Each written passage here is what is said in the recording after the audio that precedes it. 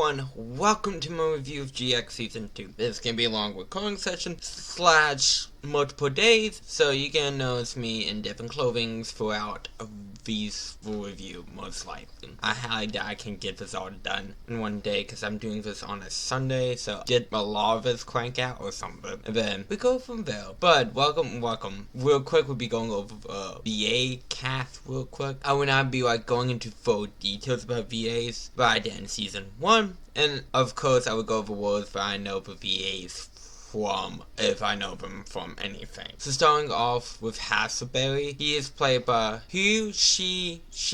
Mozaki, which I'm probably butchered that name. I do apologize if I do. Who also play Ajama Green. Image of Hasaberry is played by Clay Adams, who played Bob Benham, Jesse in GX, and Clone 5Ds. Bonaparte is played by Noki Tatsuta, who also played Mushroom Mom in Day Squad, Oolong, Kinkai, Magetta, and High Dragon in Dragon Ball. In the dub, Bonaparte is played by Matt Pollock, who also played Ingman in Sonic. Alpha Hopkins and DM, and Satoru's father in Arc 5. Asta is played by Akahara Ichida, who also plays Gara in Naruto, Byakuya, and Ultimate Imposter in Danganronpa, Kyo in Ghost Game, Wizardmon in Digimon Adventure, Huriyaga in Dr. Stone, Akasa in Demon Slayer, and Reckless in WeZero. In the dub, Asta is played by Alpha Wyman, who also votes Siegfried, Accident of the Great, and Akhenaten in Doom Monsters, and Awkward Dolphin in GX. Lastly, Satoru is played by Takehiro Koatsu,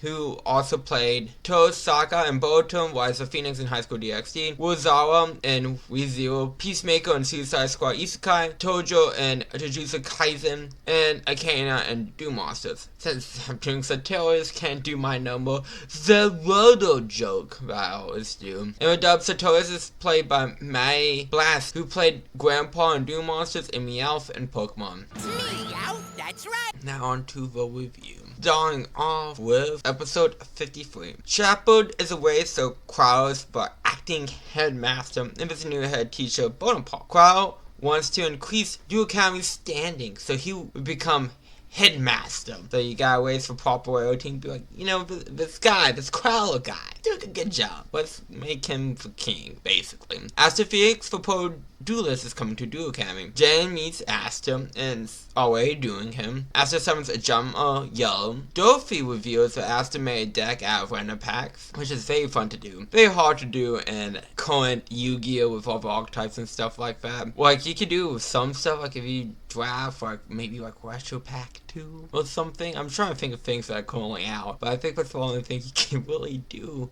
for Retro Pack, that since those are all cards and last tied to like a specific deck. But anyways, besides the point. Jane summons Sparkman. Sparkman destroys Ajama Yellow. Asta sets the call and gets a phone call. Everyone's getting mad, like, oh my god, this youngster with the cell phones and the not dueling. It's funny. Asta uses Reload to shuffle his hand back into his deck and withdraw. I think that it's funny that they use the word mulligan to describe this in a game for mulligans. Because trust me, that mulligan in Magic, because I started picking up Magic, is very nice. Asta plays the Sanctuary of the Sky. Asta summons Royal Azevum, and then trips you to summon Archlord Zetro. But saying a Lion Master like Mystical Shine Ball from hand to graveyard, Archlord Zetro can destroy all of Jane's monsters. Zetro attacks directly. Jane summons Clayman, then plays Metamorphosis to transform Clayman into Emma Healer Clay Guardian.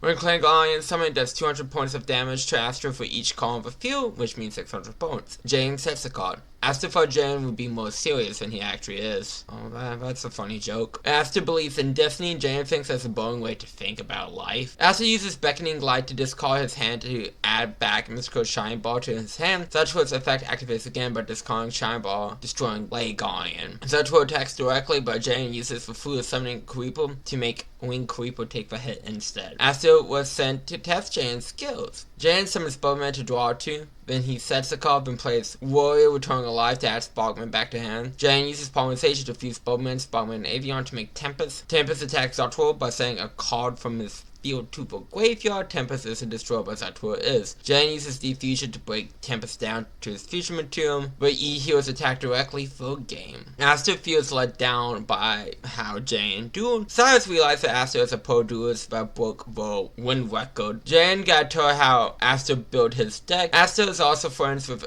a first child named Sartorius. We meet Mr. Dino DNA himself. He's upset that he's in Yo, but after being told the rules, he calmed down a bit. He was about to shoo off Crown Bonepart's head. Crown Bonepart wanted to tear down the Red Dome because they're a bunch of slackers. And we can't have slackers in our Duel Academy. I like this episode. It's a nice, good beginning episode. Get an introduction to, like, Aster, his deck being a mystery, and, like, comes back a bit later. And it feels like kind of a return to film after, like, oh, the world was about to end with a Sacred Beast, so here's a bit of a funnier duel, or more lighthearted duel per se. Dub changes. Jay and Cyrus broke the fourth wall narrowly. We don't point out the crowds only by acting headmaster because he's the headmaster. So it isn't clear that Shepard is away on a trip. Aster has his first name of dub only by going by AP or App, as Jay and Eric Lee puts it. Cyrus is doing an impression of Aster as funny. But I hear that's Jaden Yuki.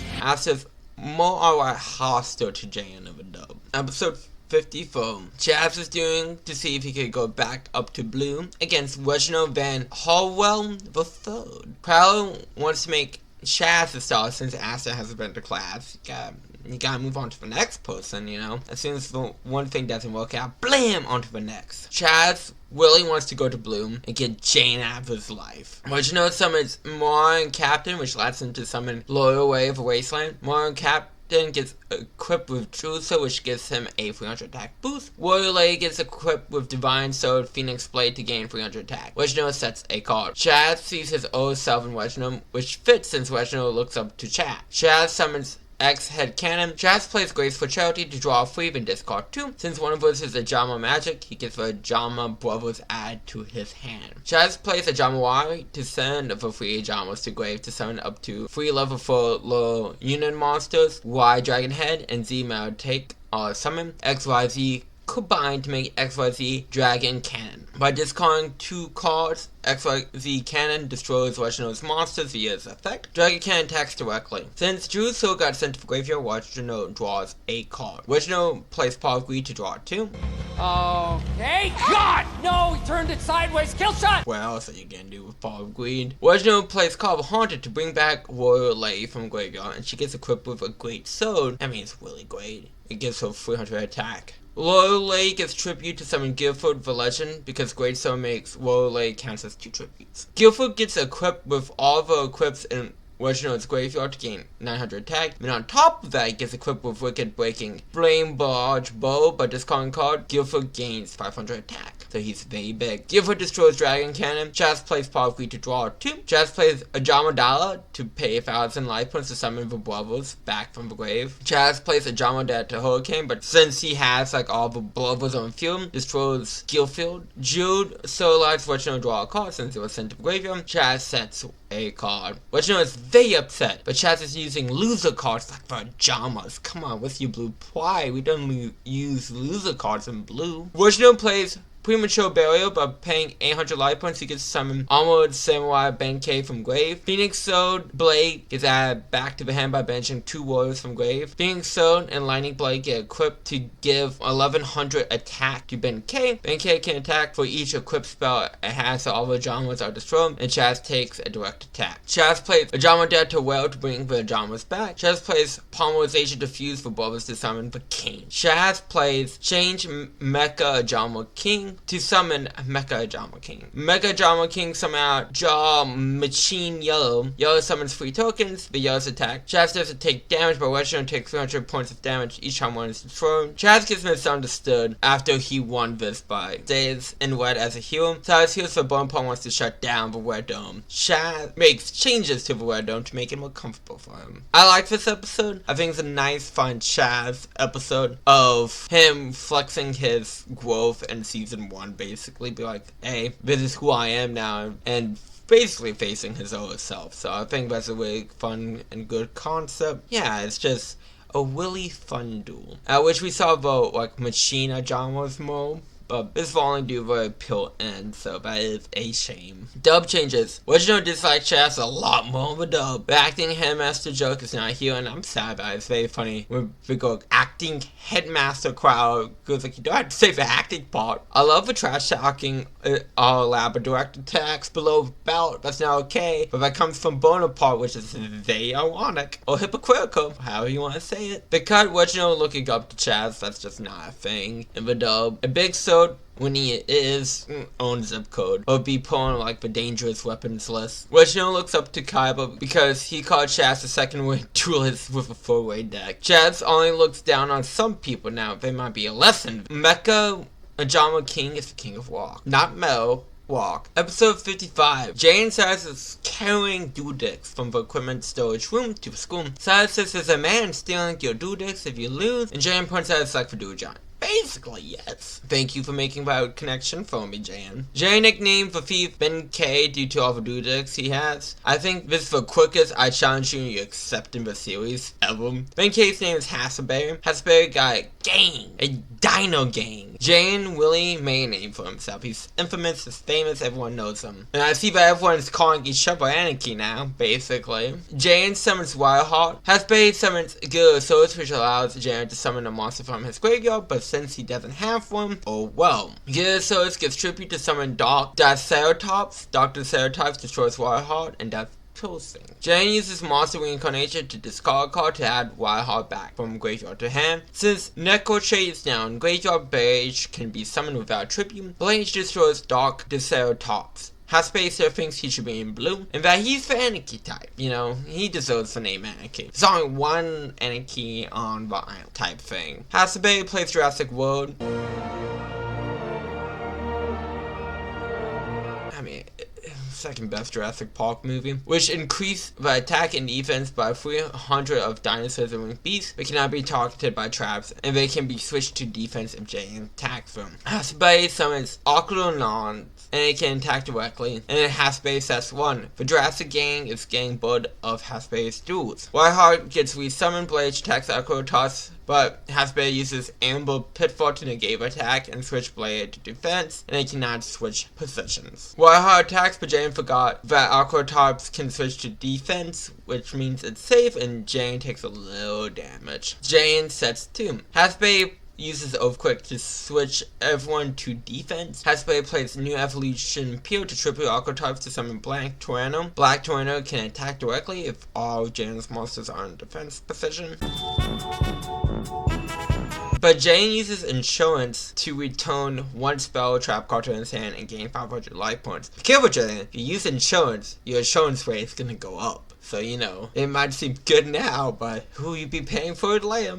Imagine if it was a insurance goes like, for each one of you you start with 1,000 less life points. You gotta pay back for 500 you borrowed from us, okay? Haspacer says that no one ever stands by him for a long period of time. Jane still thinks he can win. Jane plays Paw of Greed to draw 2. Jane plays Skyscraper. Haspacer realizes that he doesn't give the blood popping like Jane does. Jane has that it factor. Jane uses polymerization to fuse Aeon Wireheart to make enemy hero Wild Wingman.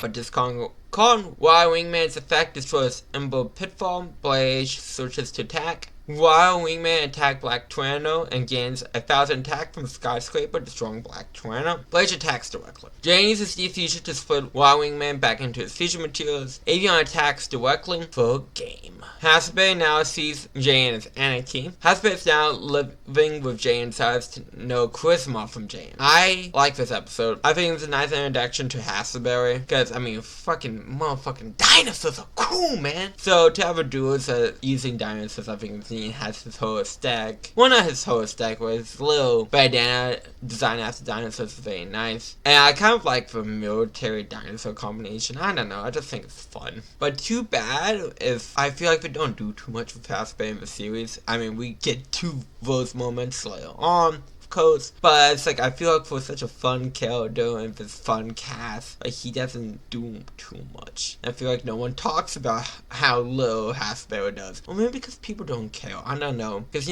people always talk about like Alexis and her lost potential. I feel like that's maybe because it's a more interesting conversation. I don't know, but anyways, besides the point, Hasbro was good in this episode, good introduction to his character. I like him, and I do think that also too. I know I keep saying put a pin in season 3, but put a pin in season 3 how easy Jan won over Hasbury, and he goes like, oh, he's Anarchy, he gets my blood pumping, he does all of these things correctly, and I want to follow him. I think that's a point for season 4. But double changes, the Dudek's caring is because Jan slept in class instead of just moving it from the equipment store because Jan Cyrus had to do it. It was punishment in the dub, basically. Cyrus lost his Dudeks and lunch money to Hasbury, and got a wedgie too. So Hasbury is much more of a bully in the dub. Goon Squad has a different meaning now, Jan. You can't just say Goon Squad like that. Come on, it's been 20 years. Get with the lingo. While Heart still has the anime art in the dub, a lot of army talk, new Ultra Evolution Pure has different on the dub. They cut most of the flashbacks out of Hasbury's backstory where it's like, no one follows me anymore. Ow. Hasbury used to aim 12 moves and 12 dudes in a row. Hasbury learns that he has to learn from his mistakes and evolve like a dinosaur. But now like Jurassic World Rebirth when everything dies off because gotta put everything back on an island. Why involve the series? I mean, it makes money. Why do anything different? But okay. So moving on to episode 56. Cyrus and Hasbury get along as well as you think, aka they don't. Chaz is done editing his room. Alexis left the blue dome. Bonaparte and Cryo want to make Cyrus a yellow student for different reasons. Bonaparte wants to destroy the red dome if you get one less key player out of it. Easier to do. And Cryo wants to find a star. Chaz has the nicest room, but Chaz gives it to Alexis. Cryo wants to make Alexis to become an idol, so that's why she left.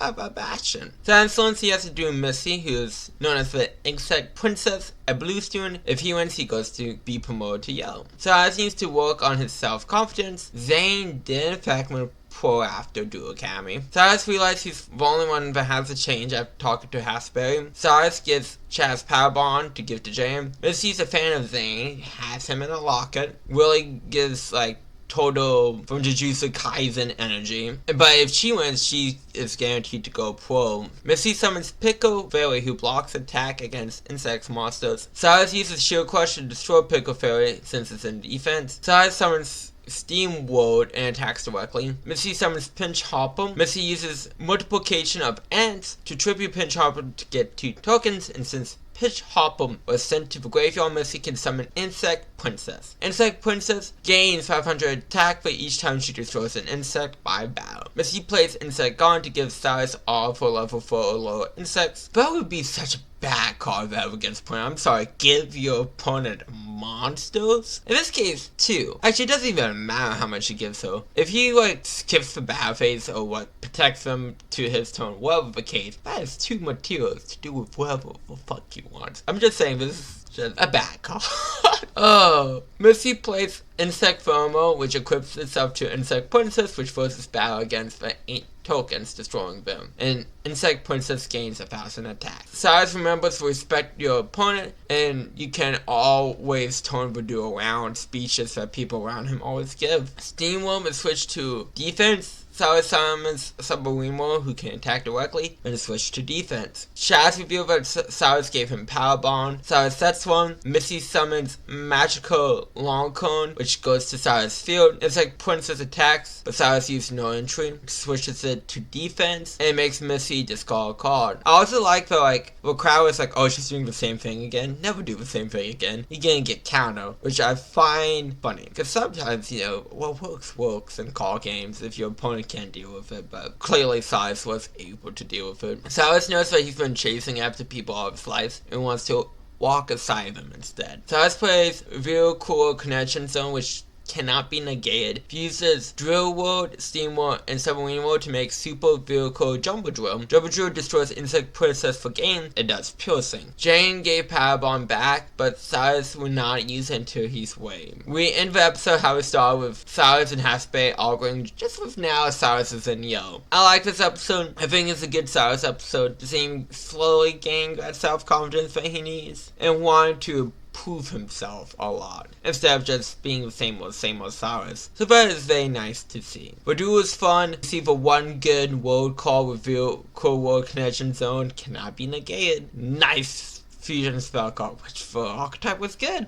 But hey, we saw the one good world card. But yeah, again, this is a nice transitional period for Cyrus. Dub changes. Cyrus and Haspay are just going all over the place with the argument. Popstar is a good translation for Aya. Jay is as smooth as ever by saying he wants to see Alexis in a dress. They don't do the "your heel Bastion" joke, which I think is a poem for Bastion's character later on. Alexis doesn't like how Missy is dressed. The lesson is that Cyrus is not supposed to be listening to the self-doubt voice in his head, especially if it sounds like Missy. Episode 57. J&B Bastion in a duel. See, we don't get to see it.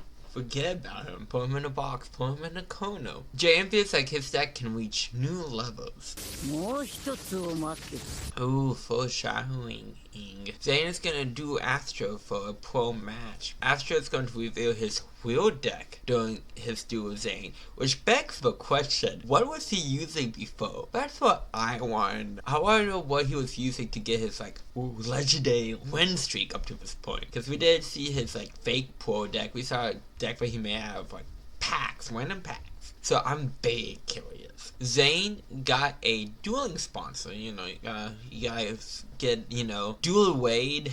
I don't know what the Wheel Gateway's slogan is, so I can't even joke about that. But I mean, put cards for the drink. It's delicious. Tastes like Yugioh. Zane found a guy getting beat up by a coffee. Astro is looking for someone. Sartorius predicts that Astro would beat Zane. Astro has doubts by going back to Duel Academy and testing Zane again. Zane versus Astro's out for Kaiba Dome, which is nice. Very cool. Astro summons Avion and sets 2. Zane summons Cyber Dragon, says Astro has a monster. Zane doesn't. Cyber Dragon attacks Avion, but Astro uses Dragon Shield to negate the attack and gain life points equal to Cyber Dragon's attack points. But Zane uses Trap Boost by discarding a card to play a trap from hand, so Zane uses Trap Jammer to negate Dragon Shield. But Astro had his own Trap Jammer, so Trap Jammer negates Trap Jammer, so Dragon Shield still goes off. Astro plays Power Breed to draw 2. Astro uses Polarization to fuse Avion with String Tricks to make Emma Hero Phoenix enforce him.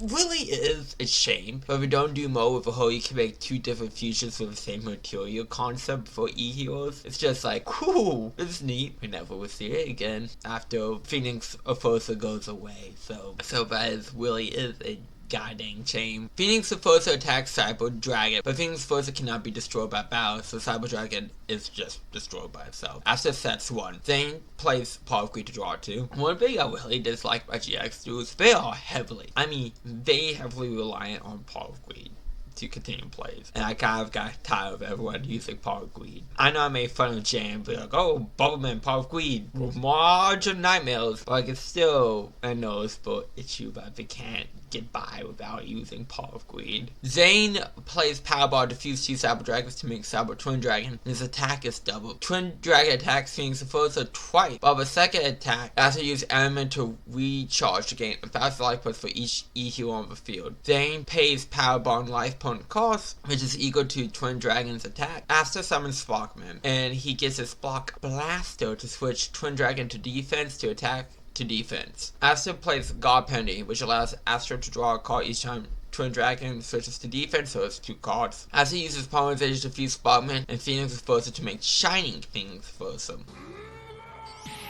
who gains 300 attack for each E-Hero in the graveyard. Phoenix Enforcer destroys Twin Dragon after sets a card. Zane plays Polarization, and he uses Cybernetic feature support by playing half of his life points to banish the Cyber Dragons to summon Cyber and Dragon. Cyber and attacks Shining Phoenix Enforcer, but Astro uses Destruction of Destiny, which allows Astro to mill 5, and since there's some E-Heroes in there, Phoenix Enforcer gains enough attack to beat Cyber and Dragon, winning Astro for Doom. Zane lost for Doom by getting angry and losing himself. Zane realized that Aster's the coffee. I like this episode. It's a nice kickoff to Zane's journey throughout the season 2 and season 3 and the rest of the show really. And then after we get a little window into him about like, oh, he's looking for someone. He's looking for a cartoon. The issue becomes with Aster, even though up until his photo with Jan, they kind of forget about him. And we get to it when we get to it, but like there's some parts of Aster's character that which they give more of a focus to. Like, hey, this is like his relationship with Artorias. That is something that's very lacking in this season, which is very important, but we don't focus on so much. Well, it's good to see Aster now. Again, we talk more in depth about it later. It feels like it's building up to something and then forgotten about it. Go, shit, we need to do this real quick.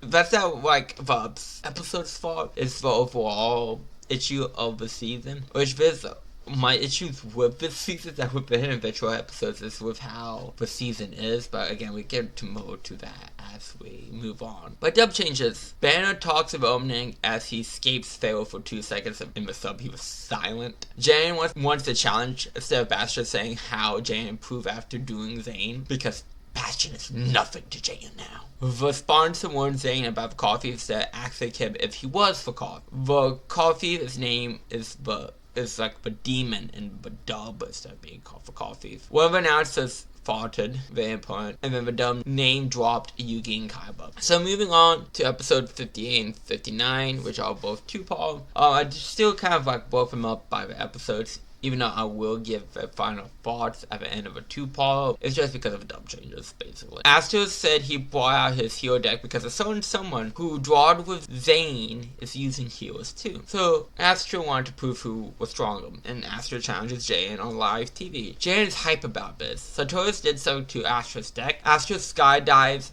out of a helicopter to get to Dual Academy because he's a cool guy. Gotta be cool and extreme. This is for early 2000s, man. Opening of the Power Rangers, the movie. Oh my, moving Power Rangers, the movie.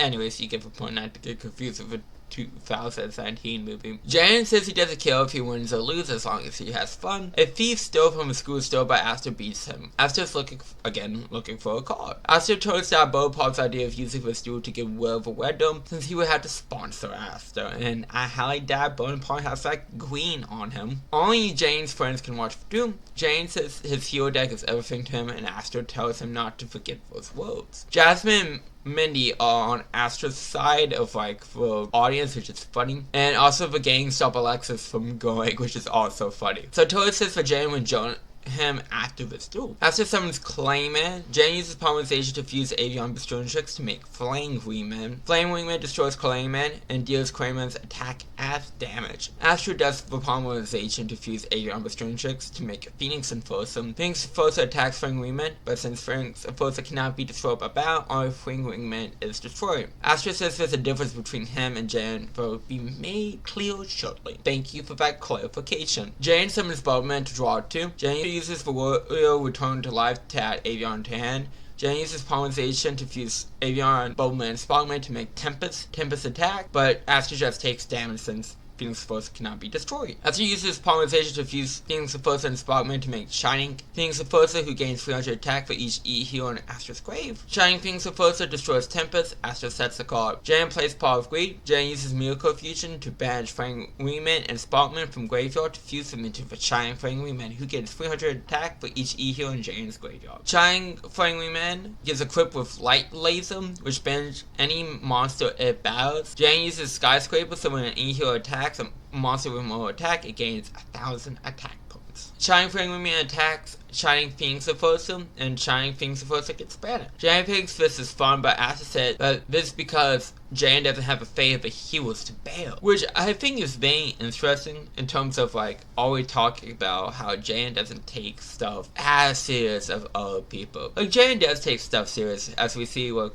we do with Camelot, Nod, Shroud, Kako, Maru, and all dudes in season 1. But Jane always has the light-hearted aspect to it. His doesn't take stuff very impulsive. He's a very impulsive man. It doesn't think things through too when things are serious, like one should. So Aster's always kind of putting that mirror in front of Jane, which we will see later on, and we learn what Astro means about that shortly too, but I do think that they're starting to lay the groundwork for season 3 a tiny bit here as well. Astro says he needs a healer. Astro uses D-time when any hero leaves a field. Astro can add any number of Destiny heroes whose level is equal to Shining Phoenix forces. No one's ever heard of a D heroes before. Astro plays Quark, Tile Prism. Astro summons Destiny hero Doomload, banishes Shining Flame Women for 2 tones. Dub changes! Rhymes with Schmaden Schmooky. And I'm gonna quote this from now on. I'm freezing my croissant off. But don't mention Astro is looking for a card, because why would they mention a Pon Pon? Jan doesn't like Astro in the dub, unlike the sub. Yeah, it feels more friendly on Jan's side of things in the sub. Astro mentions specifically Revenge in the dub, we're talking about why he picks his hero's cards when he doesn't do that, and the sub is still kind of mysterious. I mean, now that Revenge is explained yet, but it's still like kind of more mysterious type thing. And Astro doesn't give a big speech about the D series like he did in the sub. Like he hyped the like Destiny Heroes up like the hardest shit ever. Like the tunes in like Duelist Kingdom when it's like, oh,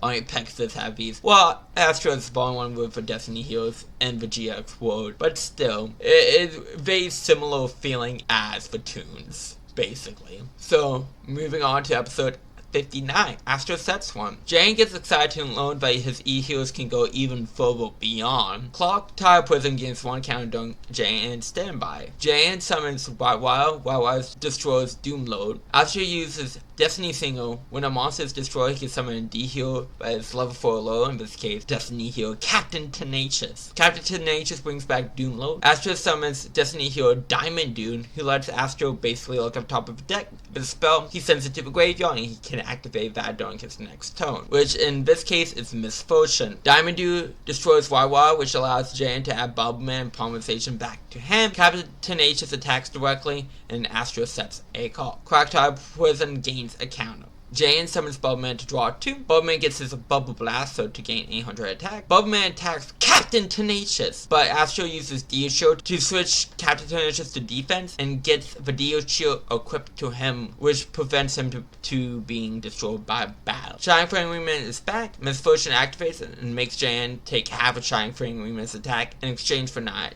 attacking this turn. Doomload banishes Shining Flame Wingman for 2 turns again. Tile Prism gains another counter. Jan is starting to imagine new heroes, which is getting him excited. Bugman destroys Doomload. Captain Tenacious just brings back Doomload. Clayman is summoned by Jan. Astro uses Diamond Dude's effect again, and it's the spell called Magical Stone Activation. Doomload banishes Bubbleman for 2 tones. Captain Tenacious is equipped with Wing of Magnetism, so Jan has to attack, but Captain Tenacious loses 500 attack and defense. Tile Prism gains his 4th counter. Jan uses Polymerization to fuse Wild and Trait to make MMA hero Neckworld Shaman, which is technically a world card, so you can team up with Cyrus now, JM, and the deck will somewhat match. Not really, but hey, we can pretend. Neckworld Shaman can tribute Tenacious to summon Avion from graveyard to Astro's field. Neckworld Shaman destroys Doomload. Astro doesn't take battle damage when Tile Prism got his full counters. Jan sets 2. Shining Flame Woman is back. Magical Stone activations activate to discard 2 to add Misfortune from graveyard to hand. Astro uses Misfortune, but Jan uses Defusion to dodge it, and Barrier from a different dimension so the fusion materials can move from banishment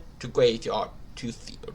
Jan uses Fusion Gate so everyone can fusion summon, but the fusion material are banished. Tile Prism is destroyed, so Destiny hero Dreadmaster is summoned. I like his purple pants. It has nothing to do with anything, I just really like his purple pants. Reminds me of a Hulk, which is probably the point, but anyways. When Destiny hero Dreadmaster is summoned, it destroys all non-D heroes on Astro's fields, but summons 2 D heroes from graveyard. Jan uses Fusion Gate to fuse Sparkman and Clayman to summon Thunder Giant. Thunder Giant tries to use his effect to destroy Dreadmaster, but Dreadmaster blocks it during the first turn is summoned. Astro mentions he wants revenge for the man that killed his father, whom his father made by Destiny heroes. Astro wants to punish the killer outside of the law, so basically, for Punisher. Dreadmaster gains attack equal to the combined attack of all D heroes on the field, and he destroys Thunder Giant for game. Jan's cards go blank because Sartoria's powers didn't work as planned. plan. Now, I love this 2 power. I think it's very cool to see like the transition of like kind of Astro, because to the world, Astro is like a bubbly person, like he's cool dude.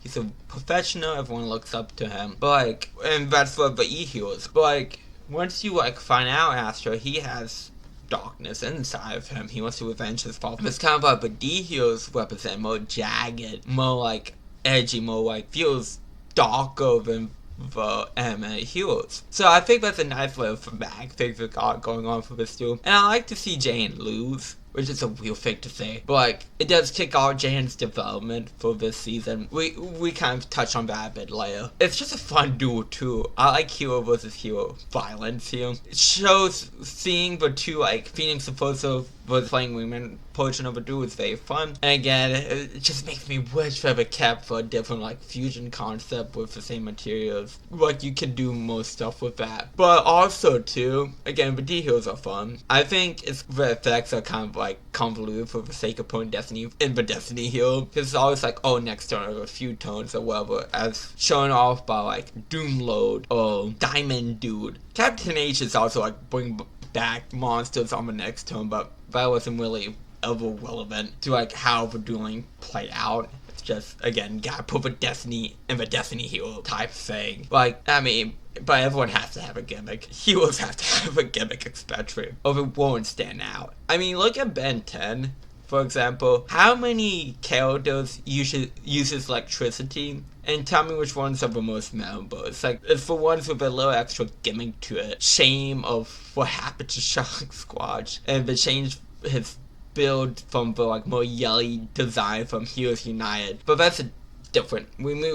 I'm getting sidetracked. But the point is, I like the Destiny Heroes. I do like the designs. And again, this is a fun 2-part duel. So dub changes. Jane isn't as oppressed by the D-Heroes as in the dub as he is in the sub. Astro's father got kidnapped. He got kidnapped. He got the girl bag and drag in the dub instead of being killed. Because I'm gonna mention this here too. Because this is why sometimes I need to double check things before I record. And this is the consequences of that. But so basically, Astro's looking for a card. We don't know what card it is, but it's specific. That's gonna indicate who killed his father if he has that specific card, because it was the last card that his father worked on, and it disappeared from the crime scene. So I'm gonna put that here. I couldn't tell what my note really meant, so that information is just gonna be here because it's relevant. Won't be relevant for a while, but it's gonna be relevant. Well, it explains his past actions of the last 2 episodes, or 3 episodes. Episode 16. So Toya's power made so Jane can see his cards instead of brainwashing him. Jane also can't heal spirits anymore. That's actually very sad for Jane, because like, man, he had such a strong bond with Winkweeble. Crowd actually feels bad for Jane. Atticus is back and wants to be an IO duel with Alexis. Bastion got slapped, rightfully so, for mentioning Alexis might be a little too old to start being an item. Alexis and Atticus dragged Chaz in the middle of this too. They chose to duel over this now. When you got the nose/gym teacher in your fan club, Atticus, you lucky dog. Atticus really is just over the freaking top with everything. And a poor Alexis on the swan just being whirled in. I mean, too bad it's not Shock. Just saying, that'd be cool. The duel begins. Atticus summons Panther Warrior. Atticus really has that Joey Wheel energy. Atticus plays Spotlight to increase the attack of his monsters by 300 and sets the card. Alexis plays Ritual Sanctuary. By discarding a spell, she can add Matrine Angel Ritual to hand.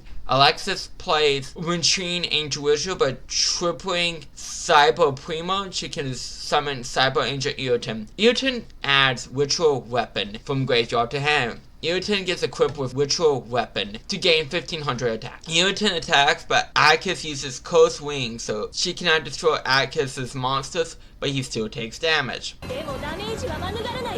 Atticus plays Stray Lambs to get 2 lamb tokens. Atticus equips Panther Warrior with Path to Destiny, which allows Panther Warrior to attack directly. A lamb token is tributed for Panther Warrior to be able to attack. Atticus sets 1. Alexis plays Paul Greed to draw 2. Alexis summons Cyber Petite Angel, which allows Alexis to add Machine Angel Yugioh to him. Alexis plays Machine Angel Yugioh, but tripling Cyber Petite Angel and Eoten, so she can summon Cyber Angel Dakini when Dakini is summoned. Akis can pick one of his monsters to be destroyed, which is for Lamb token. Dakini destroys Panther Warrior, but Akis plays Miracle Moment, which when Panther Warrior is destroyed while equipped with Path of Destiny, very specific. It allows Akis to summon Bronze Warrior. Bronze Warrior allows Akis to add Indomitable Fire Lele to hand, then summons him. Bronze Warrior gives Beast Warrior types 400 attack. Akis plays Ultimate Stage Costume, which increases Bronze Warrior's attack by 3,000. Lele attacks the king, destroying both. Bronze Warrior attacks directly, but it loses that 3,000 attack point bonus. Alexis pays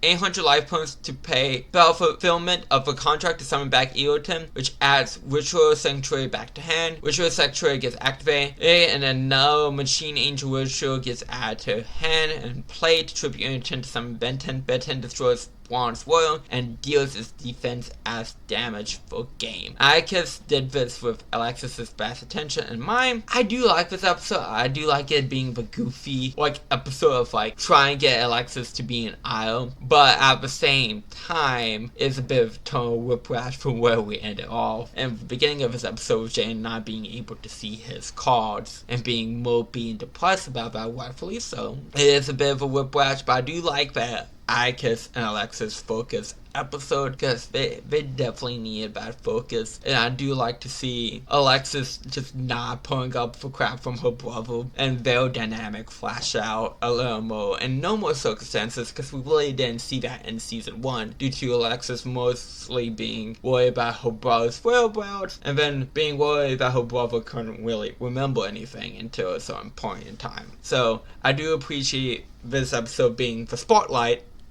to that dynamic. Dub changes. Chaz telling Cyrus that he hasn't hit puberty yet. Crowd doesn't think of himself as a good guy, which means you probably gotta change a little bit inside of you. Chaz keeps dunking on Cyrus's manhood.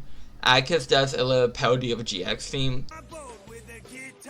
Bastion says that Alexis can't sing instead of making a comment about her age. All lying on handbands are gone. Hasbane and Bastion call Atticus a sissy. Do with that as you will. Episode 61. Jay isn't showing up to class because he's depressed due to not being able to see his cards. Jay misses Wing Karibo, little buddy. Chaz tries to chew up Jane in his own Chaz way, but that doesn't work. Satoru thinks that spirits are the reason that Jane didn't join him. He predicts that Jane will leave the school soon, so he needs to find someone else. Asta's too busy for school. Jane left the island and his friends are looking for him, not knowing that he left the island. Satoru meets Chaz and knows that Chaz can talk to spirits. Satoru wants to do Chaz. If he wins, Chaz goes pro, because Satoru is Astro Phoenix's manager. And he can, pull some strings, get Chaz up there, and then Chaz can make a name for himself. Satoru is using a table to do, and isn't looking at his cards. Some weird My Bad time shit, but he actually has the powers to back it up. And also, Satoru also uses, you want to defeat Jay and Yugi as a way to also goat Chaz into this duel. Chaz summons V Tiger Jet. Chaz plays Fire on base, which allows him to summon a level 4 or lower Union monster from his hand, in this case, W Wing Catapult. V Tiger Jet fuses with W Wing Catapult to make BW Tiger Catapult. Chaz sets 1. So most of Satoru's cards have 2 effects depending on the land's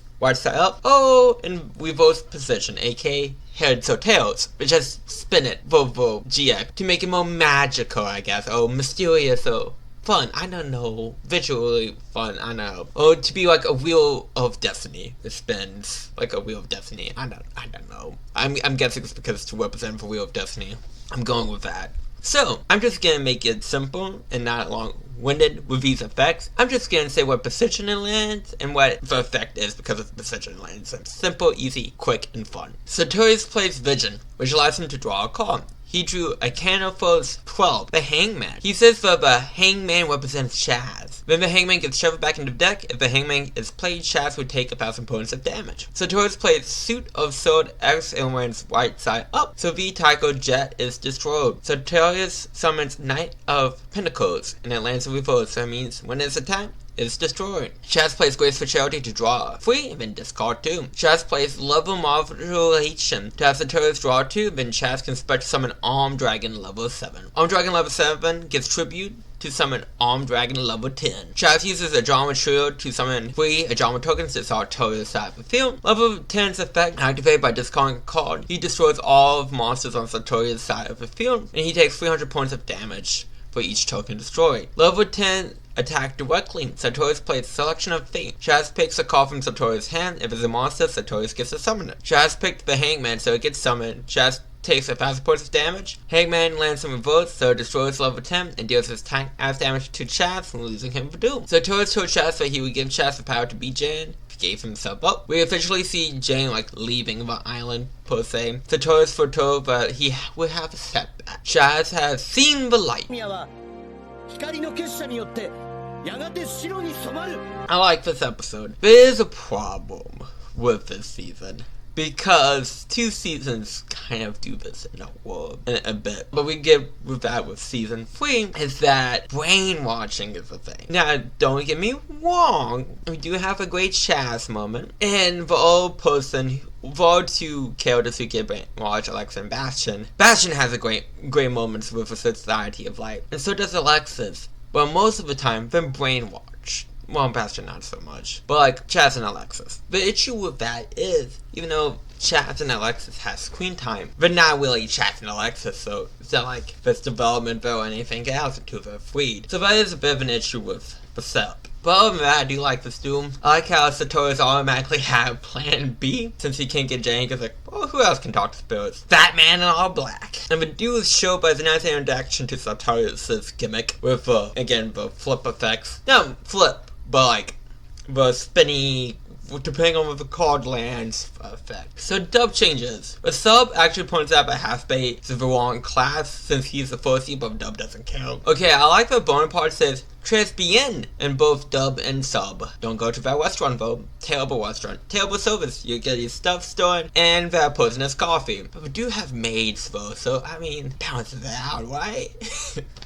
Why? But play up for table more of a dub, like, oh my god, you have a table? Chaz hates walking over to said table. Cyrus dwell on the island with Chaz getting nose job. He is wearing all white instead of black. I want to see where you think he could get a nose job. Then again, he is wet, so he can be like, boop, boop, boop, boop, boop, boop, boop. I need a helicopter quickly. I need a nose job stat. Could do that also, to be fair, because if you can wear the red dome. Oh, he can bring the surgeon to the island. Options are available. But moving on to episode 62. Cyrus and Hasper are having I got a bigger dick contents when it comes to Jayan. At least Chaz is still goofball when brainwashed. Jayan is lost at sea. The shooting star hates Jayan, who's going in circles they're trying to really get away from it. But that's a real smart move, Jayan. Jayan wakes up on a beach in space. It feels weird for Jayan to question if he's in heaven or hell. Just feels weird for that character specifically to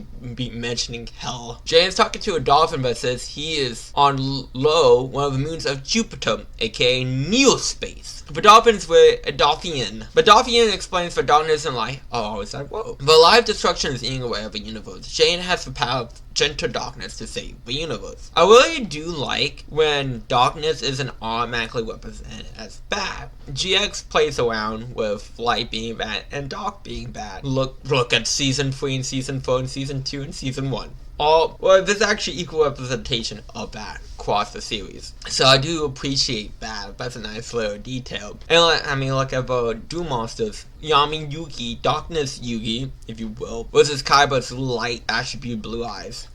Just saying. I think that's a nice little parallel and idea. But if there's a balance that must be conserved. And just because you have a light, which people most associate with good, doesn't mean it's good for you to take over. Jayan can't remember what he's been doing ever since he lost to Aston. A servant of the light has come. Of course, doing is the way to fight here. I mean, what else are you gonna use to fight? A bone saw?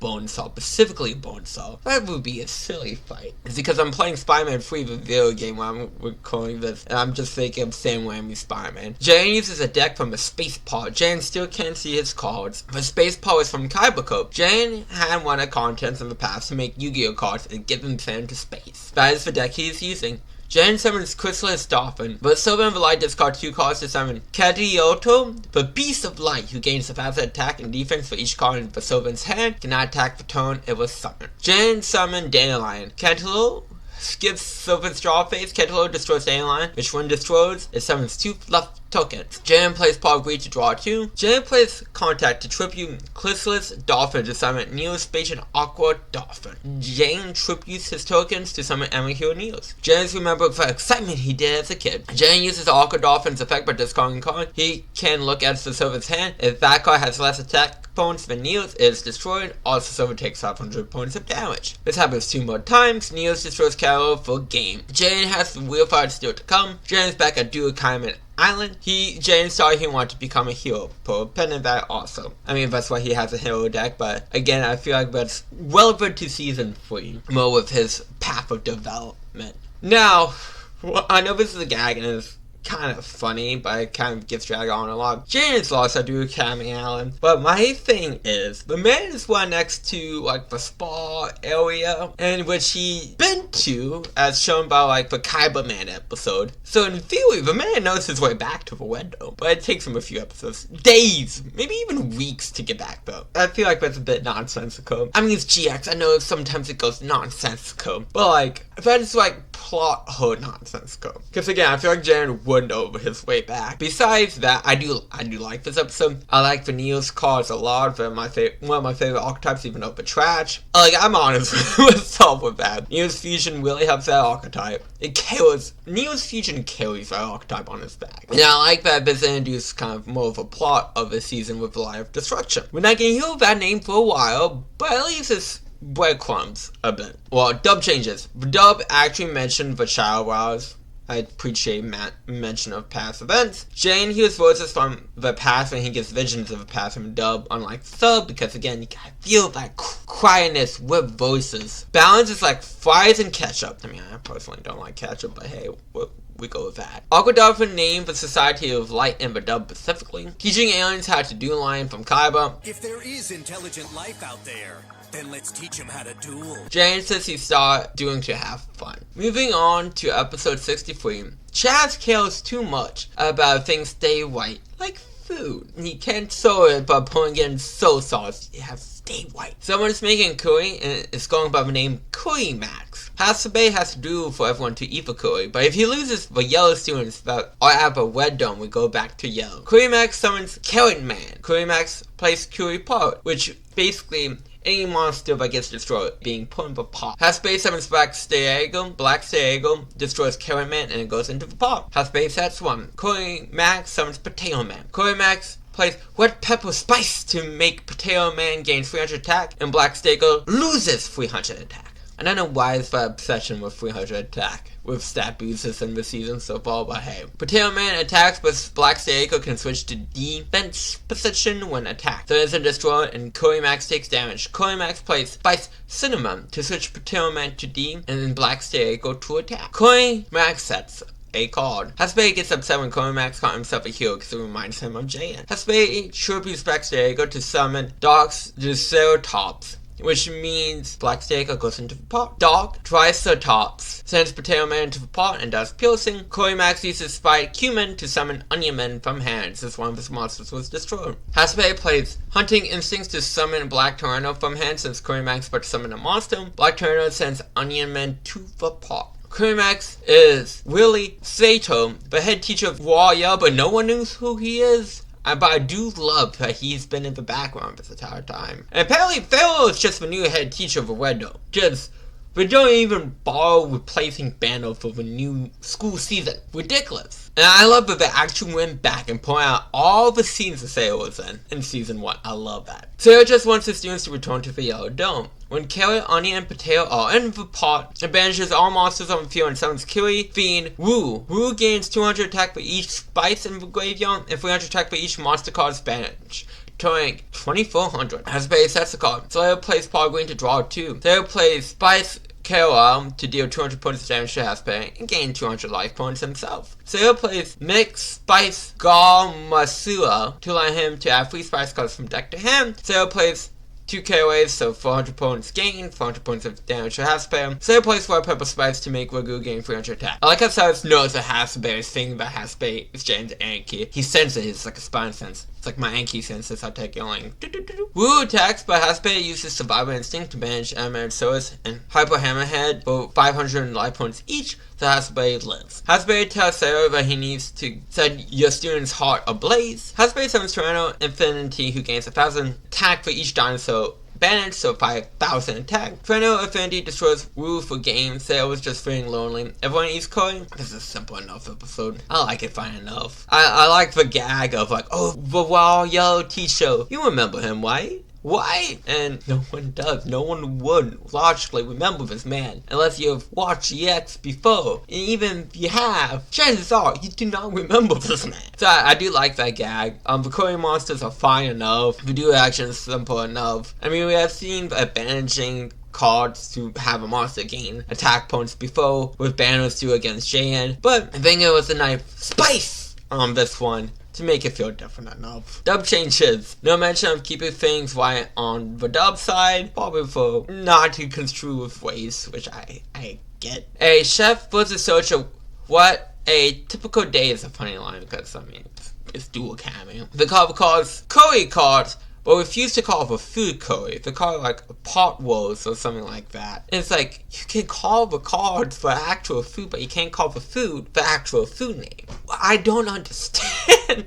Cinnamon on potato is supposedly weird. I feel like that's a common thing, but hey, whatever. Cyrus tells Hasbay what Jane would do instead of knowing that he was thinking of being, like, knowing that Hasbay was thinking of being Jane's Anarchy. Really kind of removed a really funny joke. First of all, the dub does the best. Remove funny things. Episode 64, the Egg Witch is mentioned. Hasbay has Jane's face on his jacket. You guys both the Jane crew. Hasbay and Cyrus keep on fighting about who's Jane's Anarchy. Jane's still lost on the island. I feel like he would find his way back by now, but hey. Hasbay and Cyrus are physically fighting over the Anarchy thing. Atticus is here to give advice. Alexis just had enough and got failed to scratch Atticus' face. Alexis just like, do it our way. Sick of this shit. Play some card games. Cyrus has been looking for Jane every night and have not been eating lately. Cyrus just misses Jane.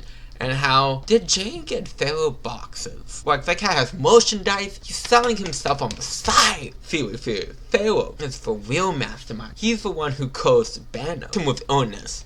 So, he would die. So, he becomes the head teacher.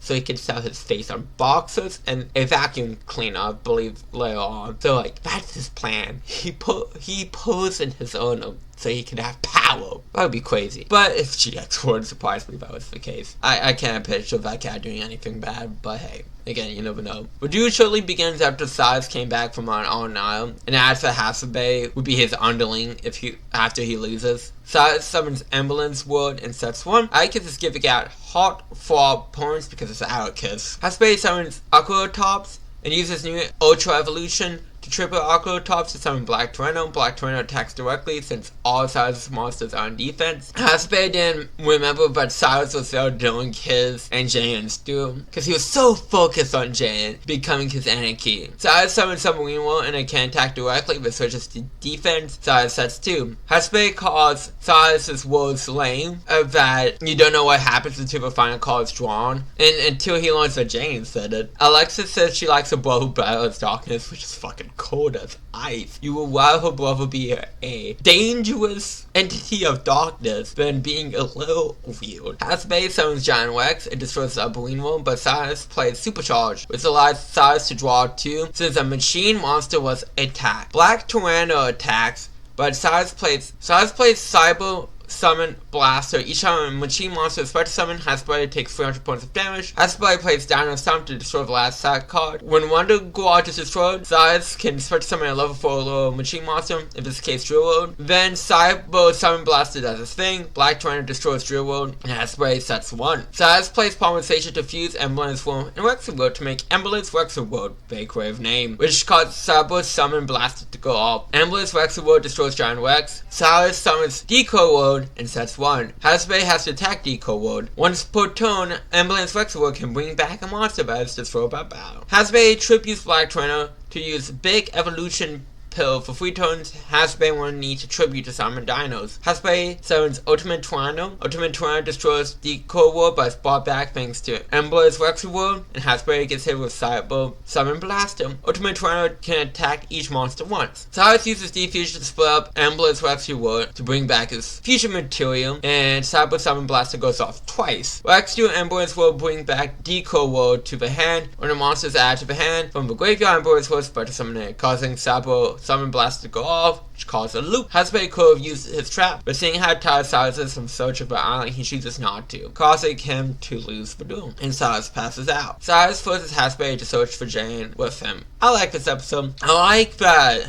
we have the same amount of duels for Cyrus as he did for season 1. Congratulations, we're at 2. And Hasbray getting more duels is also great, but I really like the conflict between Cyrus and Hasbray. Even though it's played more for lads, I do appreciate them doing out the issue of becoming Jane's Anki, even though they still have arguments until later on. I do appreciate them kind of doing it out, getting out of the system, and showing how much they care for Jan. And Cyrus really does care for Jan. The fact that he was searching for all night for him proves that he really cares for him. And Hasbray is more of a sort of I want to prove myself. And I think Hasbray saw that and appreciate how much he does. Cyrus truly cares for Jane, so I really do like that. Dub changes. Little and Onions is a launch option. Atticus is giving out stars instead of heart points. They cut Alexis wanting her brother to be Darkness. Bastion is confused on who's voting because Atticus is asking people to vote. American Idol, which is still on apparently. Episode 65. First, can we talk about how the secret bees are on the back of a magazine? Like, they're supposed to be ultra top secret and they're just on the back of a magazine by their 10s. Zane hasn't won a match since he lost to Aston and got bumped to the minor league. Shaz is really trying to sell a society of like, you get a free jacket. Alexis flicks Shaz and tells Cyrus, but Zane would bounce back from his funk. Zane lost against magical scientist, not as effect, but a direct attack from the scientist himself. But it's gotta hope. Zane lost his contract for doing. Mr. Shroud wants to promote Zane to doing the underground. It is a cage match against Mad Dog. I didn't sign up for a cage match! They put shock colors on you, so when you lose life points, you get a little zing, shock, buzz. Mad Dog plays Acid Slime and sets 1. Zane sets 1 and plays different dimension caps to banish a card from his deck and return it to his hand to turn his layer. Zane can special summon Cyber Dragon when his opponent has a monster and he doesn't. Mad Dog plays last Machine Acid Virus to tribute Acid Slime to destroy any machine monster that Zane has on field or hand, or draws for the next 3 turns. And for each card destroyed, Zane loses 500 points. Mad Dog plays Contingency Free to make Zane draw until he has 6 cards in hand. For every card drawn, Mad Dog gains 1,000 life points. Mad Dog plays Card Destruction, so both players discard the hand, draw the same amount but for discard. Last Machine Acid Virus destroys 4 cards of Zane's hand and does 2,000 points of damage. Mad Dog plays Paw of Greed to draw 2 and summons Clone Slime. Mad Dog sets 2. Zane plays Fusion and Mad Dog plays Jammer Slime. By discarding a slime, he can negate Fusion. And since the card he discards draw a slime, he gets to draw a card. Mad Dog plays Despised Reality. Zane can summon a level 4 lower monster from his deck, but Mad Dog gets to draw 2 if he does, and if he doesn't,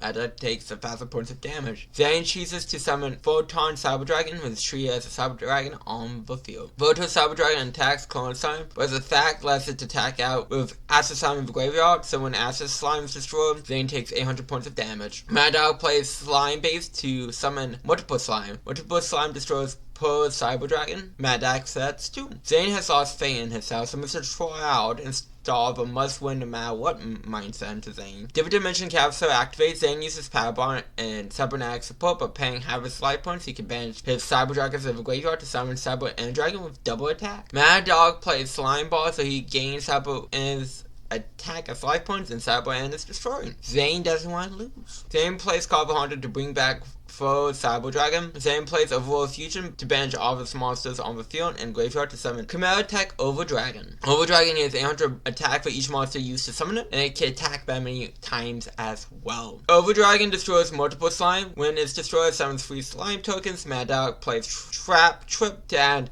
Last Machine Slime Acid from graveyard to hand. Over Dragon destroys the slime tokens and attack directly for game. Hell Kaiser's now bone. Zane is back to winning. Sai sees Zane's new image and realizes he has to do his will. I like this episode. It's a more clear path of Zane's projection throughout the rest of the series. When his duel against Aster, we see the new Hell Kaiser persona spread out, and a very interesting commentary about people who are successful, winning all the time, etc., giving advice. But it's also kind of that thing when YouTubers are like, oh, you just do it, man, and you get, or you have to do this specific thing to become a YouTuber, and some of that stuff is very dangerous because people are like, you gotta drop out, you gotta take that work, you gotta take that jump, or drop out of school, quit your job or whatever. And it's don't do that. That's a terrible idea. And maybe I'm craying two things that don't need to be cray, but it's oh, respect your opponent, you'll be fine, nothing bad would happen, type of a thing. But again, that's easier said when you were winning all the time, but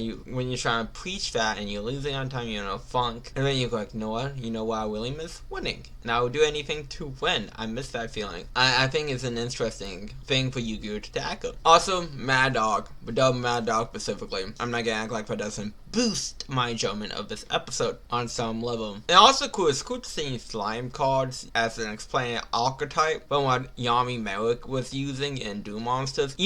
Slime got new support and whatever that legendary dude said was, this needs to come out as a thing. I'm just saying that would be cool. Dub changes. Zane specifically says he's scared of dueling in the beginning of this episode, while the sub makes no mention of being scared. Dub Mad Dog is a great subversion for a joke. That's right, Poopyhead!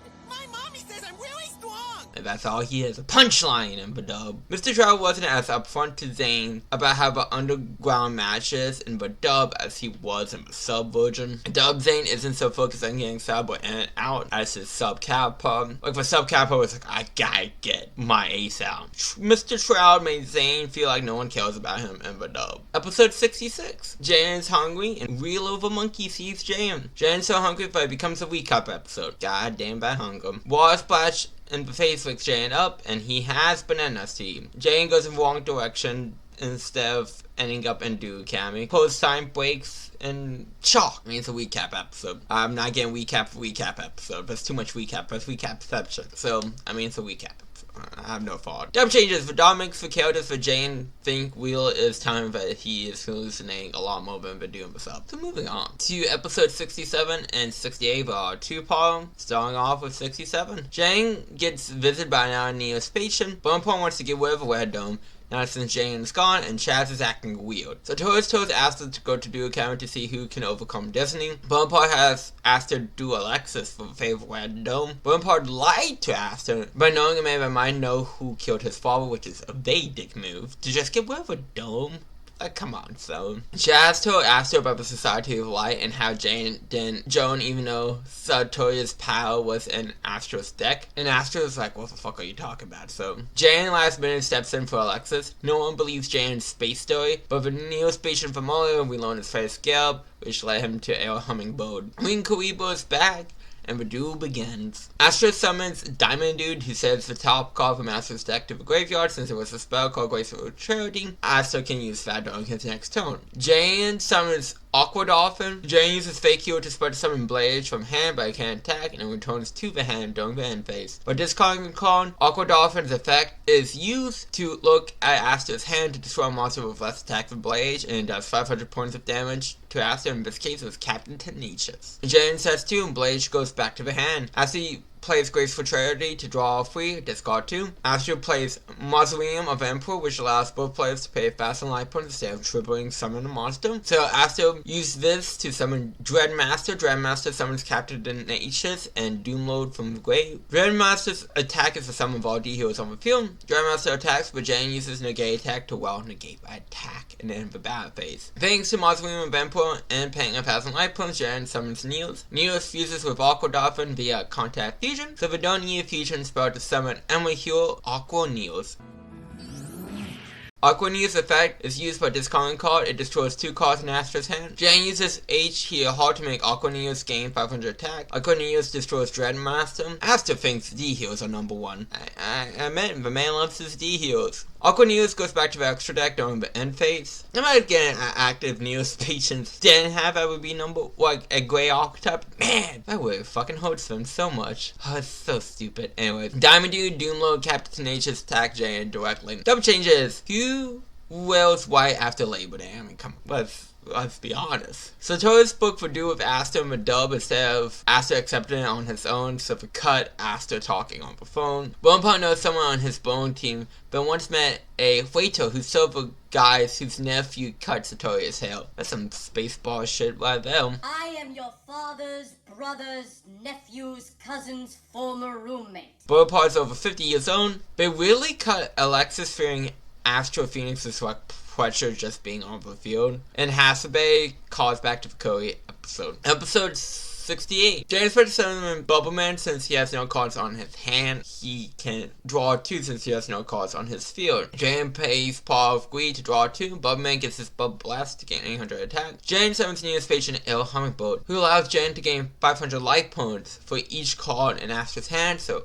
1500 life points. Bugman destroys Captain Tenacious. Here Hummingbird destroys Doomload. Jane sets 1. Astro plays Dark Sailing, which gives D-Hero a 1000 attack points bonus when battling a monster with more attack. Diamond Dude gets tributed to summon Double Dude. Double Dude attacks Bubbleman, but Bubble Blast takes a hit for Jane and Bubbleman. Double Dude can attack again and destroys AL Hummingbird. Astro sets 1. Jane plays Graceful Charity to draw 3 and then discard 2. Jane plays Disgraceful Charity to give a card so he discarded back, since it was done by a spell effect. Jane plays Common Soul to summon Neo's Plation Fail Split Up. Jane tells Astro it's fun to meet new heroes, and his dad wouldn't want Astro to be sad looking at the D heroes. Astro feels like he might be making the D heroes carrying the way of destiny for him. Ferroscope gains 400 attack for each spell and trap on Astro's field, and Common Soul gives Ferroscope's attack to Bubbleman. Bubbleman destroys Double Doom. Astro uses Destiny Single to summon a level 4 low D hero from the deck when a monster is destroyed by a battle. In this case, Destiny Hero defend him. Double Doom summons 2 tokens when it's destroyed. Astro plays MST to destroy Common Soul, so Ferroscope goes back to the hand, and Bubbleman's attack returns to normal. A Double Doom token destroys Bubbleman, but other one attacks directly. I love crowd cheering for Jane on the sidelines. I love that. Jane gets to draw an additional card during the draw phase thanks to defend him, because he has such a big booty. Jane uses the Shadow Grave, so both players summon a monster from the graveyard in defense. Jane picks Hero Kid, which summons 2 other Hero Kids. Astro picks Dreadmaster. When Dreadmaster is summoned, the non-D heroes are destroyed, and Diamond Dude and Captain Tenacious come back. And Dreadmaster's defense equals the attack of all D heroes on the field. Jane summons Ferroscope again. Ferroscope destroys Captain Tenacious. Jane sets 2. Astro plays Pogri to draw 2. Astro tributes all his monsters to summon Destiny Hero Dogma. Dogma attacks Ferroscope, but Jane uses Kid Guard. By trimming a Hero Kid, he can negate the attack and add an E-Hero to deck to the hand. In this case, it's Neos. Astro sets 1. Dogma has Jane's life points during his standby phase. Jane plays Neo Space, which boosts Neos and his fusions by 500 attack. But Hero Kids get tribute to summon Neos. Neos and Ferroscope contact fuse into enemy hero Flail Neos. Astro remembers what it feels like to see a new hero, which is Joey. Ferronius gains 400 attack for each spell and trap card. Ferronius attacks Dogma, but Astro equips Steel Shield to Dogma, switch it to defense, and not having it destroyed by battle. Neospace keeps Neos fusions around during the end phase, so we don't have to go back to the extra deck. Again, dumb card design, but again, early GX nonsense. Dogma switches to attack mode and gets equipped with Heavy Stone, which when Dogma attacks destroys all other spells and traps. Dogma attacks attacks from Neos, but Dogma is destroyed because Jan's set causes spell calling. When it's destroyed, sets 2 new spells, which wins Jan Vadu. Jan saying everyone has a hero that they think is the strongest to Asta, which is very sweet, because he's acknowledging like, hey, you know, the alien man's might being the Destiny heroes, but you think the Destiny heroes are strongest, and you know, that's what matters, which is very sweet of Jan. Crow wants to put the whole Red Dome being towed down behind him. Astra is staying at Dual Academy.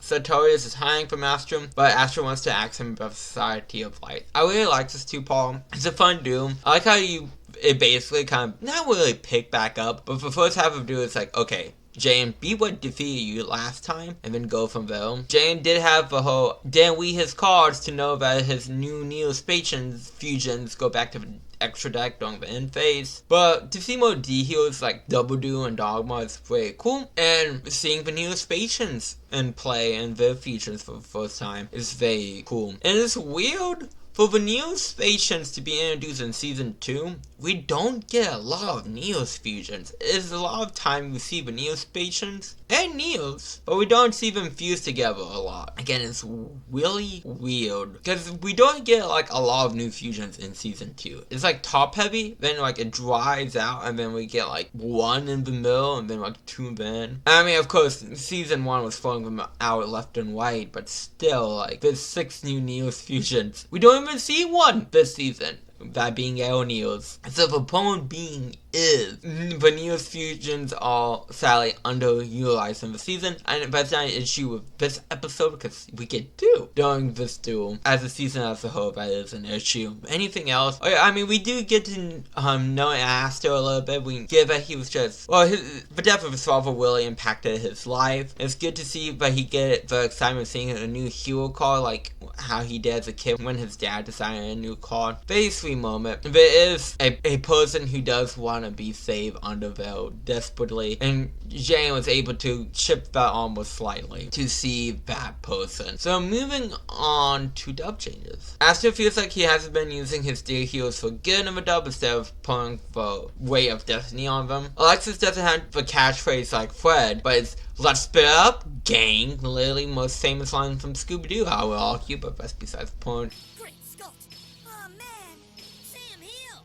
Why don't I have a catchphrase? I'm trying to argue with famous internet memes. Astra says contact fusion is against the rules, but XYZ monsters are fine. I mean, like, it's the same fucking thing. It's the same concept, just like they combine instead of contact fuse. Astra puts together the Jane and Sartorius Amity. He like states that out right in the dub. Moving on to episode 69. Crowd and Bonaparte are fighting about the Red Dome. Crowd is protecting the Red Dome students, and also Pharaoh is at the table like he is a teacher. Again, they haven't replaced Bantam. This crew is terrible to the Red students. Again, the teacher's literally a fucking cat. So as overheals this conversation, Crowd and Bonaparte are getting a duel over the fate of the Red Dome. Jane just wants to see a good duel, even though that packs his day of a duel academy. Man just wants to see people fall down. And like his friends like, Jane, you need to take this more seriously. Chaz could be killed still being in this dome, because like if Crowd's life points, the dome gets deconstructed a little bit. Bonaparte summons Toe Soldier and sets free. Crowd plays Graceful Charity to draw free and discard 2. Crowd plays Premature Burial by paying 800 life points. He can bring back the Trojan Host. We mentioned when he loses life points, part of the dome gets destroyed. The Trojan Host is tribute to summon Ancient Guild Gum, since it counts as 2 tributes for an oath monster. Bonaparte plays Total Cannon, which switches Gum to defense and deals 400 points of damage to Crowd. Bonaparte plays Gabriel's Chain. If Gum switches just to attack mode would be destroyed. Toe Soldier special summons another copy of itself during the standby phase, and then that copy summons another copy. Bonaparte plays Force March to have the Toe Soldier attack directly with half attack. Bonaparte plays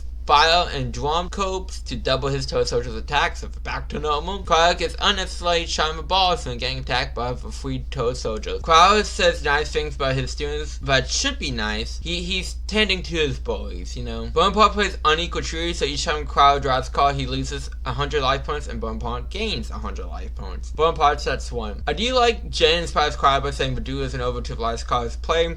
Like Cloud said in a lesson that Jan appeared to be sleeping in, which means Jan does pay attention to his teachers, even though it might seem like he's not. Cloud says his students and teachers learn from each other, which is very true. Unequal tree activates. Crowd plays Ancient Guild Castle to give Ancient Guild monsters 300 attack. Crowd summons Ancient Guild Soldier and gets equipped with Ancient Guild Tank to gain 600 attack. You can use traps or spells when the Soldier attacks. Soldier destroys a total Soldier, and when Bonaparte loses his life points, WORLDO gets rebuilt a bit. Crowd sets 1. Bonaparte plays Crying for Emperor, but tripling a total Soldier, he can summon Total Emperor. Total Emperor destroys Soldier, but when Tank goes to the graveyard, it does 600 points of damage to Bonaparte. Total Emperor adds a trap to hand when it destroys a monster. Total Soldier switches to defense, and Bonaparte sets 1. Unequal tree activates. Crowd tributes Castle to summon Ancient Guild Engineer, who negates all traps from being in play. Engineer destroys Total Soldier. When it does, it destroys Gavio and Train. Crowd plays Zero Gravity to switch all the battle positions of all monsters on the field. Golem destroys Total Emperor and does piercing for game. I like this episode. I think it's a nice way to end the Destroy the Red Dome plot line. I mean, it's brought up maybe once or twice afterwards, but the main focus of it ends here. Love Crowd staying up for his WED students, very much appreciated, and shows the growth of what he went under in season 1. And we finally see Bonaparte duel. I mean, he's Napoleon. That is legitimately his Japanese name, and Napoleon Bonaparte, so I mean, that's also his English. So, do it as you will. But it's a fun duel, it's a fun concept, and again, ends one of the plot lines basically, for the most part, that's been going on in this season. Dub changes! I mean, bathroom passes isn't an important issue. Jane is just confused too cheerful instead of wanting a great doom. Your dramatic little man line. A lot of size team on this, and the cut for flashback lesson. Why have character moments when you can make jokes? That's the full kids way. Episode 70. Chaz is making the blue students see the light. No blue students are showing up to class. The gang knows that Sartorius is behind the Society of Light, but the thing Chaz is crazy. Alexis is going to do Chaz to end the madness. Sartorius thinks he needs Jay and Yugi to have asked him. But what happens after a debate about destiny happens. Chaz plays Inferno White, which reveals Chaz's hand. Chaz summons Armed Dragon level 3 and sets MST. Inferno White makes Alexis take 600 points of damage. Don't go stand by face. Alexis summons Sabo Tutu, who gets equipped with Angel Wings. Silas and Hasbay copying Jasmine and Mindy, and then they getting mad. It's funny. Sabo Tutu can attack directly when it has less attack points than Chaz's monsters. Angel Wing does an actual 300 points of damage to Chaz. Alexis sets 2. Chaz uses MST to destroy one of Alexis's face down cards. Chaz doesn't use Armed Dragon level 3's effect, and Chaz knows this Alexis's cards. Chaz plays level down to reduce Armed Dragon level 5's level by 2 in his hand when he summons him. Level 5 destroys Sabotutu. Angel Wing allows Alexis to draw a card when sent to the grave. Level 3 attacks directly. Chaz levels up level 5 to level 7 since it destroys a monster. Atticus shields for Alexis to follow her own destiny. Inferno White activates. Alexis plays Power to draw 2. Alexis summons Sabo Petit Angel, which adds Machine Angel Ritual from deck to hand. Alexis plays Machine Angel Ritual to tribute Sabo Petit Angel and Sabo Prima to summon Sabo Angel Dakini. Dakini's effect destroys level 3. Alexis sets 2, and oh boy, is she really ready to use them. Chaz plays Magical Mallet to shuffle his hand back into his deck and draw the same amount of cards. Level 7 levels up to level 10 and gets equipped with White Veil. I love this card. What is it, White Armed Dragon level 10? Got printed. I like that. It's a neat little detail. Alexis' spear is broken. Level 10 attacks, and White Veil negates all spells to trap, destroying Dakini, winning Chaz for doom. Alexis sees the light. I like this episode. Again, the issue is with Alexis being brainwashed and Chaz being brainwashed for not himself for the majority of the season. So, if you do have growth moments, it's just after the brainwashing, which again, takes a while. So, we had to deal with characters that have their face and voices, but aren't them. So, that is an issue, and again, that becomes an issue in season 3 with the main cast of this show. Besides the point for one episode more of the seasonal issue, not the episode issue, which again, this season has a lot of seasonal issues, not episode per episode issues. That makes sense. But the duo itself I really like. It shows how scary the Society of Light can be and how it can freak your mind, like Chris Angel. But yeah, overall, I really do enjoy this episode. Dub changes. They remove angels in the beginning because God forbid we have angels. Jasmine is missing a pink hair brush. Please someone find it. She really needs her hair brush. Jane says Chaz has been sniffing paint, losing the brain cells. No love talk from Atticus, because god dang it, who needs love? Stop Atticus from singing, please. Miss Lexi, how I wish you could see. Bad cracks to Silas's glasses imply that they broke during Atticus' singing. Episode 71. The school still calls for white dome for blue dome because it might be painted white, but inside it bleeds blue. Bonaparte says he will allow the white dome to exist if Jan and the red dome go down. Again, tiny bit remnants of the whole tear down the dome part line. It just goes away. It should have already gone away, but I think it's like one more episode after this that mentions that part line, and then boop, gone, because I already had a conclusion. So Torres is wondering if Jane would be an ally or foe. Then we realize this is a Spider-Man game that came out on Nintendo Wii. Zoom, who's the former world champion of shoot 'em ups, is set to do Jan. Love this man. Cyrus is pretending to be a girl that has a crush on Jan. I guess like a little roleplay exercise, and Bastion is really interested in this. He's like, what happens, man? I need to know. I love Bastion. I love him so much. Alexis dragged the gang for a duel museum, not to see a little duel history. Now we're in the planetarium. Guess it makes sense to have a planetarium in the museum, but why does Dual Academy have a planetarium? I don't know. But anyways, we're here.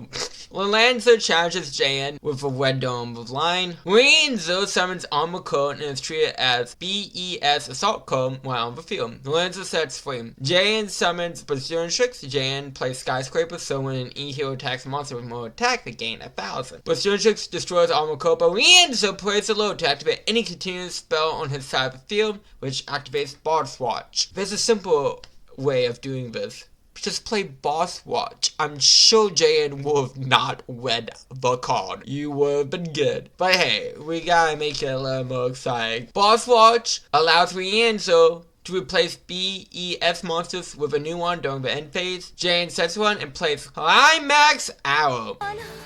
Oh my. If Jan draws a monster on his full draw phase from now, he can summon it. Rienzo plays Sabo Summon Blaster. When a machine monster is special summon, Jane takes 300 points of damage. Boss Watch summons BES Tetron. Cyber Summon Blaster activates. Lorenzo plays Shield Recovery to Tetron so he can get free shields. Tetron's effect removes the shield to destroy Skyscraper. Tetron destroys Brazilian Tricks but loses a shield. God, how easily those shields went down when I was watching this episode. I'm like, god dang, I forgot how bad these early BES monsters are. But again, I only think I truly like a BES monster with like the newest support that came out. Well, I guess when I'm recording this last year, and the OCG. We haven't gotten it yet in TCG, but it's next month when I'm recording this. Am I getting pure BES? No, but just saying, it's a lot better than what they've had. Jane plays Hero Single when a monster is destroyed by Barry can special summon Bubbleman, who allows Jane to draw 2 cards. Jane summons Sparkman and he gets equipped with Element Zone, which gives Sparkman 800 attack when attacking a monster with a different attribute. Sparkman destroys Tetron's last shield. Bubbleman destroys Tetron since his code is wide open, but it's also destroyed in the process. Boss Rush summons BES Crystal Code. Cyber Summon and Blaster activates. Crystal Code's effect activates, switching Sparkman to defense. Crystal Code destroys Sparkman and also itself. Boss Rush summons BES Big Code. Cyber Summon Blaster activates. Jane says doing is deeper than just summoning boss monsters, but it's fun to summon the big guys. Come on, Jane. Jane summons Neospatial and Grand Mo. Grand Mo attacks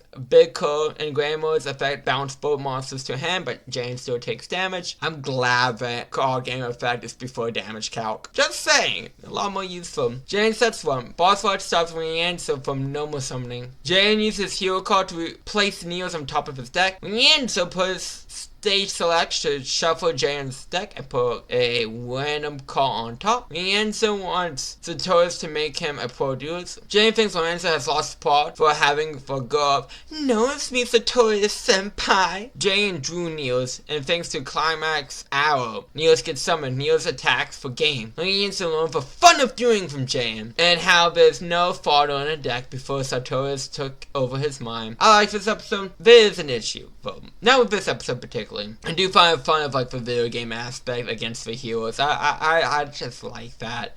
Like, or a pose of like the big boss and the hero has to go up against it. There's a lot of duels that I feel are unnecessary. And it's just going, oh, Jane tells this person the fun of dealing. I feel like we got enough of that in season 1, and especially with how undercooked some aspects of the main plot with Sartorius, Astro, Buddy, who we get to later on. I think more focus should have been on that. Like, this would have been a perfect episode of Astro, just, you know, maybe beginning part, maybe first 10 minutes or 5 minutes of Astro, just be like, hey, you know, hey Buddy, my adoptive father, you know, something's going on with Sartorius. It's weird. He started a cult, and he's acting different than how I knew him. And then Buddy's introduced, and I just randomly introduce and be like, haha! Plot twist with him. You know what I'm saying? Build up Buddy. Don't just smack it on the table and for us to just accept it. That it was there the whole time. There's some stuff that could have done better here. But no, again, I like the duel. I like the hero versus the, like, big boss kind of theming of a guy going on here. Honestly, most of the enjoyment comes from the dub too. Like, again, not that the sub version was a bad episode, I did like the sub version. But dub Rienzo, man. It's so funny though. Crowd is an Italian stereotype. Mamma mia! In the sub, but Lorenzo somehow is the Italian stereotype in the dub. Mamma mia! It's funny, but both versions have an Italian stereotype, and it's not the same person. It's amazing. Dub changes, again, just dub Lorenzo. Oh yeah, Alexis asks Jan to go to duel in the dub version instead of kind of stumbling upon him in the sub version. Rienzo's a free time video game champ, but less than the dub is about playing strategies. I mean, dude has strat. It just had one major downside. You can't normal summon. Jan and Co go to a location the Chaz called them out to. X, a Proteus, is waiting for them. Astro is watching the doom. Now, also too, Astro was in the beginning. To relay my point from the last episode briefing, we could have easily had Astro talking to the D on the phone here. Be like, hey, just calling to check up on you, D. You know, it's been a bit since I talked to you. Call me back when you get a second. Intrigue. We're now wondering, who's the D? Where's the D? Some questions all beg to be asked. It is unintentionally hilarious. I'm making dick jokes. I'm not even trying to make dick jokes. They just come out. All hell the D. The power of the D. I knew what the fuck they were doing of a double card in the D. But anyways, the dude begins. X plays card destruction, so both players discard their hands and drop the same amount for the discard. X activates Elegant Light level 4 from his grave. When it's sent to the graveyard by an effect, lets him special summon a level 4 monster for the deck. In this case, Trap Slasso. X sets Tomb. X makes people lose all passion for dueling, because he is a stun deck. Star deck. Jane summons Sparkman, but X plays 1,000 life points to activate Master Westerstrom. When a monster is summoned, the owner must mill equal to that monster's level. Traps also makes traps not affect X. X uses Flying World so Jane cannot attack this turn. X truly wants to destroy a duelist that believes in his deck, because he's such a wonderful person. X sets a monster and 2 cards. Jane uses Polymerization to fuse Avion Bestringix to make Flaming Wingman. Monster Westration activates. Flaming Wingman attacks the said monster and deals its attack as damage, but the level pause effect activates all monsters on the field get shoveled back into the deck, and withdraw the total of the level of what monsters shovel back into the deck. And then if you don't draw a monster but you shovel back, you have to discard the cards you drew. Jane drew Sparkman, so he's safe. X had to discard his cards. X uses Post with a Hold to make Jane discard down to 5. X uses Soul Connection to add Trap Cecil to hand. X plays Power Green to draw 2. X just normal summons Trap Cecil. Monster Westration activates. X sets Flame. X plays Gotcha Bow to make each player summon a level 4 lower monster from the deck. In this case, Jane summons Neospration Glow Mods. Boo! You stink! Monster Registration activates. Jane plays Neo's energy to make Glow Mods gain 800 attack. When Glow Mods attacks, depending on the card your opponent draws, depends on its effect. In this case, with a spell, so Glow Mods can attack directly. But X uses Compulsory Evacuation Device to send Glow Mods back to the hand. X plays Super Guard by paying 500 life points during the same bout phase, as monsters cannot be destroyed by battle. Jane plays Common Zone to summon Glow Mods to exit side of the field and have Trust Sauce gain its attack. This is where BS comes in.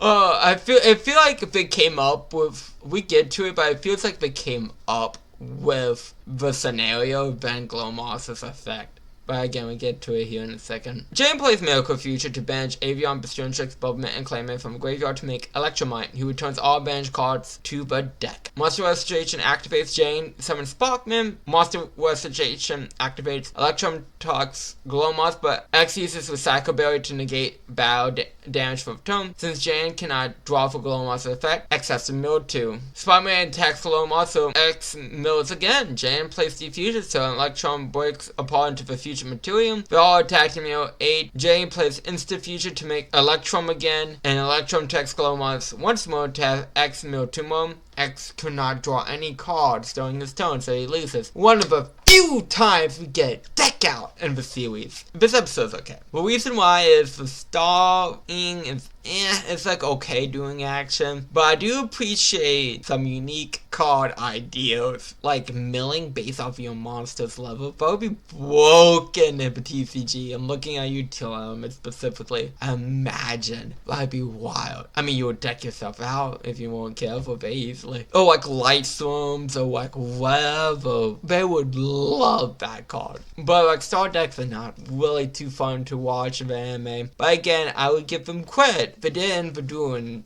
in a way that most duels do not end, which is deck out. But X as a character, I like hardly remember him having a personality if he did have one at all. And that goes for both versions as well, just besides being a dick. Dub changes. X's Sartorius low instead of no poor dude. Don't know. I cannot explain why they would change that, but they did. The game was led to believe they were going to a party instead of just being caught out by Chaz. The last person to ask dude got arrested for 7 years for disorderly dueling. I want to see what the fuck disorderly dueling really is. I need pictures. I need video. So many low jokes for someone who isn't a low and the sub version. But hey, okay, we got roll with it. X wanted to be a pastry chef before he became a little world building. Episode 73. The egg witch is still being made. Good to know that is not dead. And Jane's excited for it. Sartorius just let himself into Jane's room. Sartorius thinks Hasebe will affect his destiny. Hasebe challenges Sartorius to a duel to break up the Society of Light, but Sartorius says it's up to Chaz. This still happens. Jane bought a shit ton of sandwiches. Jane and Cyrus watch over after Sartorius asks to a god for his egg witch, which I think is funny. He just picked it up out of Jane's badge. First of all, it shows that Jane still has the touch, but also shows how good such like he asked her is. Very small moment, but it's a nice detail. Sartorius has never used a Dudex before. He's already managed. He's a manager. He managed. Hasebe summons Giant Rex. Sartorius summons a Cannon Force 1, the Magician, who lands right side up, which doubles the attack during a turn when a spell is used. Hasebe doesn't believe in destiny. Sartorius plays Future Vision to look through Hasebe's deck until he hits a monster. Since the monster is the same type as Giant Rex, Hasebe gains 1,000 life points. The Magician's attack doubles and destroys Giant Rex. Sartorius sets 2. Hasebe summons Okeanos, and then trips it to play a big evolution pill to summon Black Tyrannum. Going back to Hasebe's first episode, yeah, they were right. The man has very similar plays every duel. Magician's attack is double. Black Tyrannum destroys the Magician. Sartorius plays Pinnacle of Ace when it sends its right side up. Sartorius draws one and gains 500 life points. Sartorius plays a Cannon for 7 Bachillion, and when it lands and revolts. So when it's destroyed, it's summoned to Hasebe's side of the field. Betrayer attacks Black Tyrannum, but Betrayer is destroyed and summoned to Hasebe's field. Betrayer lands and revolts again. Sartorius plays Suit of X, which lands right up, which destroys all of Hasebe's monsters. Sartorius plays Ace of Wand, which lands and revolts. So, it does the damage of a combined attack of a monster's destroyed with this turn to Hasebe. Drain tells Hasebe not to fall through Sartorius' Destiny Hoopla. Hasebe summons Dino Base, which tributes Ultimate Tyranno in the hand to summon Dino Tank. Dino Tank has the same attack as Ultimate Tyranno and attacks directly. Sartorius plays Necro Sacrifice, which summons the chariot to Hasebe's side of the field. The chariot lands and reverse again. Sartorius summons a Cannon Force 8 for Strength, which lands wide side up. So Sartorius takes control of Dino Tank, but Dino Tank negates it and takes control of the strength. Sartorius plays Reverse of Fate to make the strength do for its reverse effect. So Sartorius gets control of all of Hasebe's monster besides the strength. Dino Tank destroys the strength for game. Hasebe does not see the light. Hasebe had his wake replaced with a Dino Bone, so he got that Dino DNA. so it makes him stronger than the average bear. Sartorius Jones Dual Academy. I like this episode. Is it because of the dino DNA? Yeah, but also too, it's good to see Sartorius do like more than just like the Chaz do. To see him use some more volcano force cards. I think it's very important for a main villain to do more than one time. Like in GX season 1. So but it's very important, and again, it's good to see Hasbury fall down a bit more. But man, I wish the man mixed it up a bit more. There's always that big evolution peel move he always uses. So I do wish you move on from that. It's very noticeable with how low the man duels. And I'm just saying, it would be nice to see like different stuff from one of the side characters. Episode 74. All hail Destiny. Again, amen. There's a debate to where the school trip would be. Italy, guess who said that? France, guess who said that? And where was Sartorius? Oh, Jan wants. They solve this with a duel, of course. We meet Princess Rose, who's really into fairy tales. Thank God fairy tales no wasn't a thing yet. The duel will be against Jan Rose. Rose summons Tadpole after declaring duels are beautiful. Don't call her cars ugly though. Jan summons El Hummingbird and uses effect to gain 500 life points for each card in Rose's hand. El Hummingbird destroys Tadpole. Tadpole adds another copy of itself after it's destroyed to the hand. Bastion's knowing less and less about card games. Shame on him, he's not picking up his studies. Rose plays Frog Resurrection to send Tadpole to grave. From hand to spread to summon Tadpole from the grave. Tadpole gets tribute to summon Death Frog. Since Rose has 2 Tadpoles of the grave, return to 2 more Death Frogs due to Death Frog's effect. Rose says her frogs are her prince. Jane doesn't see for prince spirits as Rose does. This isn't based off of a fairy tale, it's real life. Come on, Princess Frogs. It's real life, man. Real life. They made a movie about it called Princess and the Frog. Rose plays Death Croaking. Since she has 3 Death Frogs and Hummingbird is destroyed, all 3 Death Frogs attack directly. Rose uses Polymerization to fuse her frogs to summon D3S Frog. Jamin summons Bubbleman to draw 2. Jane uses Polymerization to fuse Bubbleman, Clayman to make Marble Man. Jane sets 2. Rose plays Polygree to draw 2. Rose uses Fuse Barrier to send Treebo Frog from deck to grave. Rose plays Fruit of Hamlet to send 2 more copies of Treebo Frog to the graveyard. I mean, imagine to have enough like Fuse Barrier times 2 card. That's amazing. That would be busted. D3S Frog gains 500 attack for each Treebo Frog in the grave. D3S Frog destroys Marble Man. Jane uses his single since his monster is destroyed to summon Avion. Rose plays D-Fusion to break up D3S Frog into the 3 Death Frogs. Jane uses Healing to make Avion unable to be destroyed with monsters with 900 or more attack. Rose tributes her frogs to summon Amphibian Angel Murfrog, who destroys all spells and traps. Amphibian Angel Murfrog summons back all the frogs that were on the field. Chad says that Rose can't see spirits like she can because he can't see them, even though he can't really see his own spirits currently. Jane believes in Rose after hearing how much Rose believes in them. He's like, who am I to say that she doesn't see the things? Jane plays Paw of Greed to draw 2. Jane summons the Strintrix. Jane uses O Oversoul to bring back Clayman. Jane uses Skyscraper, so when an E-Hero battles a monster with more attack, they gain 1,000. Avion gets equipped with a Power Changer to increase the attack of Avion by the amount of attack of the monster it destroys. Jane plays Feathered Shot, so Avion can attack for each E-Hero on the field, so 3 times. Avion tugs all 3 Death Frogs for game. Rose is challenged about losing by saying princes are better than heroes. I mean, it could be a prince hero. I mean, to be fair, princesses aren't really my thing. Princesses aren't also really not my thing in terms of interests. Heroes are cool in my opinion, but again, I grew up with the Spider-Mans and the Batmans. I mean, I also grew up with Disney fairy tales and stuff like that too, so I guess it's not abnormal for me to be interested in those type of things too, but the heroes stuck more. Jane could see the Frog Spirit, which I think is a nice ending. And I also too, it's not a dual monster, it's legitimately a Frog Spirit. So it's like, I also like the aspect that it's like different types of spirits and the Yu-Gi-Oh universe that is not often talked about. So like, I do think that's nice that like, it'd be like, hey, you know, it could be a Winkweebo, or you could get a frog, but it's also a Prince Frog. So I actually really do like that kind of tiny bit of world building. But Jay picks Domino City for the field trip. I like this episode fine enough. I do think the Princess of the Frog is a nice theming for Doom. And, well, like, Princess Rose, I actually like better on the sub and dub, but like a long shot, to be honest. I actually really like her, like, sub personality. It's nice to see some of these one-off hero cards that I never thought we'd see again. Well, specifically Mofelvichu, because that's kind of the only one used in this episode. So I'm like, I appreciate that. It's like such an anime specific card for them to like reuse again. I'm like, I appreciate that. Also too, this kind of start of an arc, I get a little bit more why I have a problem with a lack of a balanced tone. The new like Domino City arc of Yu-Gi-Oh! GX. But like this was a movie like GX versus Duel Monsters. And it's about brainwashing, Sartorius, and it takes place in Domino City, like this arc does. So it's interesting that we reuse like a scrap idea and filter it into an arc. I mean, that's cool. So I do think that makes sense, of course. And if you have to take a field trip, where else are you taking it? For a school, and it makes sense for anime about a dueling school that we would go to a city with rich doing history because of Bad City. It's ripe for a good arc, but again, we get into the pitfalls of it later on. But dub changes. Sartorius' hair makes him stand out instead of a whole cold thing. Just saying, it's a hair.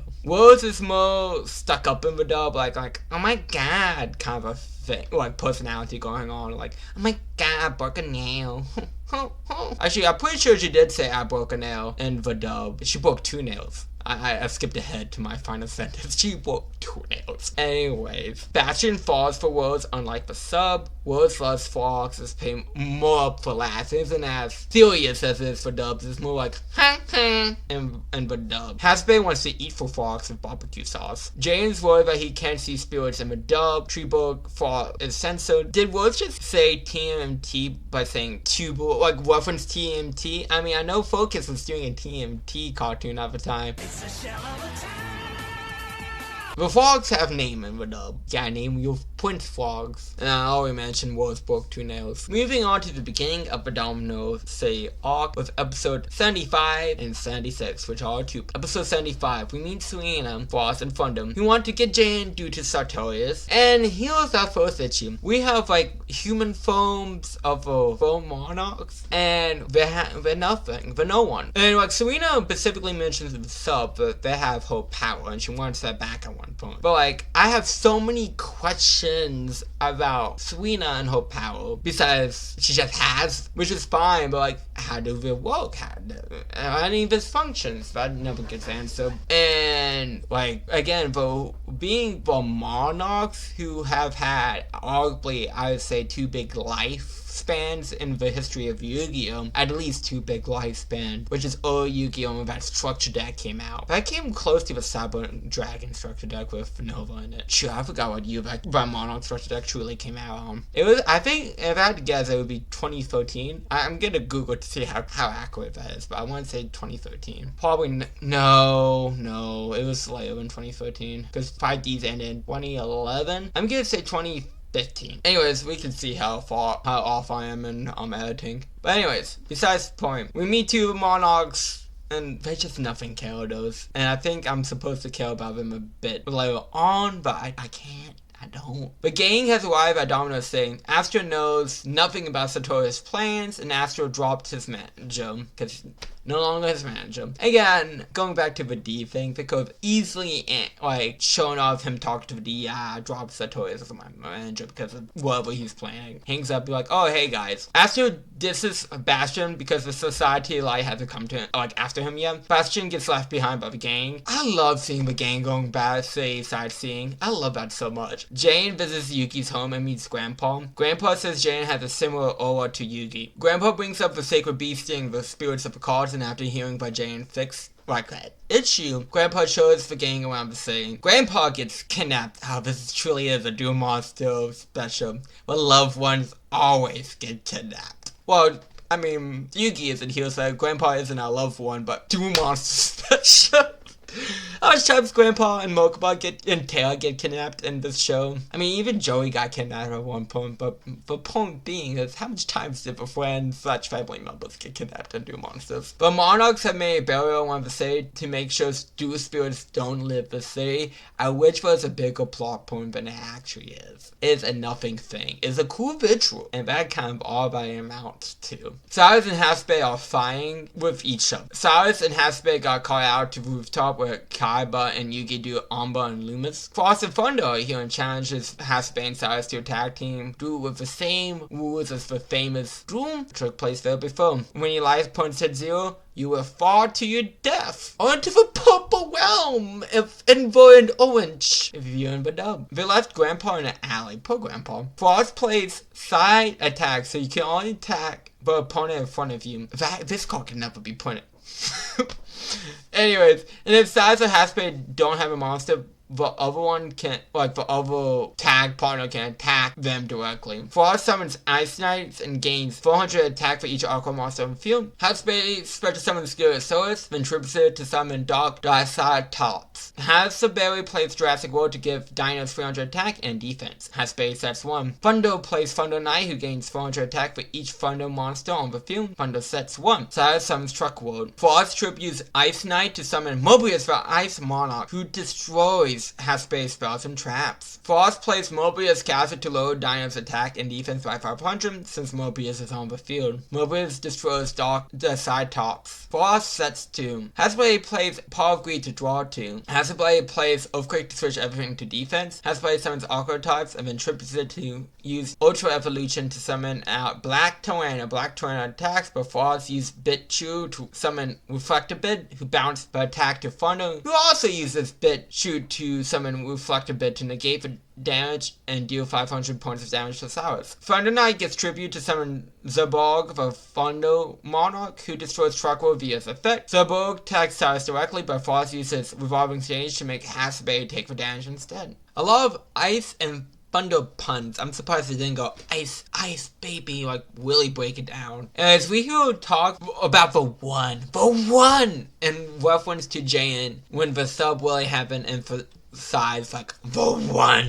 We cut a flashback of Sartorius and the dub. Hasbei gets facts wrong about Battlesea, even though he had the plan for it. Cyrus saying Yugioh is freaking weird. It is. I'm not sure I like it. I know if they use like Yugioh in the starring segment or narration of like Doom Monsters when it had one, where it's reference to like, you know, oh, King of Games, because that's Japanese King of Games. That makes sense, but hearing it in by dub is weird. They made Grandpa, like they just made Grandpa C mode. Like the jokes were, oh, my back, I'm old. Yugi's went to get olives 3 years ago and hasn't come back. Cyrus points out that Grandpa has blue eyes, White Dragon. And Rodell, the barrier traps everyone, not just spirits, and of course the Child is back because of what they were doing, or how they were doing too. So moving on to 76. Sartorius asks Kaiba to use Kaibaland. Kaiba doesn't care what Sartorius is playing. He goes like, fuck it, use my theme park, I don't give a shit. Jan found Grandpa and Astro found Jan. Astro can someone see Doom Monster Spirits after doing Jan for the third time. Jan and Astro see where Hasbei and Cyrus are from the rooftop of a tall building, which is very impressive. That's some good eyesight. To be like, is that Black Tyranno? Yeah, I think it's Black Tyranno, let's go there. Frost and Thunder really do not like each other. Cyrus summons Gyroad. Frost sets 1 and switch Mobius to attack. Mobius destroys Black Tyranno. Hasbei plays Call of Reverse to draw equal to the number of opponent's monsters. In this case, foe. Hasbei summons Amorosaurus. Frost plays Mobius Glacier to force all dinos to attack if they can't do anything. Imagine if he wasn't playing against the dinosaur deck. Hasbei sets 2. Thunder plays 1,000 Life Posts to play Sister Down to banish all machine monsters on the field and Engrave. Zerborg attacks Cyrus directly. Thunder plays Windpush Cadenzo to make it so when Cyrus attacks a machine monster, he has to pay 500 life points, as long as Thunder controls Thunder monsters. Hasbei and Cyrus learn that they'll bait for Jay and Astro. I mean, Astro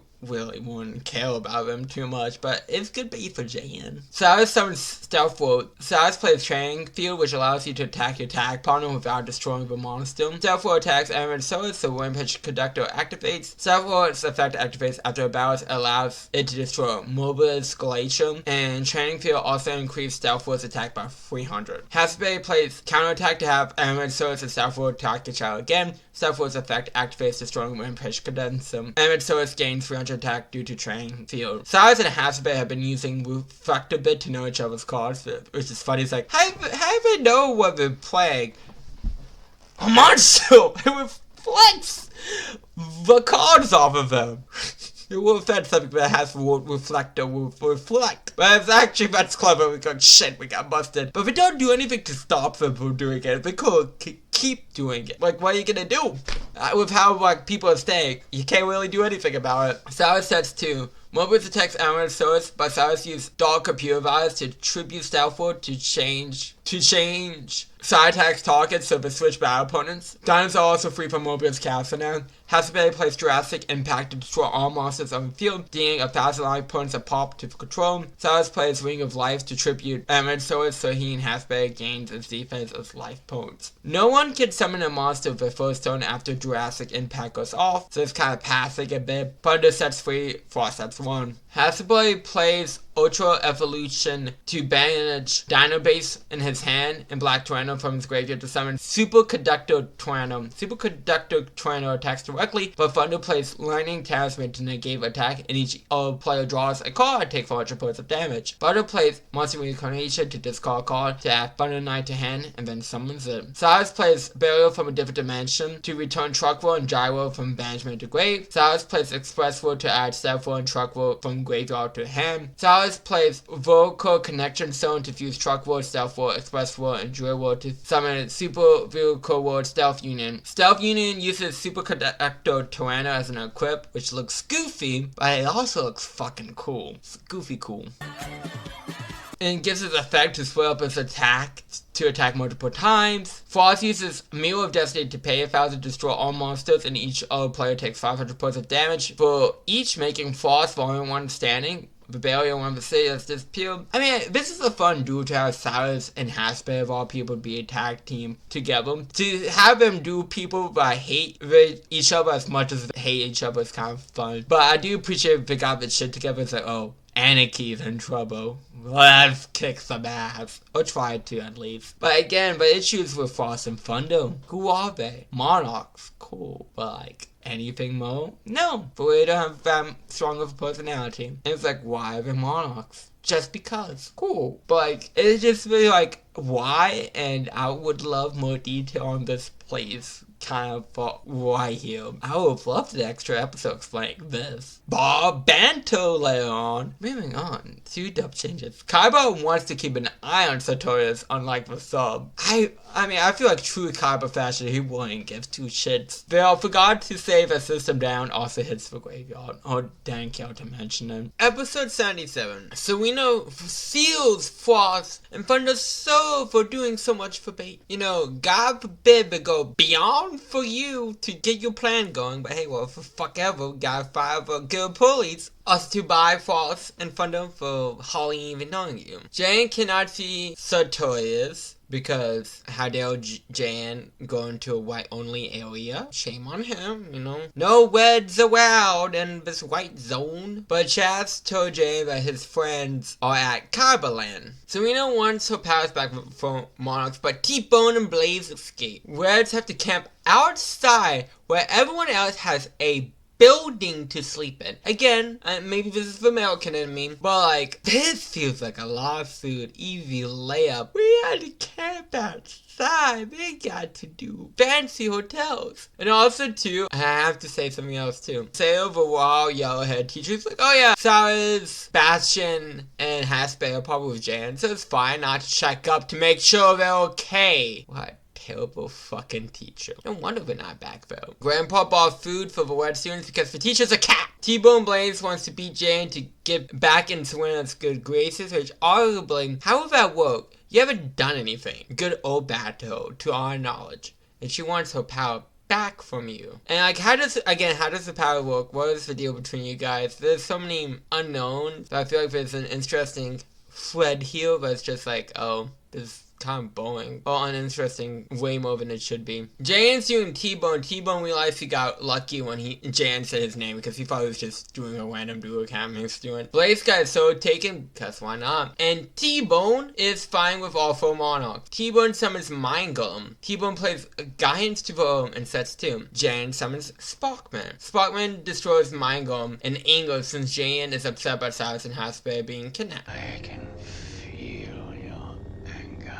Magum deals 500 points of damage to Jane when it's destroyed by Val. Gallons to Bo summons a monster with the same type as the one just destroyed, so not Mind Golem. T-Bone plays Mind Golem, a weapon to destroy his Mind Golem to deal 1,000 life points as damage to Jane. Gallons to Bo summons another Golem. T-Bone plays Paul Greed to draw 2. My Golem gets tribute to summon Grandmog, the Walk Monarch, who destroys T-Bone's set card. The set card was Dormant Volcano. When it's destroyed, it deals 300 points of damage to Jan, and during the next dive phase, both players can add a power monster to hand. Grandmog destroys Sparkman. Jan summons Sparkman to draw 2. Jan uses O Oversoul to bring back Sparkman from the graveyard. Jan uses Polymerization to fuse Avion, Bubman, and Sparkman to make Tempest. Tempest gets equipped with so when Tempest attacks a monster with a different attribute, he gains 800 attack. Tempest destroys Grandmog, Gainsborough summons another Grandmog, T-Bone, and Jane add the power monsters to hand. T-Bone plays Lightning Clash to add one Thunder monster to hand. T-Bone sets 1, but tributes Grandmog for Grandmog to destroy his set card. The set card's Rousing Point. When it's destroyed, T-Bone can add a monster from deck to hand. T-Bone plays Shy Moon by tributing his monarchs of the 4 different attributes. He can play Blue Moon and summon D-Mirage Emma. Blue Moon turns guys to O and Emma summon to Homunculus tokens. Emma gains 800 attack for each Homunculus token on the field. Emma attacks Tempest, but Tempest effect protects him by saying James Homunculus token to the graveyard.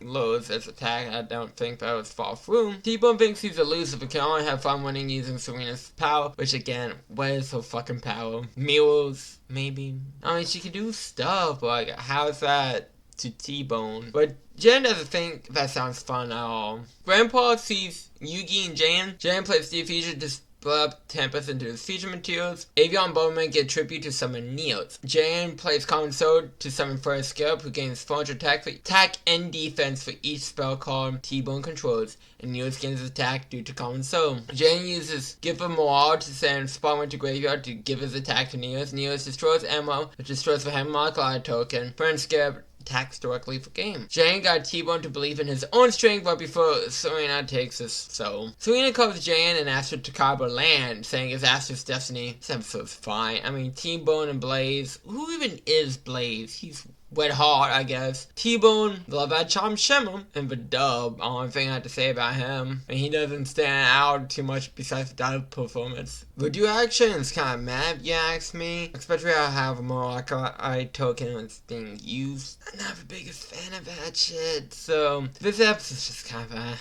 unfortunately. Being 1 out of 5 episodes of like the Domino City arc is also kind of disappointing, but it's just not good. Dub changes. Serena just called Frost and Thunder for shits and giggles. They got rid of a whites only line because, yes. Serena is actually giving a chance to T-Bone and Blaze instead of like, oh, well, this is a happy coincidence. Like in the sub. Just dub T-Bone. T-Bone is in the house, y'all. Jane's less angry at the Star would do, but he definitely struck out an angle and subversion, but dub not willing. The dub says fire instead of pyro monsters for Dominant Volcano, which is more accurate. Grandpa forgot his hearing aid. Because again, he's old! Episode 78 and 79 are 2 78, starting off with that. Jan and Astra enter the virtual reality facility at Carboline. Astra and Grandpa way outside. Also, I like how Carbo never fixed the life and death stuff in it. It's just how it is. Sinville is in Carboline. We just haven't fixed the bugs of it yet. Hasbay is a motherfucking T-Rex! And Salas is a total call in the virtual world. Before Monarch souls are healed too,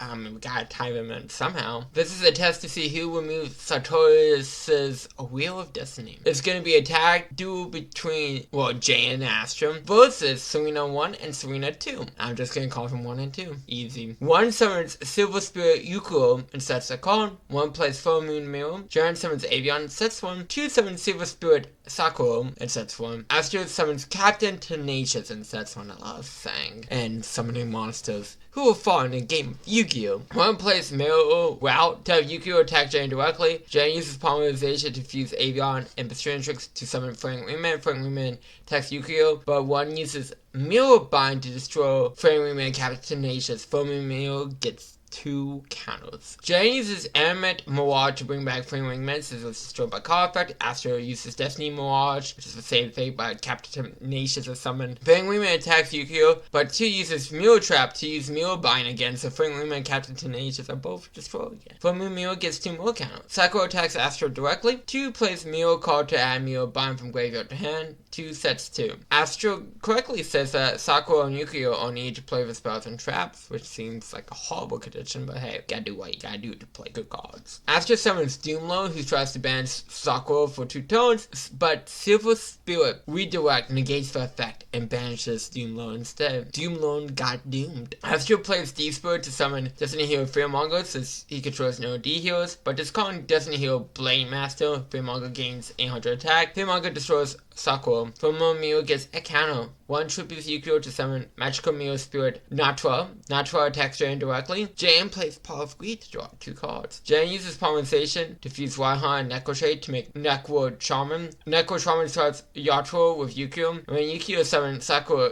is summoned from the graveyard as well. Great job, Jane. Jane summons Blade thanks to Necro Trade's effect. Jane plays the future to split Necro Shaman into his future materials. Waihan destroys Sakura. Full Moon Mule gets a counter. Necro Trade attacks 2 directly. Blaze destroys Yugioh, who does piercing. Full Moon Mule gets a counter. 2 sets 2. After plays Paw of Greed to draw 2. Fearmonger gets tribute to summon Double Doom. Double Doom attacks, but 2 plays Soul Mule by tripping Mule by its cost to summon Sakura, who summons Yugioh. Double Doom gets equipped with D-Chain to gain 500 attack. Double Doom destroys Sakura and deals 500 points of damage to 2 thanks to D-Chain. Double Doom can attack again and destroys Yugioh and deals 500 points of damage to 1. Full Moon Mule gets 2 more counters. 2 plays Buried Soul Talisman, destroy Double Doom, and summon Magical Mule via Asogi. Watch out, he's a prosecute, since 2 of her monsters will destroy this turn. Full Moon Mule has all of its counters. Asogi summons back Natra, but moving on to dub changes. Astro thinks he's still on Sartorius' side and to his doom. Sartorius took an Astro as a kid for his evil scheme.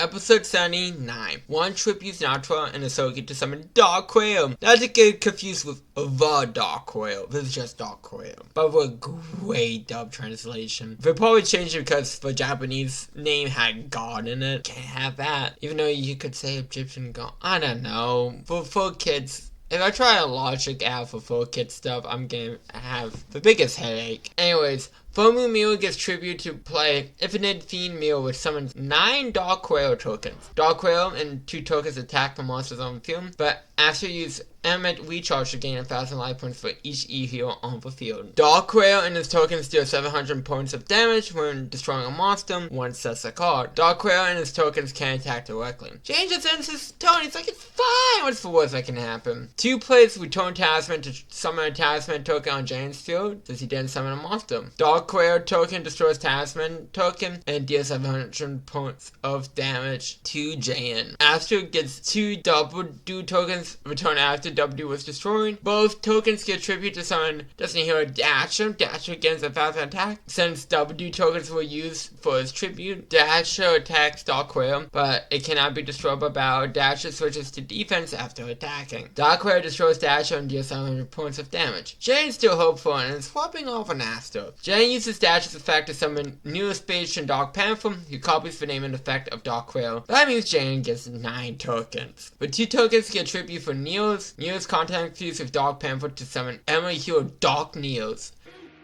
Dark Neos negates Dark Quail's effect. A token destroys Dark Quail, which destroys all the tokens. Dark Neos attacks directly for gain. I think that's like the only time we see that kind of anime, if I'm not mistaken. But I could be wrong.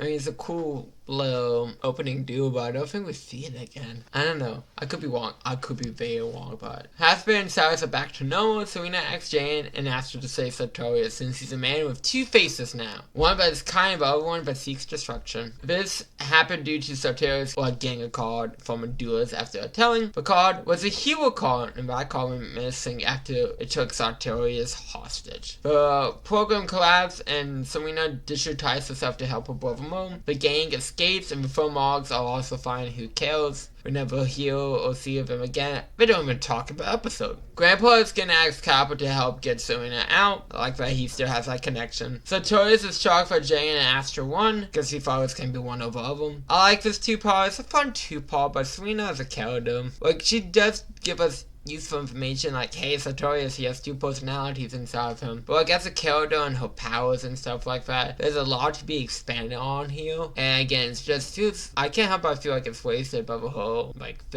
more filler-y stuff, like Bob Bannum. Bob Bannum's a menace. But we get to Bob Bannum when we get to Bob Bannum. Like, the duel itself is fun. Don't get me wrong. I love seeing Jay and Astra tag team. Serena playing with herself. It's a fun duel with a confusing dog name change, not to be confused with a real actual card, because Konami. And no, the card hadn't came out yet. I believe this episode came out in 2006, and the Dark Queer came out in 2009. So yes, there's a 3-year difference, but still. The other changes, the recap is a 4th wall breaking joke. Jane figured out that Dark Queer can attack only monsters, where Astra had to time sub. Jane tests Astra by teamwork instead of Astra just begging and wanting Jane to use Statue. Cyrus honks, cause beep beep, beep beep for Jane. They cut Sartorius breaking the bus's glass. Episode 8. Farum has a clean machine mark after him. Maybe being a teacher has its benefits. The red door is suspiciously clean. A girl named Alice is there, and Hasbay has a crush on her. Alice says she's a transfer student, which is way weird, because if you transfer, you're supposed to start in red, but there's no red gold dome, which is weird. While we only have, like, oh, by the way, only the women must get the top tax in terms of doing grades. But man,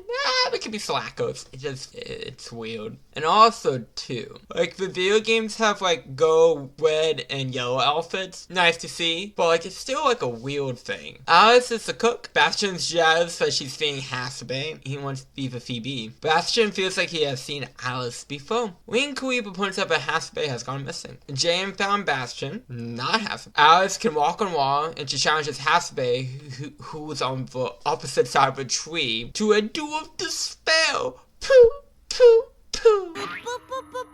And it's like, yeah, I found Hasbay. Alice is a transfer student from Despairland, here to clutch hope. And this really is just Danganronpa. It's in the school and everything. This is ground zero. This is the tragedy. It's better than what we got in Danganronpa 3, am I right? Alice hates duels, so she duels. You gotta become what you hate. Jane steps in for Hasbay because he is. How will he do? He's like a dueling zombie. Not to foretell anything that happens in the later season. Alice summons Alice for a wandering doll in sets 2. Alice plays Kuss, Dollhouse. Jane summons Pastrinatrix. Pastrinatrix attacks Alice for long doll, but it cannot be destroyed by a battle. It deals 500 points of damage to Jane and switches to his side. Kuss Dollhouse summons a doll part from a deck, in this case, doll part blue. Alice summons doll part gold. Gold attacks Pastrinatrix, but it's destroyed. Alice plays Necro Dollmeister to summon doll part red and pink. Alice plays Soul works Richard to get gold back. Blue attacks Alice for one doll, but Alice is a destroyer and deals 500 points of damage to Alice, and it switches control to Alice's side of the field. Alice plays Marionette Barrier to tribute her doll parts to summon Doll Camaro, who gains 400 attack for each doll part in the grave. I mean, I do like that it, like, legitimately builds out, like, a freaking Lego or something, as, like, you get more doll parts in the grave. That's a cool visual. Jane summons Waz, the Starbulb, who gains 200 attack for each level of a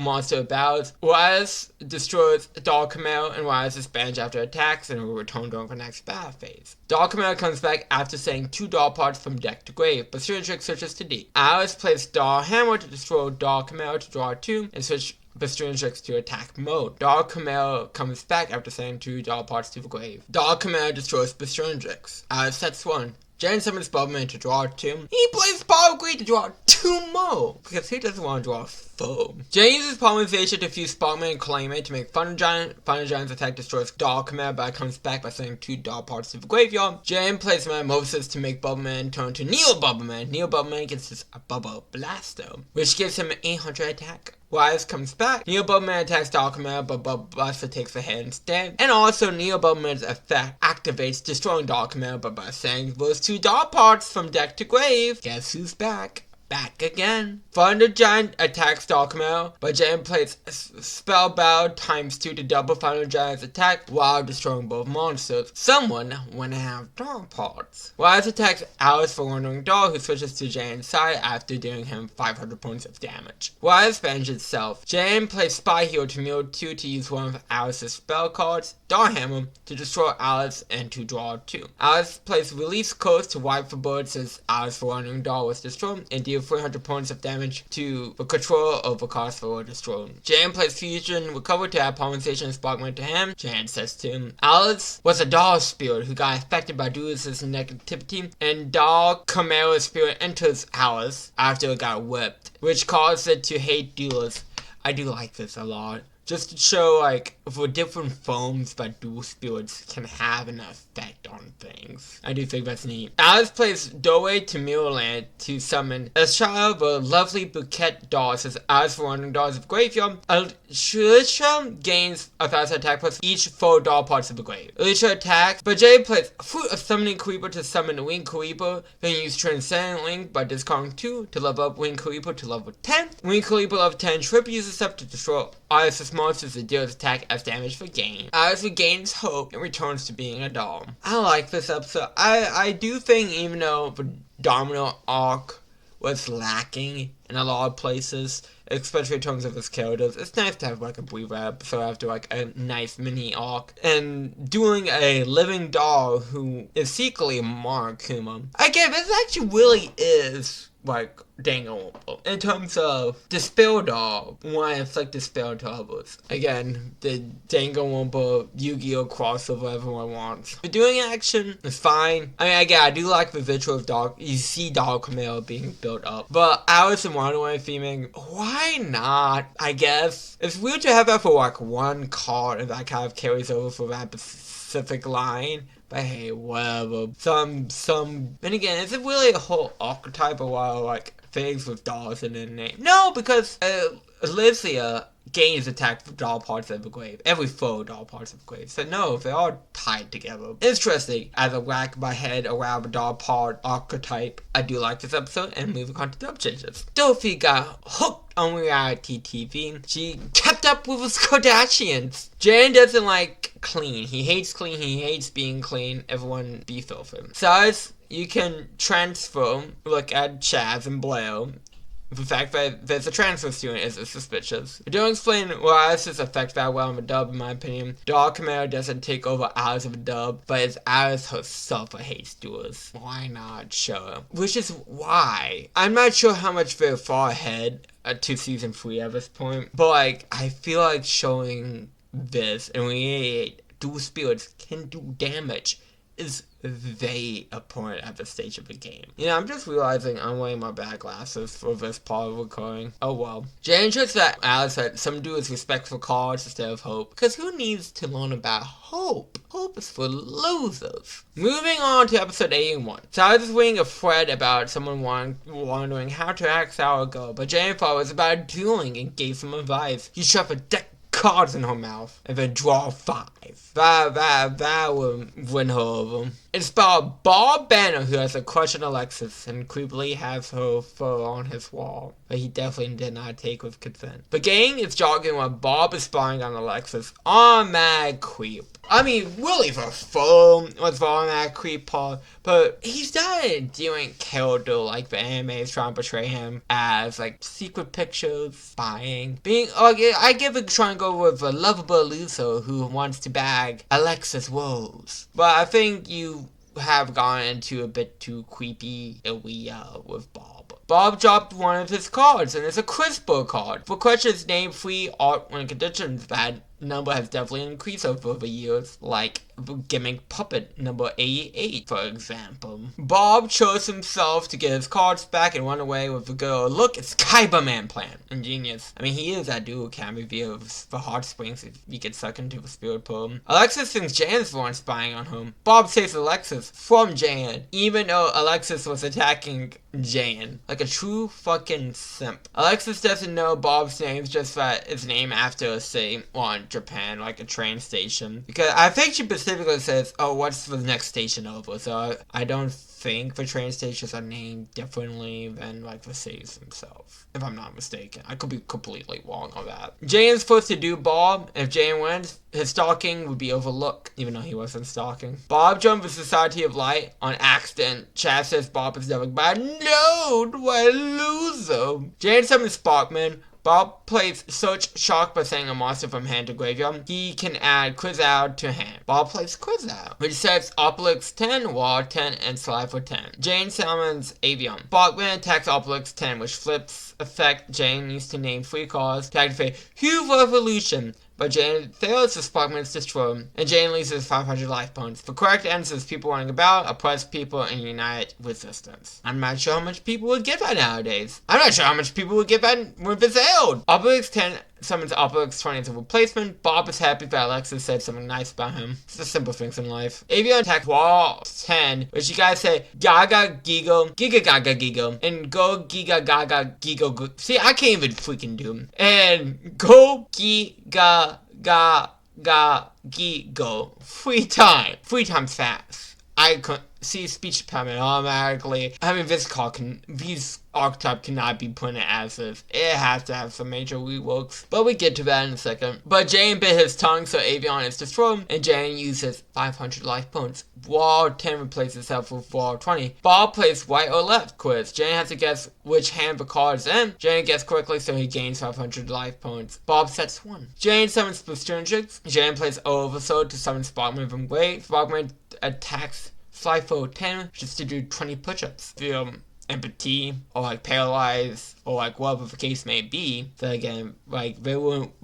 need a rework for these cards to actually be like quizzes, not challenges like a good chunk of these are. Jane does the 20 push-ups in 10 seconds, so Bob loses 500 life points. Slide for 10 replaces itself with Slide for 20. The Student Tricks attacks Slide for 20, which the question is what turn it is. Jane says turn 5, which is correct, but Bob plays Question Change to negate the 800 damage that he would take. Bob has to activate Obelix 20 now, and Slide for 20 summons Slide for 30. Obelix 20 is, what is the total level of monsters in the graveyard? Jane forgot that Bob sent a monster to the grave earlier in Dune, so he got it wrong, which destroys the Student Tricks and deals 800 points of damage to Jane. Bob does point out Jane could have checked for graveyard, so that begs the question, how?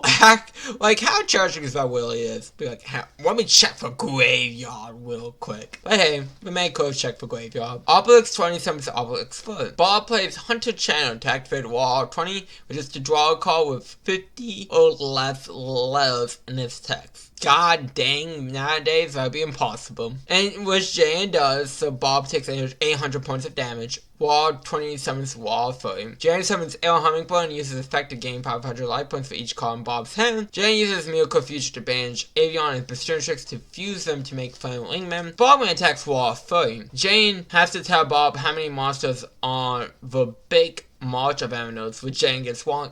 I'll get that one too. And Bob uses double to double the effect damage, so 1200 to 2400. But Sparkman isn't destroyed as a consolation prize. Brainwingman attacks Slide for 30, which is hold your breath for a minute underwater. Again, some of these cards need major reworks. Which Jane does. So Bob takes 1200 points of damage. Air Hummingbird attacks Obelix 30, which is the win condition question, but Jane got wrong on purpose because he felt it was unfair. Which, I mean, no. Because to test your knowledge, you gain that knowledge by winning the card. It ain't cheating, you didn't mean to cheat. It's just, oh, happy coincidence. But like, whatever. It's the Jane way. So Air Hummingbird is destroyed and Jane loses 1200 life points. Jane sets 1, Bob plays question, which forces Jane to answer what is the monster first down in Bob's graveyard, which Jane gets wrong. So Bob gets to summon him, which is Quizzle Panel 9, which resets the Quiz Owl. Get to do it again.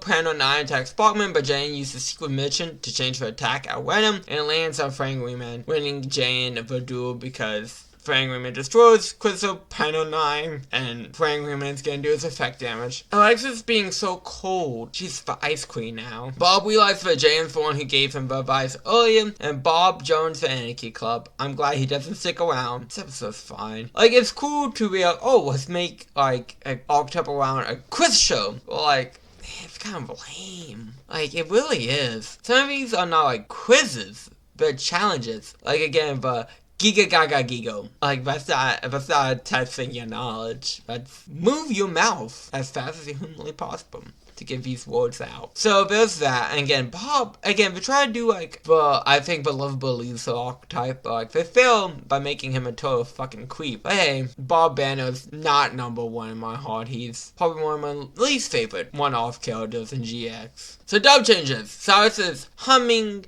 Get Your Game On.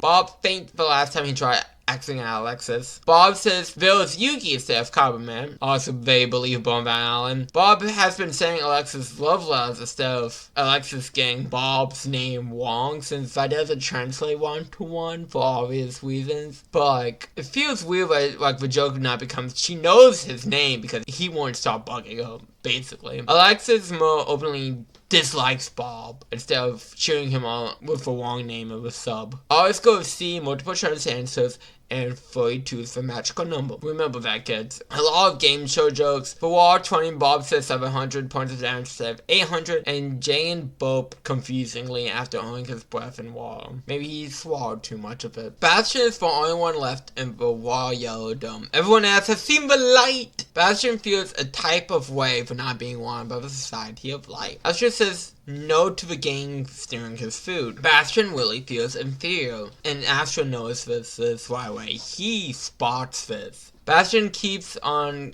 getting forgotten about. The gang called Fitch Bastion made a new deck. Bastion tries to challenge Sartorius to a doom. Jessica's like, isn't it weird we have a game for you yet, Bastion? Come on, like, why do you think that, huh? Sartorius says if Bastion wins, he will leave the island, but Chaz will be the stand. But Drama Bros want Bastion to win, so Chaz might go back to normal. Bastion summons Magical Warrior Sigma and sets 1. Chaz summons Beatron 1, Beotop. Chaz plays front 1 Bang so he can summon Beatron 2, Beatron Turbo. Beatron Turbo equips himself to Beotop to have a game 400 attack. Beatop attacks, but Bastion uses Magnet Force Plus to make B-Top a plus monster so it cannot attack Sigma Plus. Bastion sends Sigma Plus in a Mega Minus to Graveyard and summon Leno Magna Plus Minus. Leno Magna attacks Beotop, but Beotop is destroyed instead. Bastion sets 1. Chaz plays Power Greed to draw 2. Chaz plays a Feather of the Phoenix to discard a card to return Beotop from the graveyard to the deck. Since the discard card was Ultra Magic, Chaz adds the Drama Brothers to hand. Chaz plays a Drama Y by sending the Drama Brothers to hand to graveyard. He can summon up to 3 Union monsters who are level 4 alone. Beotop is back with a Beatron 3 Spire Base. Is it really a Beetle at that point if it's a Spire? But anyways, besides the point. The Beatrons fuse together to make a Sword Cannon and beat him. Chaz plays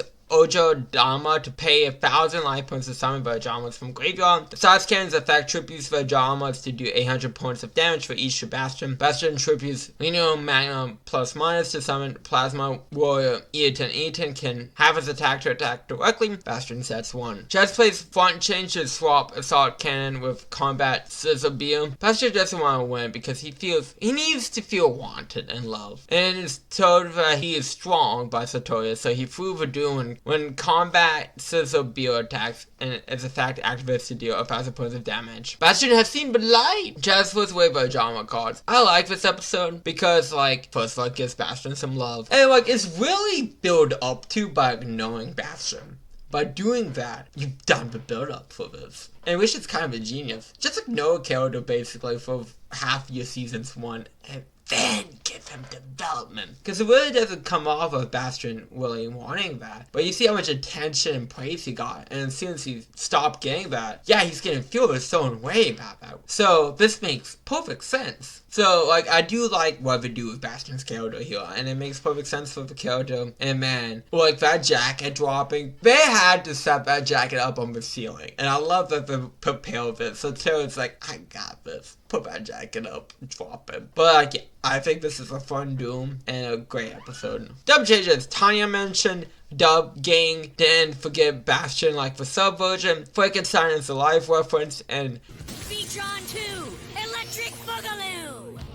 What I meant was Beetle Turbo. Episode 83. Cyrus is thinking about Zane and his new path in life. He doesn't like it. Cyrus doesn't want to watch his brother, how he's currently trending down the path of pure victory. Jane convinced Cyrus to watch Zane's upcoming match with the good old trademark Jane positive attitude. Zane has been sending his opponents to the hospital, so he's just Zoc at that point. Zane fired Mr. Trout. Zane has been called by someone to go to the mountains, but someone is shepherd, and they just start to do. I mean, sometimes you don't even say, let's do it, you just know.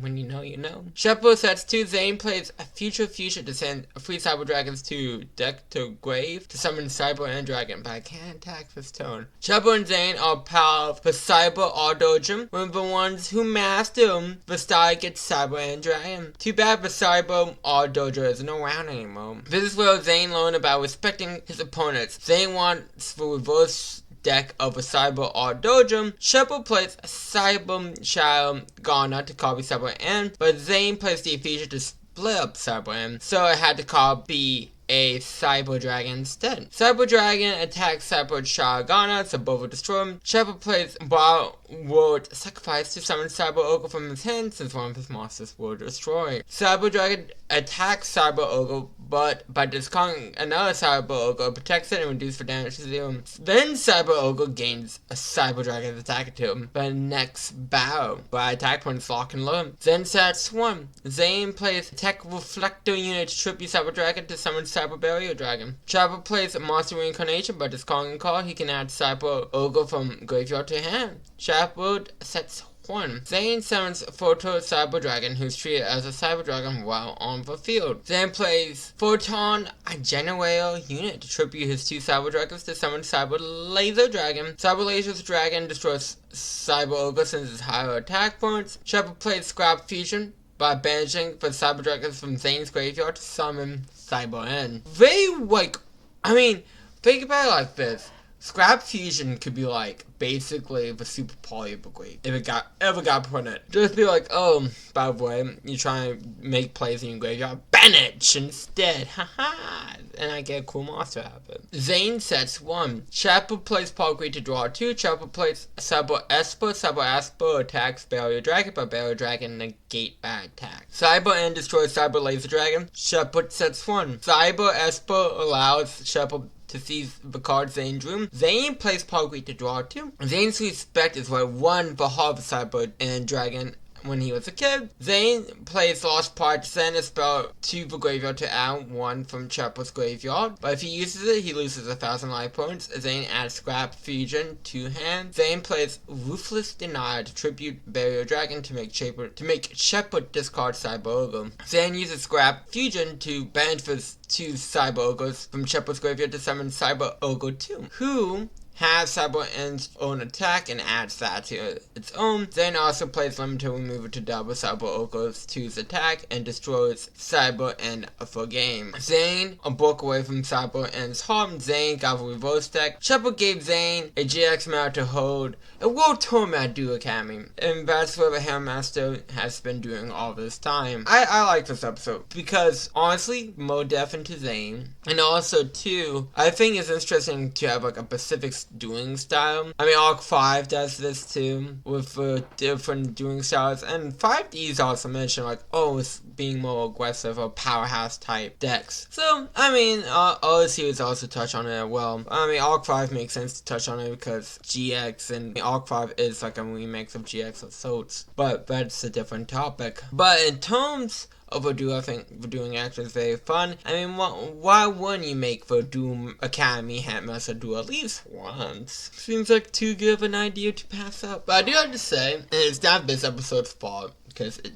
technically doesn't start in this episode, but GX tournament is pointless. It really is. I mean, it has a consequence event, but in terms of like what happens during the GX tournament, just one-off duels with people you will not remember less than 10 seconds. Unfortunately, the tournament overall isn't like, oh my god, this is like the greatest thing ever. Unfortunately, it isn't. Again, that isn't for this particular episode, what's coming up next, but like the GX tournament does fall short as a quote-unquote tournament. So dub changes. Beef Jerky is Silas's weakness. Zane's opponent won't walk for weeks. Zane is the AO to the Cyber Legacy Bullfrog instead of just being a top student. I mean, it makes it, I guess, trying to make him feel more special. Triple card Cyber Dragon's fusion monsters. The Cyber Dragon was shown on the field when Scrap Fusion was used when it showed in the graveyard. Episode 84. Chapo is back at Duo Academy and wants to gather all the students. Chapo announced the GX tournament that everyone can enter. If you have a medal, you have to do once a day, and you cannot refuse your first duel of the day. If you win, you get all your opponent's medals. Reference to Dorothy Prize Kiss for the season 1. Everyone wants to do Cyrus first because people seem less weak. Satoru's via special duels by the name of Prince Ojin, who only agreed to come because Satoru's lied by having for a legendary D hero card that can control the world. I mean, come on.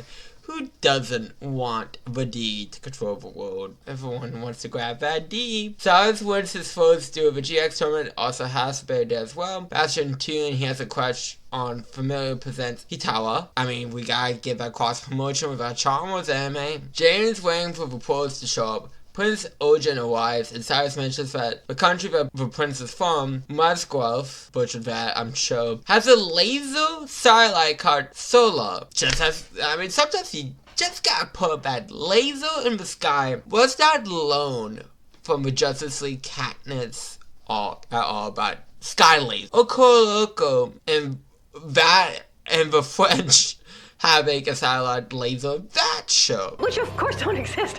It's never a good idea. Jane tries to challenge Prince Ojin, but Satoru stops him. Satoru lies and says he has the D heroes, so Prince Ojin duels him. Bastion still isn't getting the credit he wants. Satoru says he will not get a single turn during this duel. Ojin plays Paul of Greed to draw 2. Ojin plays cards down but discarding a card, monsters in his hand have their level reduced by 2. Ojin summons Satellite Cannon. It pays charge to increase Satellite Cannon's attack by 2,000. Ojin plays Mischief of a Time God to make him a next turn battle phase, which I love that they use like an anime only card again like this, just because it was so, like, I feel like it was so synonymous with the Valkyrie cards. I don't know why I love like this specific return of this anime card, but I do. I really do. And then Ojin plays Unlimited Removal to double Satellite Cannon's attack. Satellite Cannon attacks directly, but Satoru discards a cannon for 14 templates to reduce damage to 0. Ojin summons Satellite Base, but Satoru sends Inverted Fate to the graveyard since Ojin summons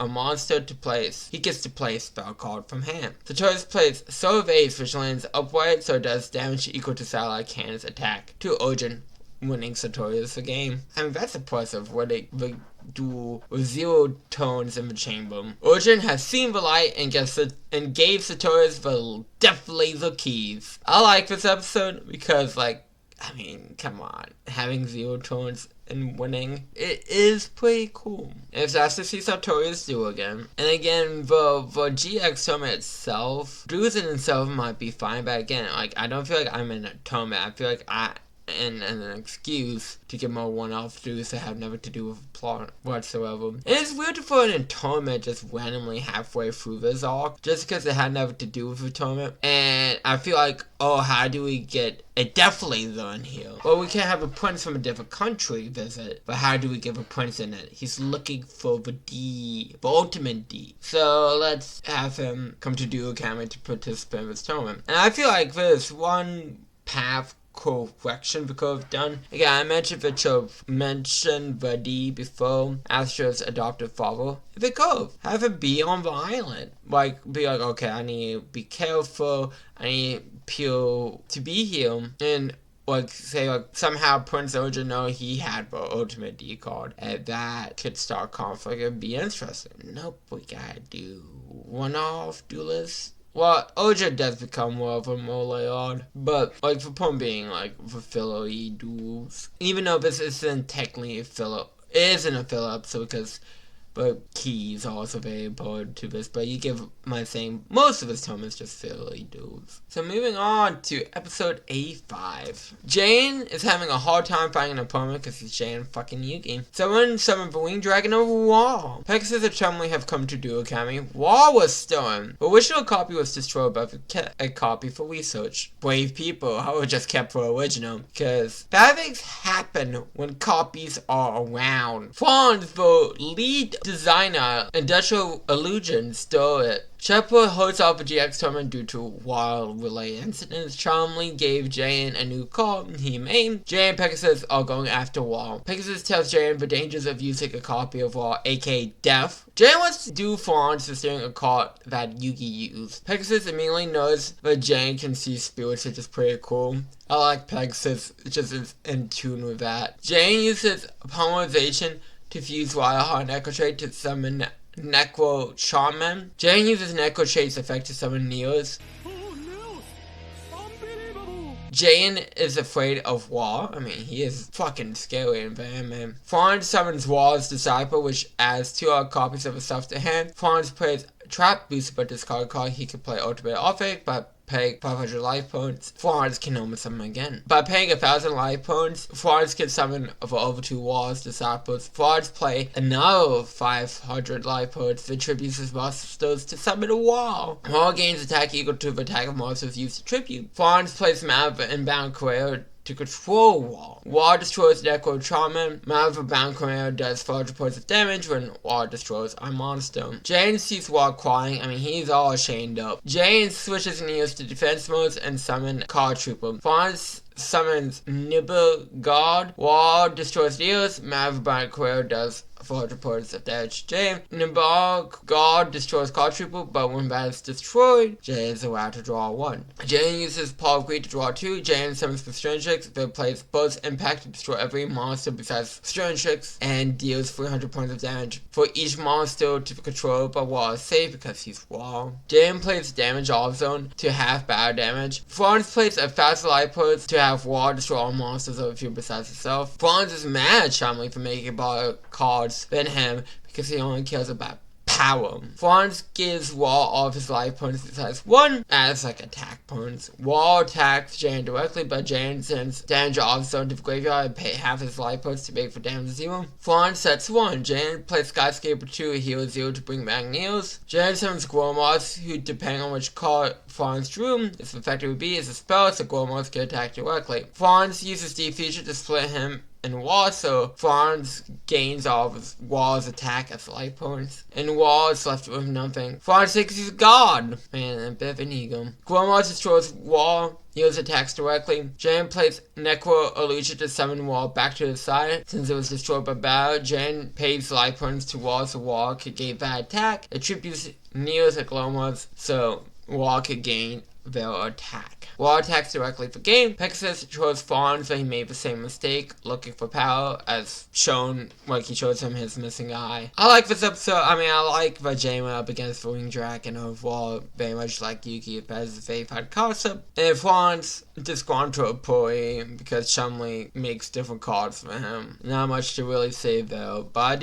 I do love Jane's connection to Wall in this episode. Dub changes. Chumley's new voice is a noticeable. Give me some love. Franz also so good. Jeez, I mean monster. Shotwell replaces Death by Wall. Pegasus questioned if Neos has been released. Instead of using its TCG art, they made Ultimate Offering Blood Green. Weird. Chumley made a grilled cheese spell card. There is a part of greed grilled cheese pan. Who knew? Hasbay wonders how long they're getting freeze frame for. Episode 86. Jane's looking for an opponent on a mountain because someone has to be there, right? I mean, it's the mountain. Who wouldn't be at the mountain? Everyone's at the mountains. Jane meets Orlando, who is a kabuki stage actor and a pro cosplaying duelist, which is cool. I like that idea. Actually, what would be a really fun idea is like, depending on your cosplays, like, that would be your deck shows. Like, for example, if you like play like cosplay Conway, you use like the guns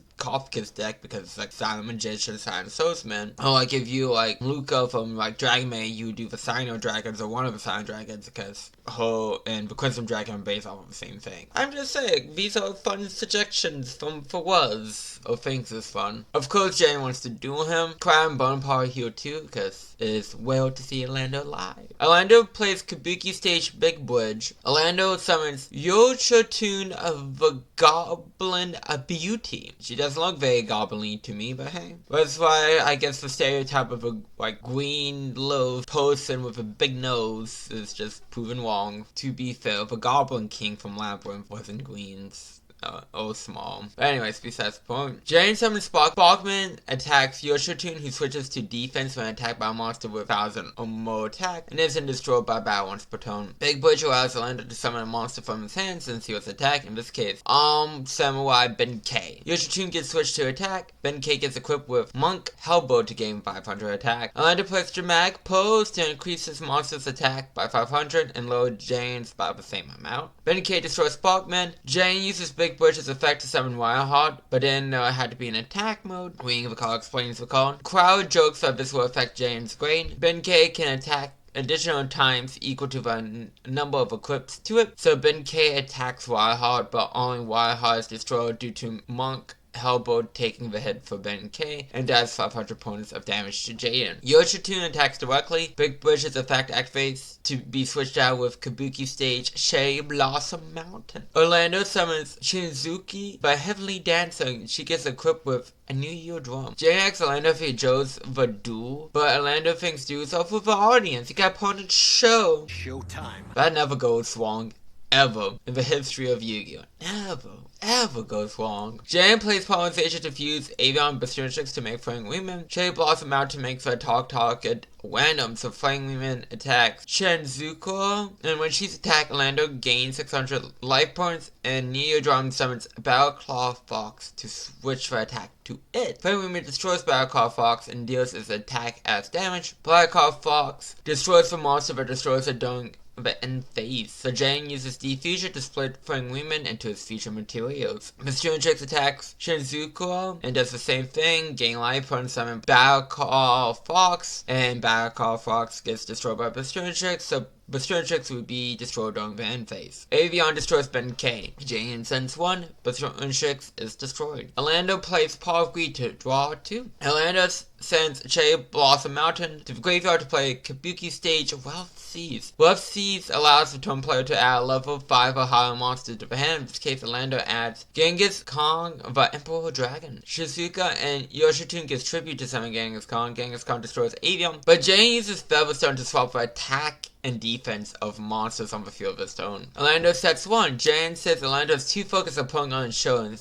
isn't doing the best way. Jane summons Bowman to draw 2. Jane uses Love Seas to add Neos to hand. Jane plays Miracle Fusion to banish Flying Wingman, and Sparkman to fusion summon Shining Flying Wingman, who gains 300 attack for each healing wave. Shining Flying Wingman attacks Genghis Khan, but Orlando uses 1,000 strings to negate attack and make all monsters have 0 attack points. Jane plays Quick Summon to tribute his monsters to summon Neos. Neos destroys Genghis Khan for game. Orlando remembers what fun is. Orlando does a bit in the end. I like this episode. I think it was very fun to see like theater being changed out in stages like that. I think that's a very fun concept with all the different pieces and parts of a play. I really did enjoy that. I mean, it's just a fun duel. I mean, that's all that needs to be, I guess. But again, I can complain. I wish it was some aspects of the season will build upon rather than having like a foo-foo episode. But I feel like that'd be a broken record at that point. Oh, at this point with that, so. But still, fun episode overall. Dub changes. Orlando's a Broadway actor on the dub, which makes sense. That's a good localization change. Crow and Bonaparte have a blog. Acting puns. Benkei is censored. This dude is better than cats. I mean, according to most people, yeah.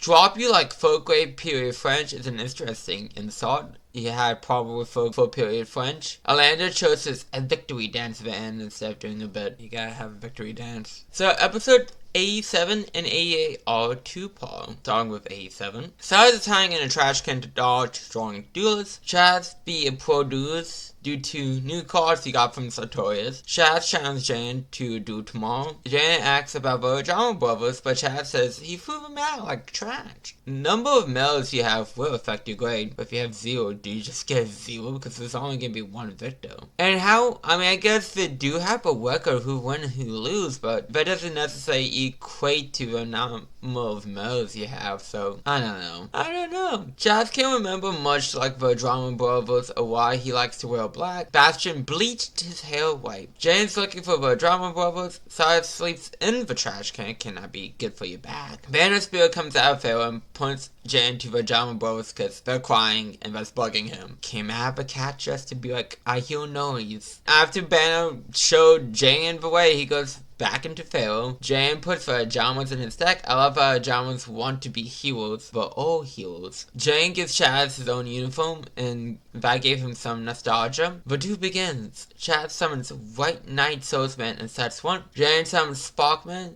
Jane plays good hero to summon Jama Yell and crits it to him, which gives him 300 attack for each hero on the field. Sparkman destroys Swordsman and Yellow attacks directly. Jane sets 1. Jane is to know that he didn't know that Chaz lost to Sartorius, and Chaz doesn't remember losing. Chaz summons White Knight Lance while Swordsman's in the graveyard. White Knight monsters gain 300 attack. Lance destroys Yellow, but Jane plays over limit by paying 500 life points to can bring Yellow. Jane summons Ajama Green. Sparkman switches to defense position. Chaz plays Tribute to the Doom by discarding card. He can destroy Sparkman. Since there's another Swordsman in the graveyard now, there's another 300 attack of boost. Lancer destroys Green and does piercing. Chaz summons White Knight Ghana.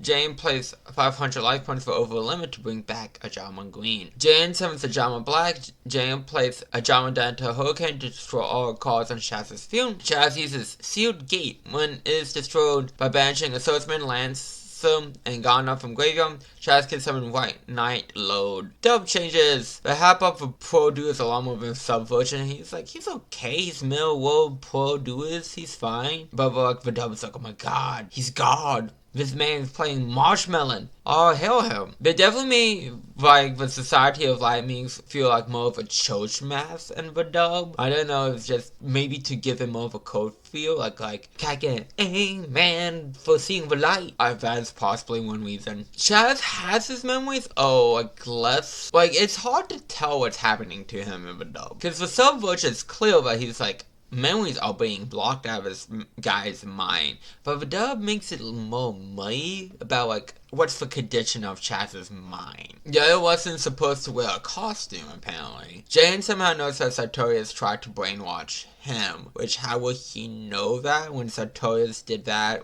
put his power in Astra's deck without Astra knowing? So how would he know that Sartorius tried to brainwash him unless Sartorius told him, which Sartorius wouldn't say that, so do it as you will. Moving on to episode 88. Chaz got caught out for using his code to get rid of Soul Sauce. But John was chicken out because of White Knight Load. Load destroys black, and Load does 300 points of damage when it destroys a monster. Jane got a John was fire up, but remembered the fun times they had with Chaz. Jane plays Power to draw 2. Jane uses Polymerization to fuse yellow and green to make a Jama Knight, who blocks 2 of Chaz's monster zones. Knight gets equipped with shield attack to swap its attack and defense. Knight attacks Load, but Load cannot be destroyed by battle and Chaz takes no damage. Well, they tried. Jane plays Mystic Woke to tribute Knight to gain its attack as life points. Jane plays a Jamadad to pay a fast life points to bring back the brothers. Chaz equips Load with a Phone Gauntlet, then plays Strain Lamps by tributing the lamp tokens. Summoned by Strain Lamp, Load gets 2 additional attacks thanks to Gauntlet. Load destroys black and green and does 600 points of damage to Jane. Load destroys yellow and does 300 points of damage to Jane. Jane uses over the limit by paying 500 life points to summon Yellow back. Yellow is hope that Chaz doesn't remember the brothers. Yellow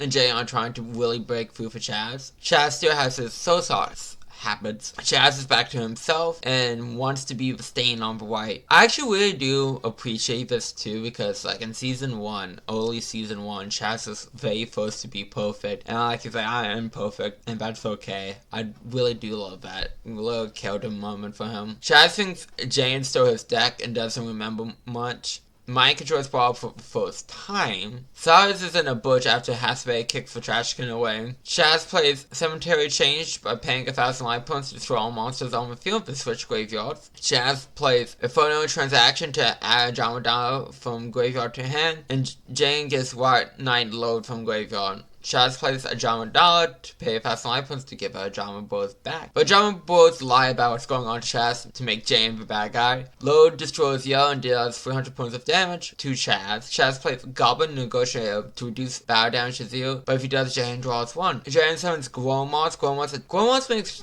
Chaz draw a card, and since it's a spell card, Glomos can attack directly. Low attacks green, but Chaz uses Goblin Negotiator to save green, and Jane draws 1. Chaz plays Silent Doom to bring Yugioh back. Chaz calls for Jamas his aces, which is a very nice moment. Chaz plays Buried Destiny to add a Jamadana Hurricane from graveyard to hand, since it is a card that Jane used, but it isn't in Jane's graveyard. Chaz plays a Jamadana Hurricane to destroy Jane's field, but when low is destroyed, it does 1,000 points of damage to Chaz, losing him the game, which wouldn't have activate earlier, but 1,000 points of damage. But we gotta get the cool moment, because that should have activated with Cemetery Change. But oh well. Jane didn't take Chaz's medals and say this dude doesn't count. Chaz now wants to save Alexis. I love this two part. I think it's a great moment for the Jamas and Chaz. I like that Chaz broke through the mind control. After discarding the Jama Bros, he goes like, these goofballs are my aces. These guys are conventionally not attractive, weird, smelly, whatever. But like, they're the best cards in my deck. And I really like that moment for him. D-Links needs to add Jama Yugioh animation. Screw the king. We need the Yugioh. So yeah,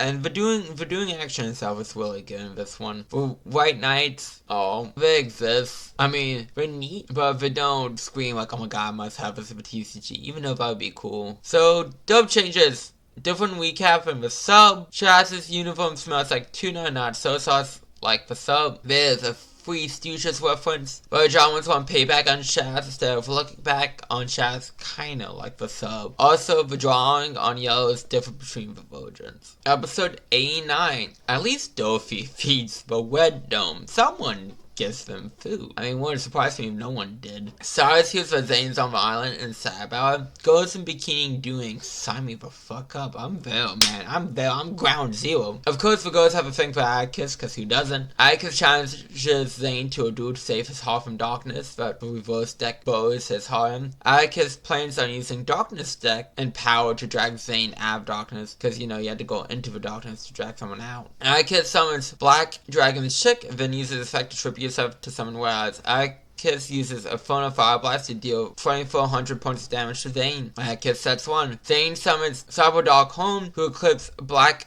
Dragon's Chick to itself and gains its attack. Zane equips Hone with Megamorph to double Hone's attack since he has less life points than Atticus. Hone attacks Whereas, but Atticus places a negate attack to negate the attack. Zane sets 1. Atticus tributes Wet Eyes to summon Whereas Darkness Dragon, who gains 300 attack for each dragon in Atticus' graveyard. The game sees the doing goes toes it. Darkness Dragon attacks Hone, but it destroys Black Dragon's Chick instead, so Hone is safe. Atticus plays Super Regeneration for each Dragon Tribute. Atticus gets to draw a card. Darkness is talking to Atticus like, use me, free me, I'm gonna take over, kind of a thing. Hone switches to D. Zane summons Cyber Dark Edge, who equips Black Dragon's Chick to it and gains his attack. Edge can attack directly by having his attack. Zane sets 1. Atticus plays Dragonheart, but not summoning this turn and milling 3 dragons, so there's some extra attack points head Darkness Dragon's way. But by doing this, Darkness Dragon gains 1,000 attack points for the turn. So Dragonheart boosts Darkness Dragon's attack points by 1,000, plus the additional attack from more dragons in the graveyard. Darkness Dragon attacks Age as the gang shows up, but Black Dragon's Chick is destroyed instead. Also, Zane uses Power Wall by saying 30 cards from his active graveyard. Zane is able to stop 100 points of damage per card sent. Darkness took over Atticus after seeing how far Zane has fallen by treating his cards like garbage. Darkness plays Dragon's Gunfire to destroy Edge. Zane uses Call the Haunter to bring back the Edge. Zane summons Cyber Dark Kiln. Zane plays Polymerization to fuse Keel hone an edge to make Cyberdog a dragon, who equips rare eyes to it and gains his attack. Cyberdog Dragon also gains 100 attack for each card in Zane's graveyard. Cyberdog Dragon attacks Darkness Dragon full game. Ifing Atticus from Darkness, Zane says he lost in the darkness, but wants to use it to gain victory. Atticus feels that Zane still has respect for his opponent. Zane does a kill for the GX tournament and doesn't take Atticus' medal. I like this episode. I like that the two top blue students are doing each other. That's nice to see. And I do like to see this a supposed friendship that Zane and Atticus had. So that's also great to see. It's also great to see more of Zane he truly is right now. He really cares about winning. Again, it's easy to be have a topic like, oh, respect and all this other jazz. The man wants to win. And he goes like, you know what, that's what I really want to do. Win. So that's what I'm gonna focus on. I'm not lost in the darkness. I'm not doing all this other stuff. I just want to win. And you gotta respect that for him. And it's nice to see darkness too, because he does become more prevalent later on, so I do appreciate that as well. Double changes. 4 kids getting food wrong is a classic. The cut has been getting embarrassed when Shaz points out that he is in yellow. But swimsuits are censored for monsters. Dub Zane is more ruthless than the sub version. Episode 90. Dual Academy students are doing so well in the tournament because you're having students go up against pros, so what you gonna do though? So Clara and Bonaparte want to make the school look good, despite Chapo only care to inspire students to do better. Sartorius hasn't do since he do Origin. Linda, Origin's secretary, tells Chapo, but Sartorius has the keys to Solar. Sartorius' good side prevents him from using the Death Laser. Pro dude's mathematician, a loss against Damon, who's back to being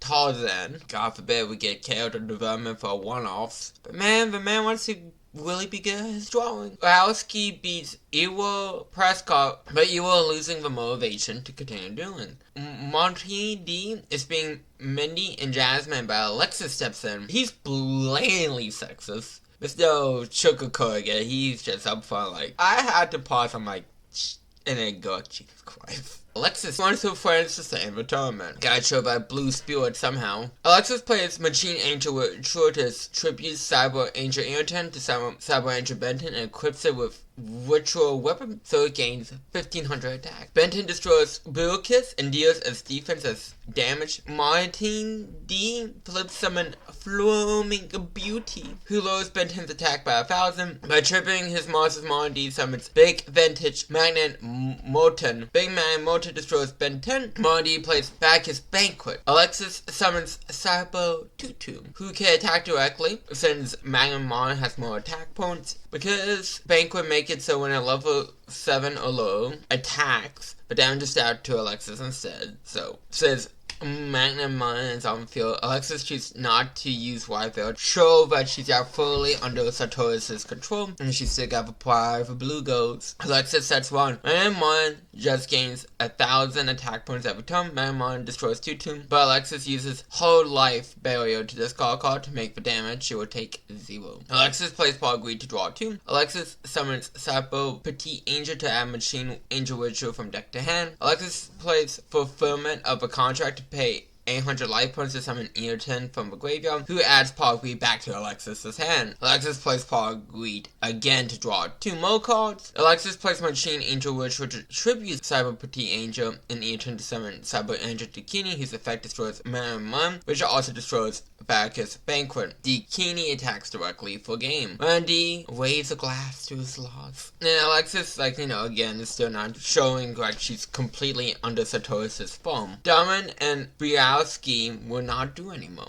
This episode's good. It shows that Alexis isn't fully under Sartorius' control. That's about it. I mean, it's nice to see one-off characters not be so one-off. I take that. But other than that, we see some stereotypes, like French and Hispanic stereotypes. I hate to say this episode has nothing going on for it, because again, we see Alexis not completely being under Sartorius' phone, even though she does have a cold personality.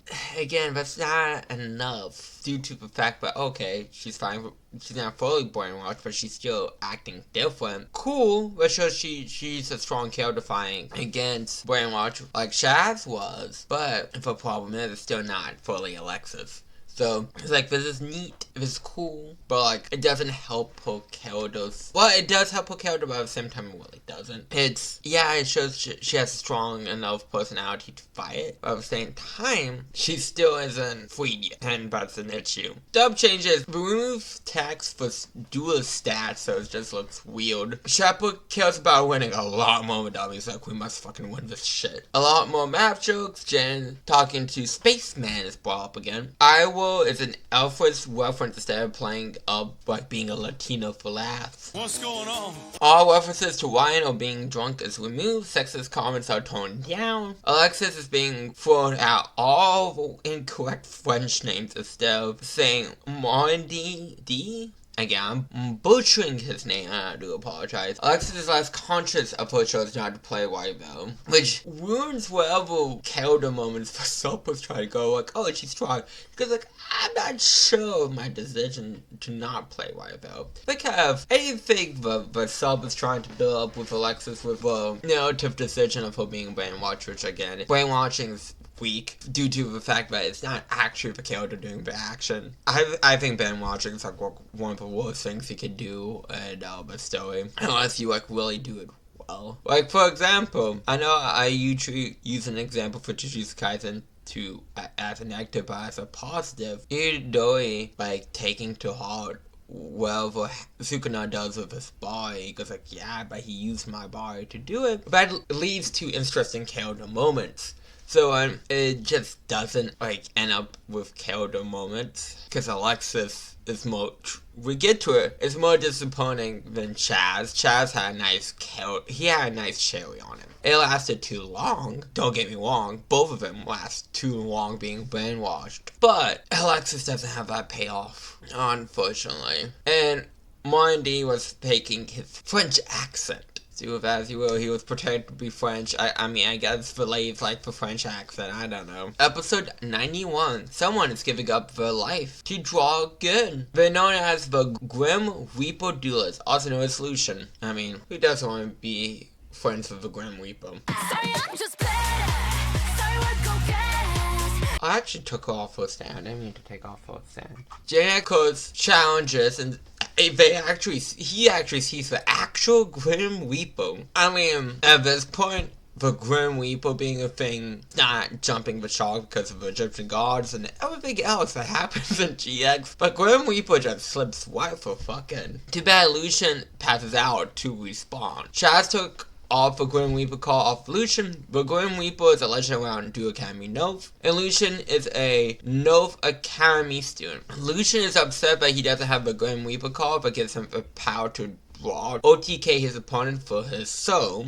I mean, he wants to play a card game, give up the soul, you beat up the first turn, booba bing, yeah, bro, And it's very much like Damon's backstory, funny enough. He's like, oh, I can't draw good. Can't draw that perfect card. So, like, they're all repeating storylines. I mean, to be fair, this is more of a twist. We get the Grim Reaper and Yugioh. Like, I think they were running out of things to do with characters a tiny bit. Or, like, these fillery episodes, I will repeat again, they could have built up the story a lot more than they did, and I wish they would have done that. But also, too, they did say in interviews that they wanted to change the direction after season 2, because they basically felt like there was nowhere else to take Jan's character. Now granted, 104 episodes is a lot of episodes. So after that, they felt burnt out with Jan's character and wanted to do something else with his character. I get that, but like, you feel that a tiny bit towards the end of season 2 of them kind of like, we don't know what to do almost. So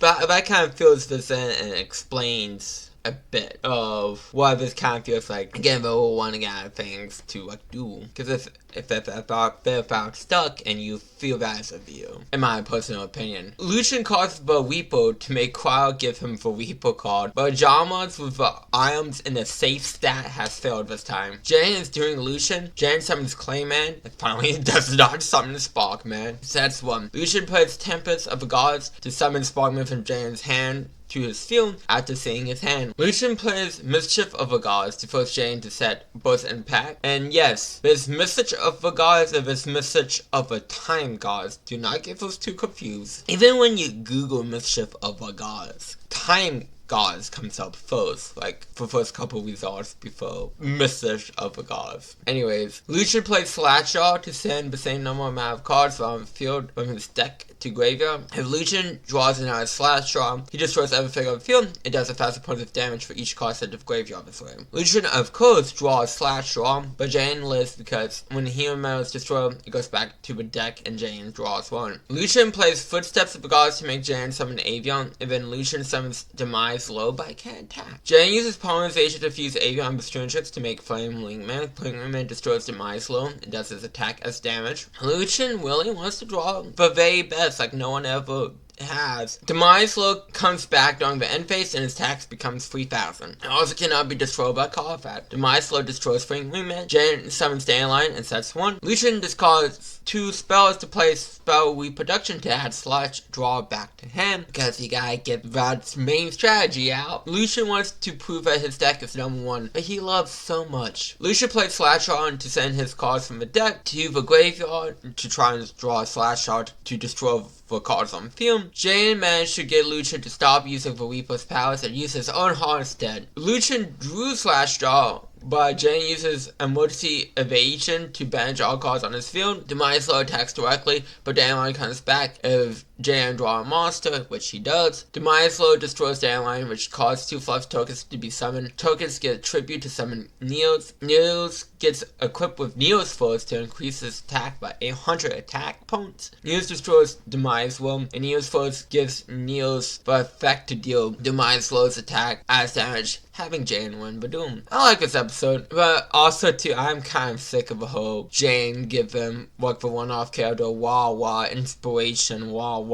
after like 91 episodes. And again, to repeat myself multiple times, where the main plot need more foundation, it just kind of feels like you're not using your time wisely in this scenario. But other than that, I do like the idea of a Grand Reaper being able to give people powers for exchange for the souls. I find that very fascinating. I mean, who doesn't want this Dr. Gavino be like, soul, give me your soul,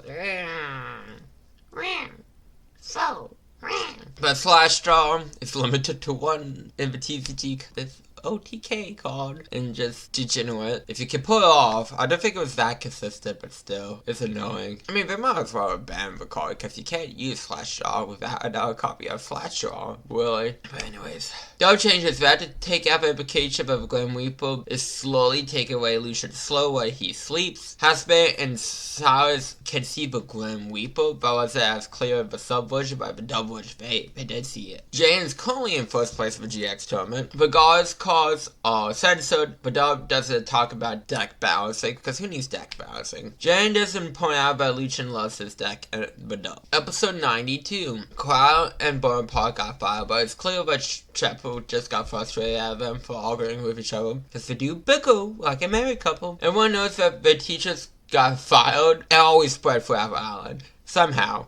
They just knew. But Cloud and Bonaparte think they got fired, which is actually hilarious. And Cloud has 26 years left of his mortgage. Cloud and Bonaparte beg Pegasus, who just arrived on the island, for a job. Jane tells Chopper about what is happening. Pegasus challenges Cloud and Bonaparte to a duel to see if they can get a job. Cloud and Bonaparte agree to a treat. Peace offering. Bonaparte summons Toa Soldier. Cloud summons Ancient Guild Soldier. Pegasus for out, but he puts the strongest duelist in a higher position. Pegasus summons 2 Alligator and sets 1. Toa Soldier's effect summons 2 other copies of itself to field. Bonaparte plays first March to have the Toa Soldiers attack directly by halving the attack. 2 of them attacks Pegasus and 1 attacks Crowd and the balls. So Bonaparte broke the treaty. Crowd summons another soldier. Crowd plays Ancient Guild Explosive to deal half a soldier's attack as damage to Pegasus. Both soldiers destroy 2 Toa Soldiers. Pegasus plays Toon Kingdom by banishing the top 5 cards of the deck. It still bugs me to this day. When they're advertising the 2014 Megatens, where it's like, oh, look at all these cards, anime cards or manga cards, but you can pull as color centuries. And they go, oh, it's 2 Kingdom, but if it shows a clip of Pegasus playing Toon World, you can argue that's more iconic. Whoa. But you have anime footage of him using 2 Kingdom.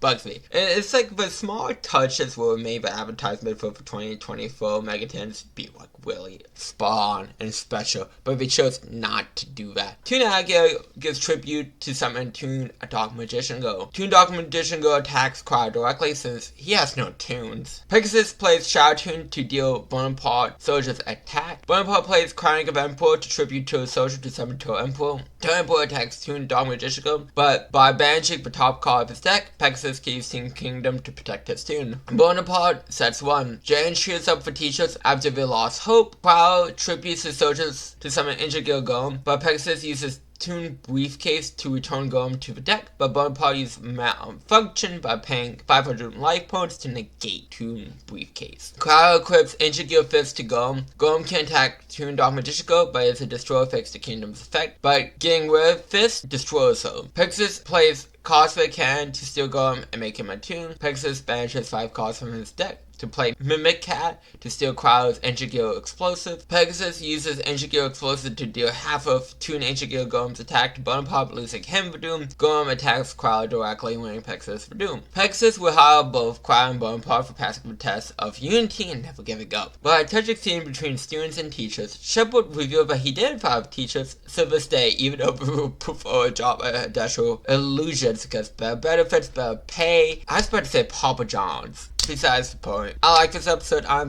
am a sucker for these like free-for-all duels, even though really it's Bonaparte Crowd versus Pegasus with some friendly fire thrown in though. But seeing Pegasus duel, even though it's a snippet, like a tiny view of Pegasus doing again, I loved.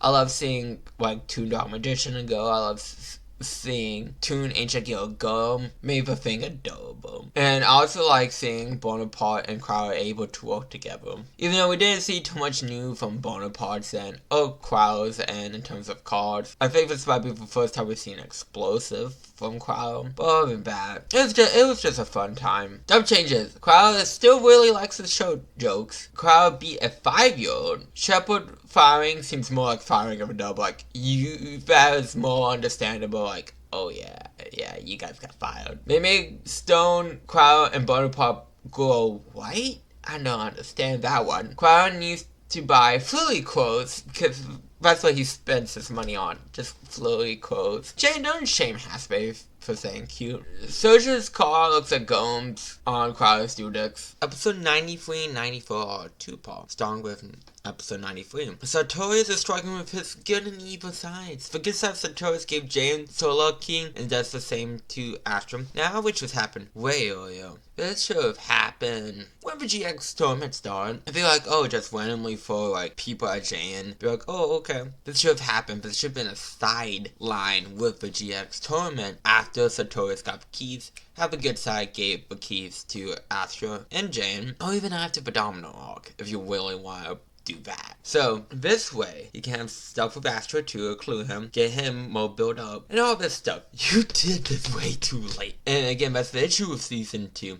That's also an issue with Season 1, of course. Some things should have happened way sooner. But it feels like they had stuff in the pipeline, and it's just like pushed back for whatever reason, or if it was struggling to come up with things, or whatever the case may be. And it feels like, what the heck are you guys doing? After this 2-part, you only have 10 episodes left. So, I think it's very inconceived that you did something that is a very important part to pick up so late. It's something that you could have easily done, and have the duels, though maybe just one-offs, be a little bit more interesting. The evil side is mad the good side for this. Sartorius deepens his brainwash on Alexis and gave her a new deck to get the key back. Alexis challenges Jane to a duel for the key. Akis points out that this is the only opportunity they have to save Alexis. Akis gave Jane a card. It's like the swing of memories or something like that. I forgot what it was called exactly. To get to Alexis' heart, Chaz gave Jane a card too, which is a John with Black. But after the gang pointed out that Chaz was the one that got Alexis in the Society of Light, but Chaz doesn't remember this. The duel begins. Alexis summons Snowfair, which makes Jane has to set spells for a turn before activating them. Alexis sets the call. Jane summons a Jama Black, which represents that Shaz is a stain of a human. But in perfection, you don't need to be all white and perfection like the society wants you to be. Jane sets 1. Atticus does want Alexis to return to him, and only him, solid Chaz. Alexis plays White Knight Foe to stop players from using traps on the opponent's turn, which back then, I mean, there are some traps you want to activate on your own turn and can activate on your turn, but I feel like especially back then, a lot more of them are just on your opponent's turn than it is nowadays. Alexis summons Illusion Eye Sculpture to make you attack it, and it copies Snow Fairy. Snow Fairy destroys Ajama Black. Chaz feel like he should have went with Ajama Yellow, because that's more him. Illusion Eye Sculpture attacks directly. Alexis is a lot more heartless now. Jane summons Sparkman. Sparkman destroys Illusion Eye Sculpture. Jane sets 1. Alexis plays Icicle Sacrifice to give up a monster stone so she can summon an Icicle token, and then tributes that token that counts as 2 tributes to summon White Knight Queen. White Knight Queen, it's weird though, we got 2 of Alexis's cards, but not all of them. Because White Knight Queen and White Knight Dragon, all thing in the TCG. I think it would have been nice to get all of these, but hey, not my decision. White Knight Queen destroys Jane's set card, which was Atticus' card. White Knight Queen destroys Sparkman. Alexis's heart is like ice. Dub changes. Serena speaks in the dub, which he doesn't in the sub. She just shows up on a computer screen in the sub and goes, I'm here, I exist, remember me. Blood is removed when Sartorius punches Vermeil, because can't have blood on my card game show. Alexis talks like less cult-like. Alexis doesn't like get your game on. Chaz has a poem that rhymes with pajamas. For you, it's like an Ojama. I love you more than a trip to the Bahamas. Alexis killed someone for calling her baby. Chaz said he should use green instead of yellow in the dub, when he's like, oh man, I should use a different Ajama. But like, why change that? I'm sorry. Why green? Green makes no sense. Yellow makes sense. Maybe it's like, we need to give Sean a break. We go on this one. I don't know, because I feel like, especially the later half of GX, like Sean Shamma versus like someone, anyone. Look, we must give Sean Shamma a role in something in every episode. Episode 94. Jane summons Card Trooper by milling 3 cards. Card Trooper gains 1500 attack. Card Trooper destroys Snow Fairy. Jane uses Power to draw 2. Jane uses Oversoul to bring back Sparkman and then equips it with Spark Blaster to switch Card Trooper to defense. Alexis plays Carver Haunted to bring back Snow Fairy. White Knight Queen destroys Jane's set card. Queen destroys Sparkman. Snow Fairy destroys Card Trooper, which allows Jane to draw a card when it is destroyed. Jane summons Dandelion. Alexis summons Code Sleeper. Code Sleeper destroys Dandelion, which summons 2 fluff tokens when it's destroyed. Queen and Snow Fairy destroy the 2 fluff tokens. By using Necrotrace effect, Jane summons Neos. Neos destroys Snow Fairy. Jane uses Quick Summon to summon Card Blocker. Code Sleeper brings back Snow Fairy, which blocks off another one of Alexis's monster zones. Alexis tributes her Queen and Code Sleeper to summon White Knight Dragon. Alexis plays White Blizzard, so when Jane's monsters are destroyed, Jane takes 600 points of damage. White Knight Dragon gets equipped with White Veil. When White Dragon attacks Neos, but Card Trooper takes the hit instead, but White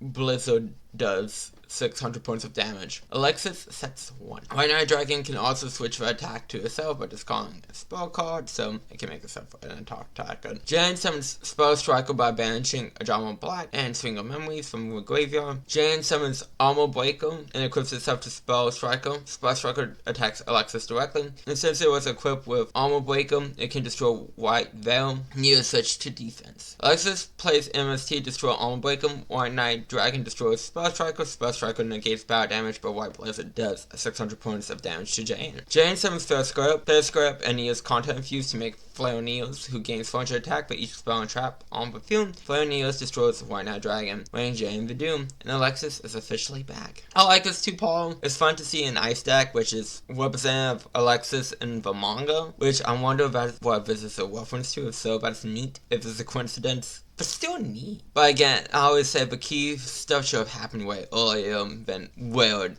happened. And then, I mean, I don't feel like this really add to Alexis's character or Jane's character or like anyone's character. So I feel like this was, I don't want to say a wasted endeavor, but to have Alexis brainwashed for so long, and then like I feel like very little has come from it, doesn't make me feel like this was a decent amount of build up for a 2-part 2, unfortunately. So I'm kind of mixed on this. Like, the duel is fun. I really like how limiting like Alexis made Jane options be. That's neat. I like that. That's cool. Like, in terms of story, it's just not where I think it needs to be a successful 2-part. Episode 95. Size is getting better at doing and more confident. I also like how people need Size within a trash can. That's just public knowledge. Size really wants to do Zane, but Size will not use Power Bomb. He doesn't feel like he's ready yet until he has a truly respectful duel. After Zane bump into each other, Zane has no interest for revenge against Aston. Size challenges Zane to a duel. Jane shuffles Silas's deck. Zane wants to use the chalk cards that he used in his duel against Mad Dog. He just has it in a briefcase for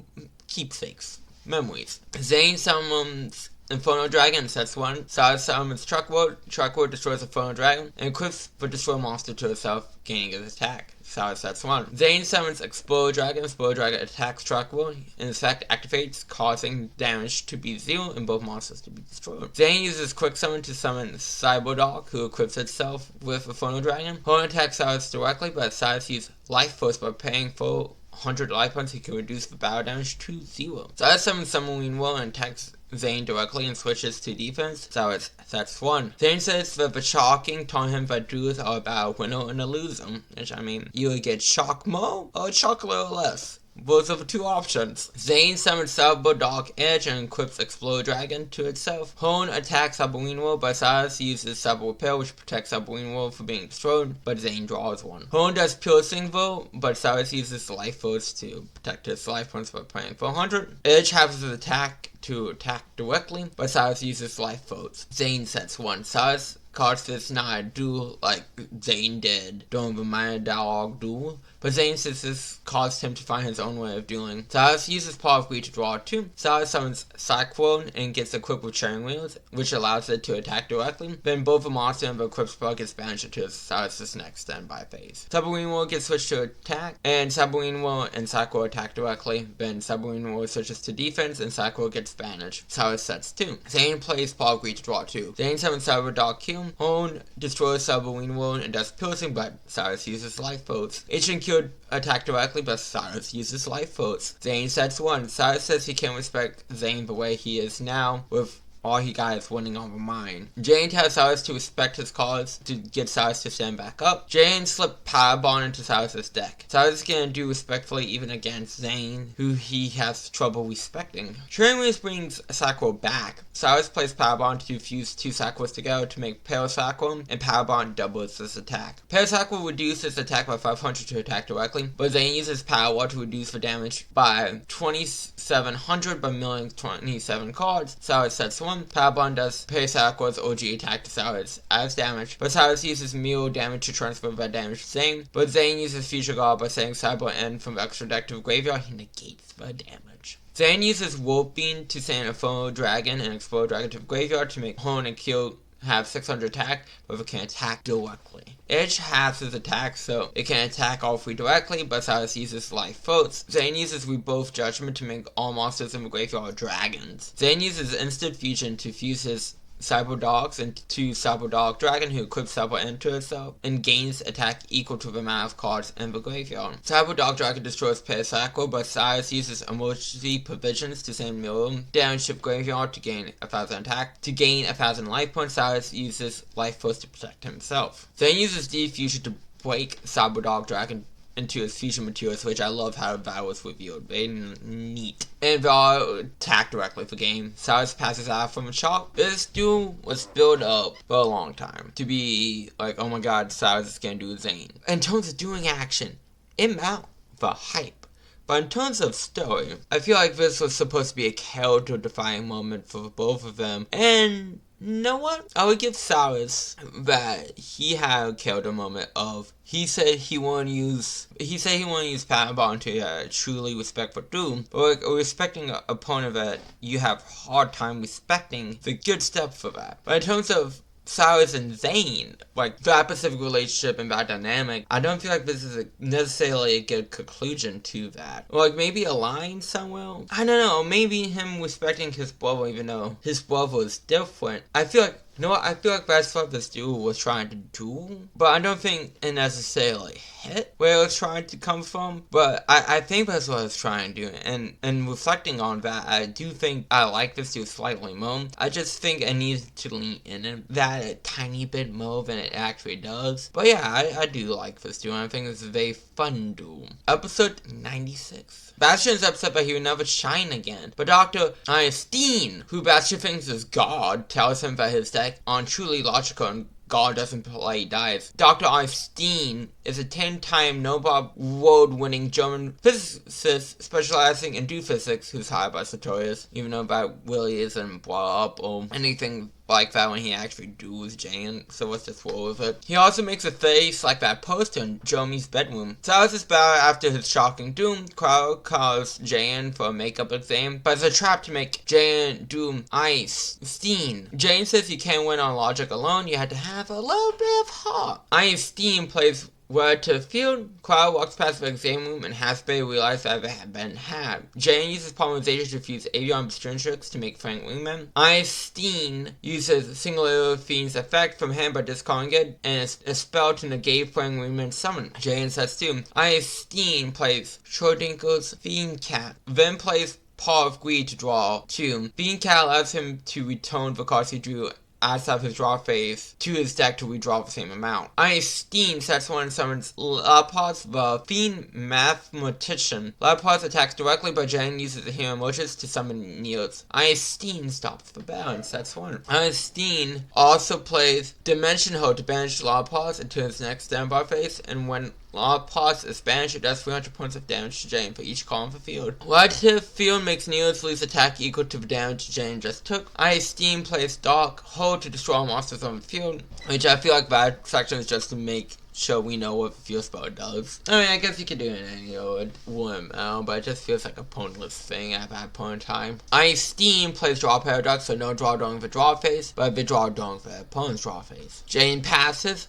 Lapaz is back. Einstein talks about Do Theory that involves monsters, spells, and traps. Einstein plays Battle Constant to banish a spell, trap, and monster, so Lapaz's effect goes off again, dealing Jane 1200 points of damage. Then Battle Constant summons Brain Dragon. Brain Dragon attacks directly, but Jane plays Fruit of Summon Karibu to summon me Karibu take a hit. Jane summons Bubbleman to draw 2. Bubbleman gets his Bubble Blossom to gain 800 attack. Jane plays Hero Dice to roll a dice. Since Jane rolled 6, he can attack Einstein directly. Relatively field rolls Brain Dragon's attack equal to the damage that Einstein just took. Brain Dragon allows Einstein to draw 2 more cards during his draw phase and put 2 cards back in any Einstein plays MC to destroy Bubble Blossom. Brain Dragon destroys Bubble Man. Finally, someone got rid of that Bubble Blast, so as I've trying to destroy Bubble Man. Jane summons Glow Monster and plays Oversoul to bring back Niels. Niels contacts fuse with Glow Monster to make enemy hero Glow Niels. Glow Neo's effect destroys relatively few, with its effect which allows Glow Neos to attack directly for game since it was a spell card. Jane found out that he was tricked. Bastion stripped naked by Einstein to make his own fury. I like this episode. I mean, at this point, it was a fun enough dude. Someone trying to bring logic into children card game. It's all about heart and caring about your cards, silly man. I felt like the key was such a non-factor into this duel, even if it's like 1 out of 2 duels that it's not like a final boss fight, but it involves the fucking key, and that felt like, was that relevant to this episode, or did it just tack it on because they had this idea of a duelist physicist? And that's what it feels like. They go, well, we have this idea, we don't want it to go to waste, so we just slap it on. So it's like, I like this episode, I like the parody, I mean, they make Dr. Young Frankenstein reference in this, but like, it's hard, man, it's hard to like really think this episode plays, because this needs to pick up a plot and it just didn't pick up that plot like it needed to. Dove changes. Bastion thinks that he had a vision instead of Einstein being a god like the sub. Sartorius cares about how you pronounce names like in Young Frankenstein. That's Frankenstein. A lot of physics works, and Bastion gets underwear banned, so he ain't butt naked. You don't see the bastard penis running around the school. Episode 97. Astro can't find Vitamin D. Pegasus and Shep will talk about Vitamin D and how the GX tournament was made to draw it out. Makes sense, but the funny part is about that, it's not a part of the GX tournament at all. Which again begs the question, sure you have plot reason, it ties into the plot, but like, ultimately, it doesn't. Well, it's one line to justify the GX tournament. Again, you could do interesting things with the GX tournament, they just didn't. One of Pegasus' many labs found a white hole that gives off energy. A pulse of light is related to Vitamin D and Astro's father's death. This pulse of light might have caused many historic events, just like Dharma. I mean, hey, both could be true at the same time. Vitamin D has a pulse of light stored in it. Astro just went to Satoshi to ask him hey, what's Vitamin D? But he wouldn't see him. Jane has to be watching TV in him as his room for the world title match. So I got a question. So for the world title match, is that different from the King of Games title that Yugi has? I guess so, since this is like a pro Soken thing. So I guess it's technically different. I don't know. But D is the champion and also Astro's legal guardian. I've always complained. I think he should have been introduced way earlier than episode 97, but hey. We're here. But D has an evil side that wants to end the world, don't we all? But D is facing Dr. Collector, who's in prison, but is very smart. Not smart enough not get caught. Anyways, but D summons Enigma, Bequail, and sets 1. Dr. Collector summons Dimensional Fusion. Any monster is banished as a sense of Graveyard. Dr. Collector plays Graceful Charity to draw 3, but discard 2. Dr. Collector plays Magical Stone Activation, but discard 2. He can add Graceful Charity back to hand. Guess what's played again? Dr. Collector plays Dimension Fusion. By paying 2,000 life points, he gets all his banished monsters back. Cosmo Queen attacks, but the D uses Negate attack to negate by attack and end the battle phase. Dr. Collector plays Magical Blast to deal 200 points of damage to the D for each spellcaster he controls. Dr. Collector sets 1. The D says he sold his soul to the devil to be on top for 10 years. A 10-year champion, that's actually a crazy fucking one to not lose. But D plays 2 Fiend Sanctuaries to get 2 tokens. But D plays Defaults. But D tributes 3 monsters, then if a broadcast cuts out, but stadium's destroyed, but D wants to see Astro. But D says he killed Dr. Collector from using Vitamin D, and that's the D Astro was looking for. But D said he killed Astro's father. This is why the D should have been introduced way earlier. He has Vitamin D because Astro's looking for as the thing, proof of whoever killed Astro's father. And he did kill Astro's father. So this review is oh, it's his legal guardian, blah blah blah blah blah. It's cool, but this is why he should have played with his character the most. So this could have been more shocking, could have been more devastating, and it just feels oh well, here's a random character, that's just legal guardian, this is supposed to be a shock, and it's just you could build this up and it'd be more impactful. Well, I do like this episode. It is a good episode for what I want us to do. It's just, again, the foundation isn't failed to pull off what I want them to pull off, and have the effect that they tend to have. Dub changes. But Dub says the ultimate destiny card said ultimate Dean. But censor Dharma controlling history but not the life destruction, because I guess they don't want the children to think child government is controlling everything. Astro straight up thinks that Sartorius kidnapped his father's death, asking for ultimate D. Dick jokes. They slipped in the dick jokes for this one. Wow, I've always wanted to see the D in action.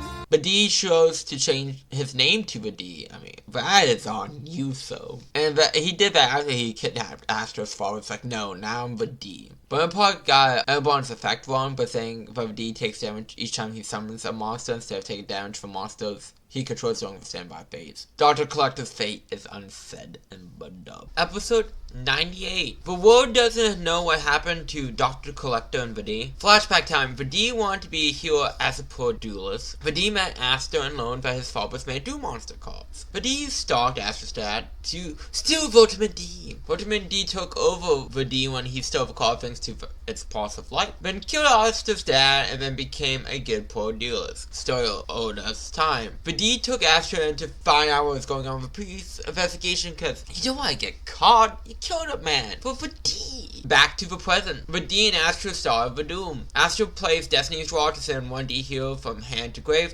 then draw 2. Astro uses D Spirit to summon Diamond Doom. Diamond Doom uses effect to send Paw of Greed from Astro's top of deck to use his effect next turn. Astro plays Over Destiny to summon a monster with half or less than the level 6 malicious in his graveyard. In this case, Captain Tenacious. By banishing malicious from grave, Astro can summon a copy from his deck, Astro tributes all of his monsters to summon Dogma and sets one in place Crocodile Poison. Dogma halves Vidi's life points. Crocodile Poison gains a cannon. Vidi plays credit note to summon a plasma token for every 4 levels Dogma has, so 2. Vidi plays Fiend Sanctuary to get another token. Tokens get tribute to summon Ultimate D, Destiny Heal Plasma. Plasma equips Dogma to itself and gains half of his attack.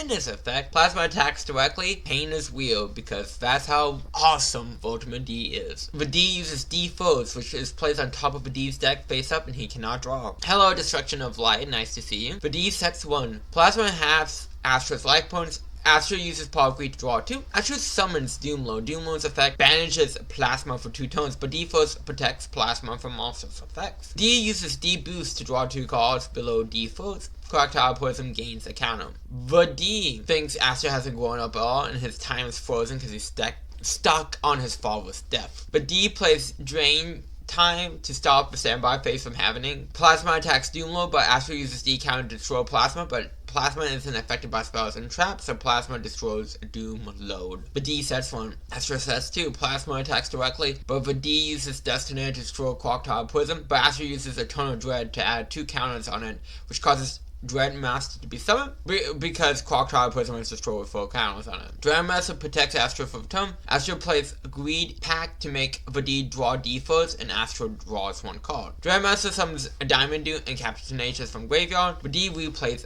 D foes. Vidi plays Unfair Judge by paying 800 life points to make each monster Astro controls bad Plasma and all are destroyed. Astro sends Destiny Heal Dark Angel from hand to graveyard to cover D foes with itself. Astro plays Darkseid, which gives a D heal a 1000 attack boost when the attacking monster with more attack. Astro summons Destiny Heal Celestial, who attacks Plasma. When it does, it destroys the Dogma but it's equipped to Plasma and deals 500 points of damage to Vidi. Everyone that Plasma has killed has the souls trapped inside it. Astro sees his father. His father heard the live destruction when he made Plasma, that little whisper on his show. The real live destruction is hiding in Sartorius, not the Ultimate D. So Astro destroys Plasma for game, representing, Astro can move forward from his dad's death now. Plasma is freed from the light's power. Astro takes Ultimate D, Chapel picks up Astro, and the D is more likely blown up to smithereens. I like this episode. The duo is very fun. I actually kind of like the concept of a card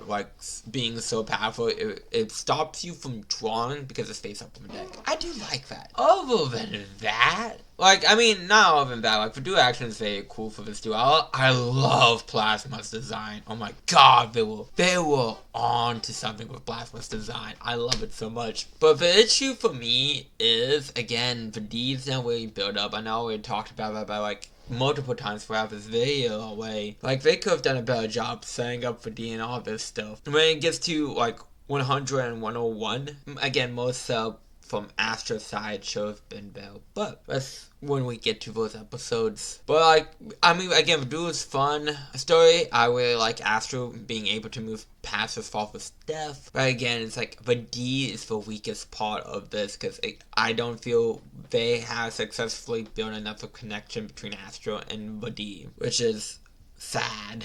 But again, where I give the time to Bob Banner, then again, try and set up with Astro's relationships a bit more. Dub changes! Vidi says Astro planned on him kidnapping his father, so Vidi can become a pro-duelist and blame Astro for everything. Most notably, Sean Shammer, man, he was using his Goku voice for Astro's dad. Again, that man appeals in so much of this dub. One-off characters too, so it's pick for Shammer out of the episode. Especially towards the end, I really noticed it. Episode 99. It's so weird because we're kind of past this at this point. We start off at Alexis and Jane's end of that duel, but it's to show that Linda was watching the duel and thinks that Jane can have Ojin. I would have probably preferred maybe, I don't know, would have worked better? I don't know whether this would have worked better in terms of placement. We could no, because it can't really happen at the same time. Jay and Hasbe were watching the duel, unless whole D incident took place over a longer period of time than the same night, I'm thinking. I don't know.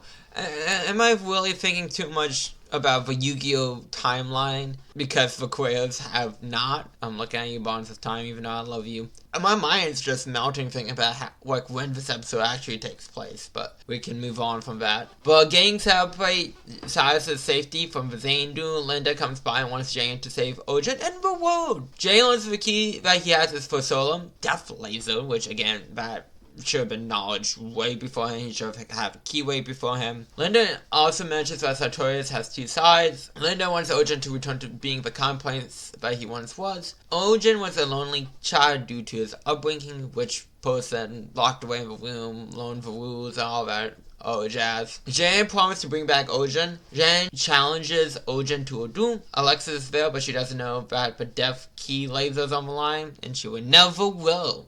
Technically. I don't know if Jane told later on. Ojin says Sartorius is the first person to understand him. Jane summons Sparkman and sets one. Ojin sets one. Ojin plays Trap Booster to play a trap from his hand by discarding a card. He uses Call the Haunted to bring back Satellite Cannon. Ojin plays the Phono Summons Reckoning to summon two more monsters with the same name on Satellite Cannon. Ojin plays Charge to increase his monster's attack by 2,000. Satellite Cannon 1 destroys Sparkman. After the Satellite Cannon attacks, its attack becomes 0. Satellite Cannon 2 attacks directly. Satellite Cannon 3 attacks directly. But Jane uses Healer Spirit on the same turn that any healer is destroyed. Jane can prevent that damage from one attack. But the Satellite Cannon gains 1,000 attack. Jane uses Polymerization to fuse Avion Bestrintrix to make Frank Wingman. Frank Wingman attacks Satellite Cannon, but it cannot be destroyed with a monster whose level is 7 or low. Jane sets 1. Ojin plays Union Attack to put all of attack points into a single Satellite Cannon. Satellite Cannon destroys Frank Wingman. Satellite Cannon's attack drops to 0, but Jane doesn't take damage thanks to Union Attack. The Satellite Cannons gain 1,000 attack points. Jane plays Miracle Future to banish Frank Wingman and Sparkman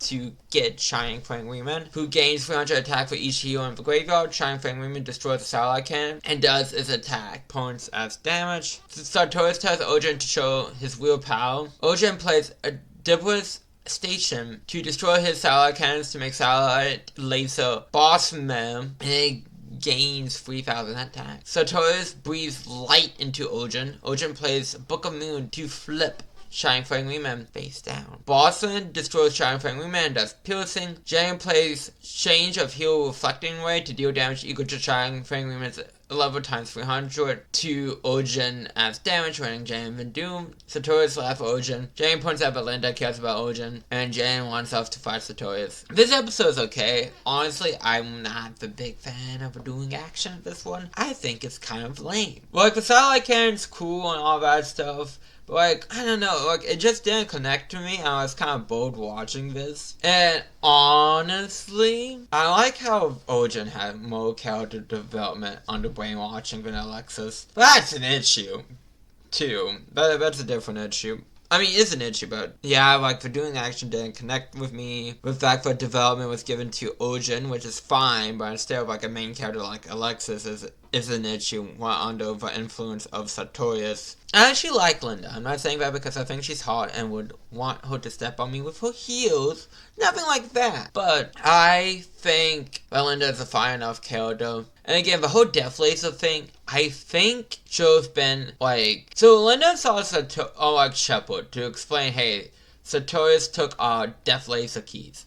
So here's a little rewrite with what the story gives us. Because I don't want to reroute like things that are not part of the story, because then it'd be just like for Waz's GX in a way, and not truly Yugioh GX by Studio Gallop. So here's what I'm thinking. So at the start of the GX tournament, after Ojin lost, that's when the good side gives the keys to Jay and Astrum, and that's when Linda sees Shepard like, hey, call these two students in, explain the Death Laser situation, have your one-off duels, etc., etc., etc. I think that might have flowed better than what actually happened, because clearly they're planning on using the Death Laser. I mean, that was introduced halfway through the season. But I feel like you could have set up Mr. Death Laser a bit more, and this whole conflict over the keys a bit more. And yeah, I just don't know what they were thinking about this. It just feels rushed, and Ojin could have maybe had some better things going on with him if you introduced him,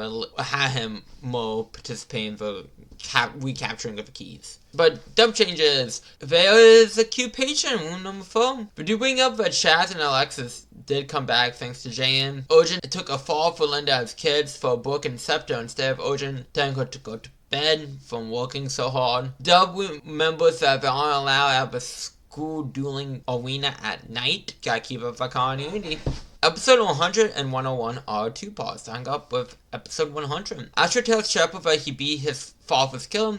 Sartorius first met Astro at Astro's father's grave. Sartorius had warned Astro that he had to help Sartorius because he was gonna be tempted with the devil. See, again, this would have been interesting stuff introduced early on, than right before Astro do Sartorius. Astro jumps from a helicopter so he can do Sartorius. I mean, you gotta do it in style. The helicopter gets lightning strike and no deaths. Alexis will handle a helicopter crash where everyone else goes to Astro and Sartorius. Sartorius reveals the lie of destruction is in fact with him since he met Badi. Once you meet Badi, it changes you for life. But Light wants to remake the world, and to do that, you must destroy everything.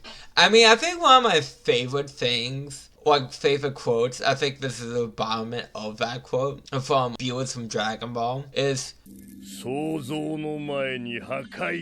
I feel like that's like, oh, we must destroy before we can create something here.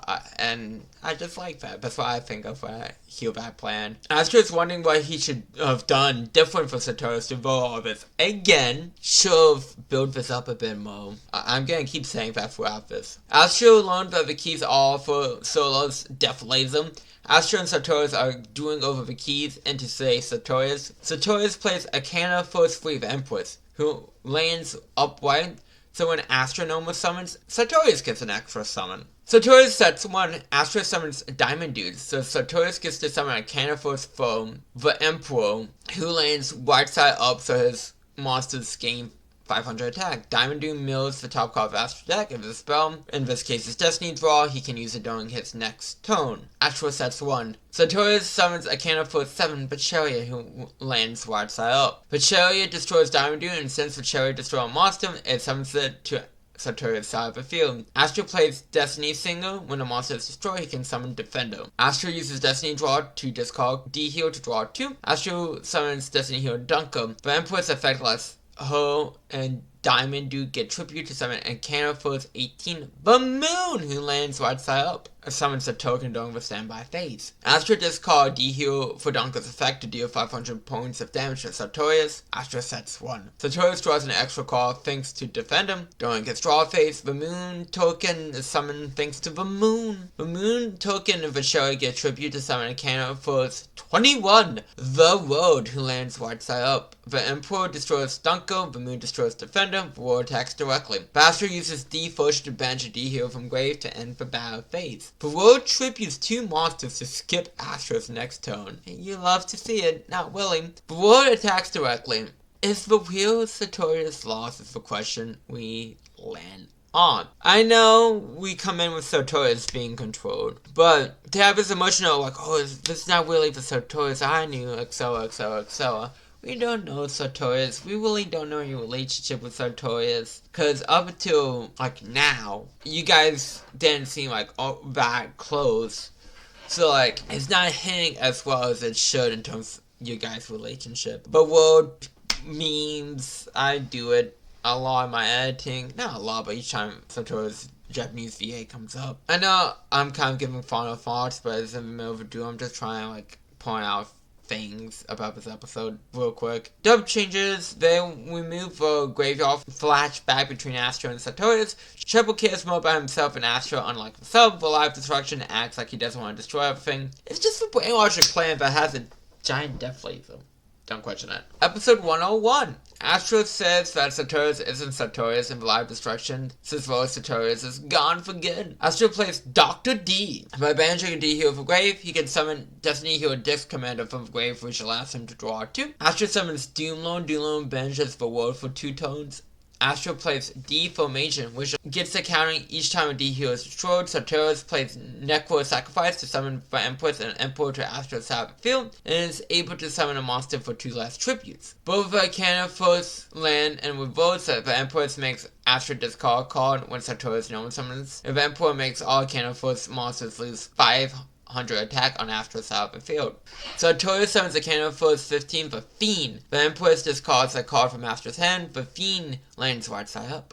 The Fiend destroys the Emperor, and when he attacks, he can destroy a monster. In this case, it's Doom Lord, and deals 500 points of damage to Astro. Deformation gets a counter. The good half of Sartorius enters Astro's body after Astro lost all hope that Sartorius was gone. Astro tributes Six Commander to summon Dacha. Dacha tributes the Empress to gain a faster attack. Dacha destroys the Fiend and switches to defense after battle. Sartorius only made friends with Astro for Astro to maybe save him future, but he also feels bad because he was unable to see people for more than fortune-telling cards due to the war treating him and his sister badly. Again, could be an expanded on before this moment. Astro feels the same as Sartorius with his D-heals. Sartorius plays Reverse Reborn to summon the Fiend from graveyard and equip to it with its reverse effect, which is when the Fiend attacks, all monsters are destroyed. The Fiend attacks, so it and Dacha are destroyed. Deformation gets another counter. Sartorius sets a card. Astro is looking for Destiny with a good Sartorius. The world is back.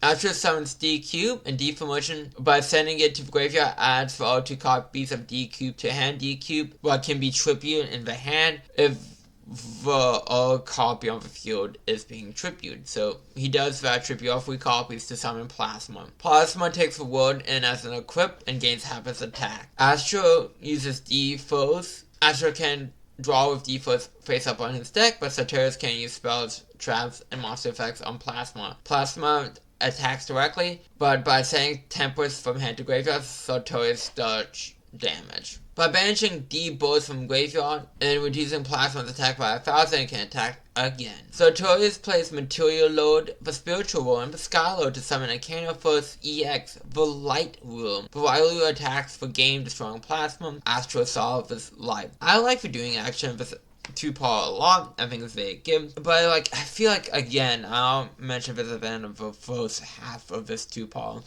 I feel like the Astro and Sartorius is too late, unfortunately, and I'm not invested. That's a huge issue. So it's I want to like this 2-part a bit more, but you're missing the foundation here, and this stuff should have maybe been brought up a lot earlier than it actually was, but they didn't do that, so it feels empty and hollow a bit. Dump changes! We remove the card being compelled to humans talk. We don't want to compel our humans to children's card games. On to the final leg of this review. Episode 102, 103, and 104 are a 3-part. It's been a while since we had a 3-part, but starting off with episode 102. Jane learns that Sartorius has been taken over by the Life Destruction. The one Starlight key and Astro opponent's kill, and needs the other key to not dip Astro with liquid hot magma. The Society of Light is winning the GX tournament until when Jeremy Fundo shows up.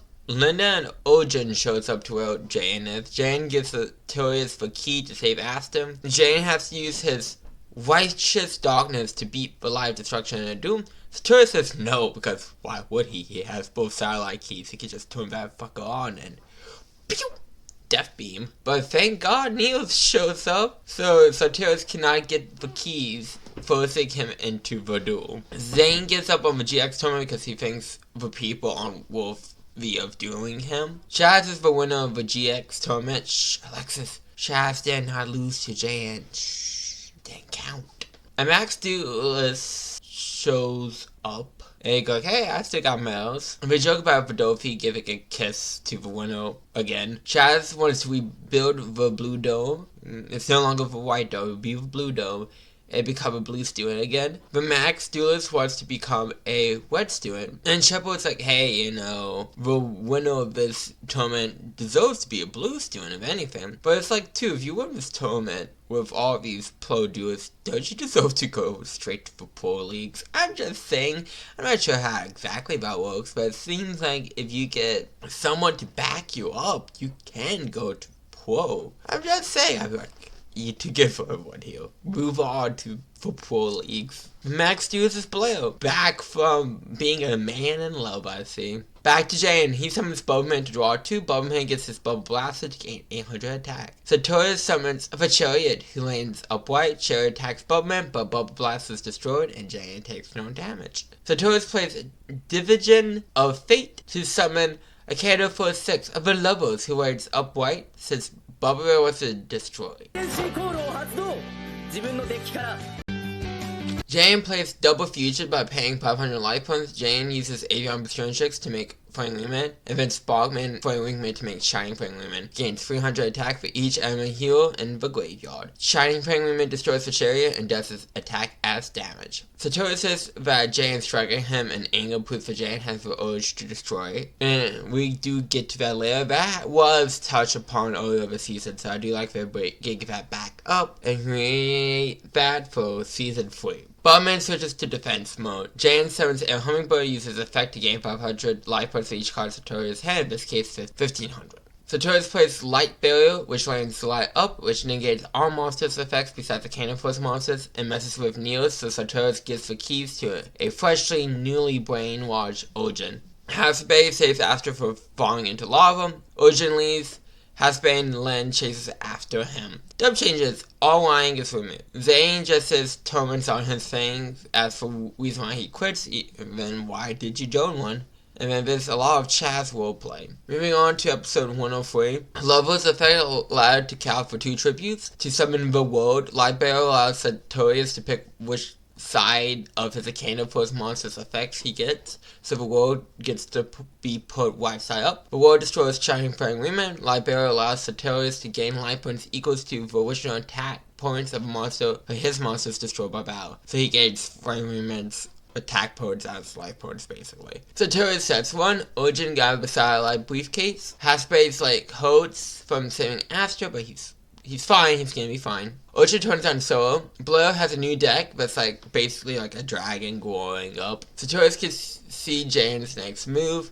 Jane uses All White for Justice to destroy Light Bearer, but Sartorius uses Emperor Staff to protect Light Bearer, and Jane gets to draw a card. Jane summons Aqua Dolphin. We cut to Hasbay destroy for Briefcase, but since it was already turned on, so it's still gonna fire its Death Laser. Light Bearer must reassign itself if it lands right up, but its fax is still active. If it lands upside down, it's negated until Sartorius' next turn, and lands right side up. Sartorius summons the Emperor, who gains his right side up effect, so Arcana Force monsters gain 500 attack. The world destroys a Hummingbird, Light Bearer activates. The Emperor destroys Bubman, and Light Bearer's life point gaining effect happens. Jane sets 1, Light Bearer lands right side up. Sartorius plays Cup of Ace, which lands right side up so he can draw 2. Sartorius plays Arcanic Doom Scythe. He sends it straight to the graveyard. The Emperor destroys Aqua Dolphin, and Doom Scythe deals Jane Bubman's attack as damage, and Light Bearer's life point gaining effect activates. Jane uses Hero Singer to summon Claimants as Bubman was destroyed. The world destroys Bubman. Light Bearer activates, Doom Scythe activates. Sartorius allows Jane to see his future, which is season 3. Jane sees this as a sign that he was to episode, because he's like, hey, if you destroy the world, I want to be able to, experience the future. Jane uses Power to draw 2. Jane uses Oversoul to bring back Sparkman. Jane uses Heal Hard to give Sparkman 500 attack points. Sparkman destroys the Emperor, and Jane gets life points thanks to Light Barrier. Jane sets 1. Light Barrier lands in reverse, so its effects are negated to next of Sartorius' turns. Jane still wants to have a fun do with Sartorius, as he's whacking his brain about what to do without Light Barrier. The world destroys Sparkman. Jane uses Hero counterattack, since an E-Hero is destroyed. Sartorius picks a card from Jane's head. If it's an E-Hero, he can summon it and destroy a monster. It was Neos, so the world is destroyed, Neos is summoned. Jane summons Glow Mods. Neos and Glow Mods contact fuse to make Glow Neos. Glow Neos destroys Light Barrier. Glow Neos attacks Sartorius directly. Dub changes. The dub knows that Jane likes giving the dudes are supposed to be fun speech, but don't really try to explain how Death Laser equals brainwashing people, because it's just a beam of light hitting the oath. Final episode. Episode 104. Neos returns to the extra deck. It goes off to stop Soul. Urgent is free from live destruction's control. Hasbay Spirit turns into a motherfucking T-Rex. to help grow Neo's Destroyer, which is probably the only thing people remember this man for. Dino DNA, the fact that he turned into a T-Rex to destroy a satellite. Back to Reduce, Satoru summons the Magician, who lands wide side up. The Magician attacks directly, Satoru sets 2. Jane plays Hero Flash. He bans the card to spell out Hero from his graveyard to summon Neos. By the way, they were like retraining Hero Flash. They just announced that by the time we record this. Well, specifically this part, so that's neat. The Magician's attack is double to the spell is played. Neos can attack directly thanks to Hero Flash. Satoru's plays the Magician skill tribute the Magician to add a spell card from deck to hand, which is Skyload. Satoru's plays Material Load for Spiritual Load and Skyward tribute them to summon the Light Lulu, who lands right side up. The Light Lulu destroys Neos, so is firing and has bang low Neos. It misses and hits the moon, base Sonic Adventure 2 of it. The Light Lulu allows Satoru to add a library from graveyard to hand. Satoru sets 1. Grow Neos disappear due to Neos being destroyed. Creepiest eye catcher ever, I swear. Jane needs to use the Neos feature cards for Neos to go back to how big has to be. Jane plays 5th hero to shuffle back 5 E-heroes from graveyard to deck, and Jane draws 3. Jane plays Neo Space. Jane plays Silent Doom to get Neos back in defense position. Jane summons Grand Mom. Grand Mom and Neos contact confused into Hero Grand Neos. And Neo Space gives it 500 attack. Grand Neos' effect bounce back for Wailulu to hand, but Satoru's plays Reverse of Fate to make Wailulu have its reverse effect, which losing 1,000 attack puts to negate Grand Neos' effect and destroy, but Jay gets to draw a card. Jay plays Reverse Neos to summon back Neos, who's powered by Neos Space. Serena hacked souls to stop it from firing anymore. Neos gains 1,000 attack plus fixed to votes of Neos. Neos helps Hasbei destroy Soul. Neos destroys Flyru for game. The life destruction is gone. Satoru's normal. Chaz beat Blair with a Jama Yell. It is his ace after all. Chaz copied Jaren's no monsters weak speech, and everyone calls him out for copying Jaren, which I find funny. Satoru was only able to be taken over since he had a grudge against the world. Satoru can't see the future anymore. Serena was able to be freed from the digital world. I like this duel as a fun duel. The duel action is great. But even so, I know Death Laser and all that stuff, there were stakes on it. But there's no connection between Artorias and Jane at all. And that's why it makes Artorias kind of not hit. Not about the Sacred Beasts. Any of those dudes really had a connection with Jane too much. But still, I don't know. I feel like you could have build some stuff up here and there to make this feel more of a worthy conclusion to the season. But I do like it. I like the duel. Overall, Satoru is a good villain. They just need to build him up more and have more episodes dedicated to him and his relations, and I think you will have had something. Dub changes.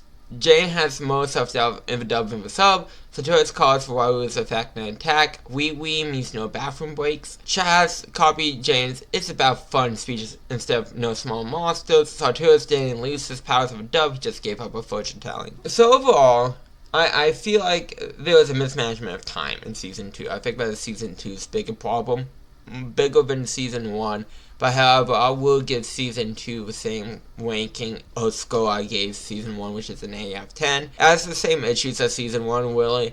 But I feel like it's more apparent in Season 2. But I don't think that makes it go down a number rank, in my personal for one's opinion. So I think an 8 out of 10 is what GX Season 2 is. So I feel like I've gone on long enough about my issues, my praises. Yeah, so if you like the review, give it a thumbs up. If you dislike the review, give it a thumbs down. If you want to see more for us videos, hit that subscribe button, and I will see you all next time. Bye.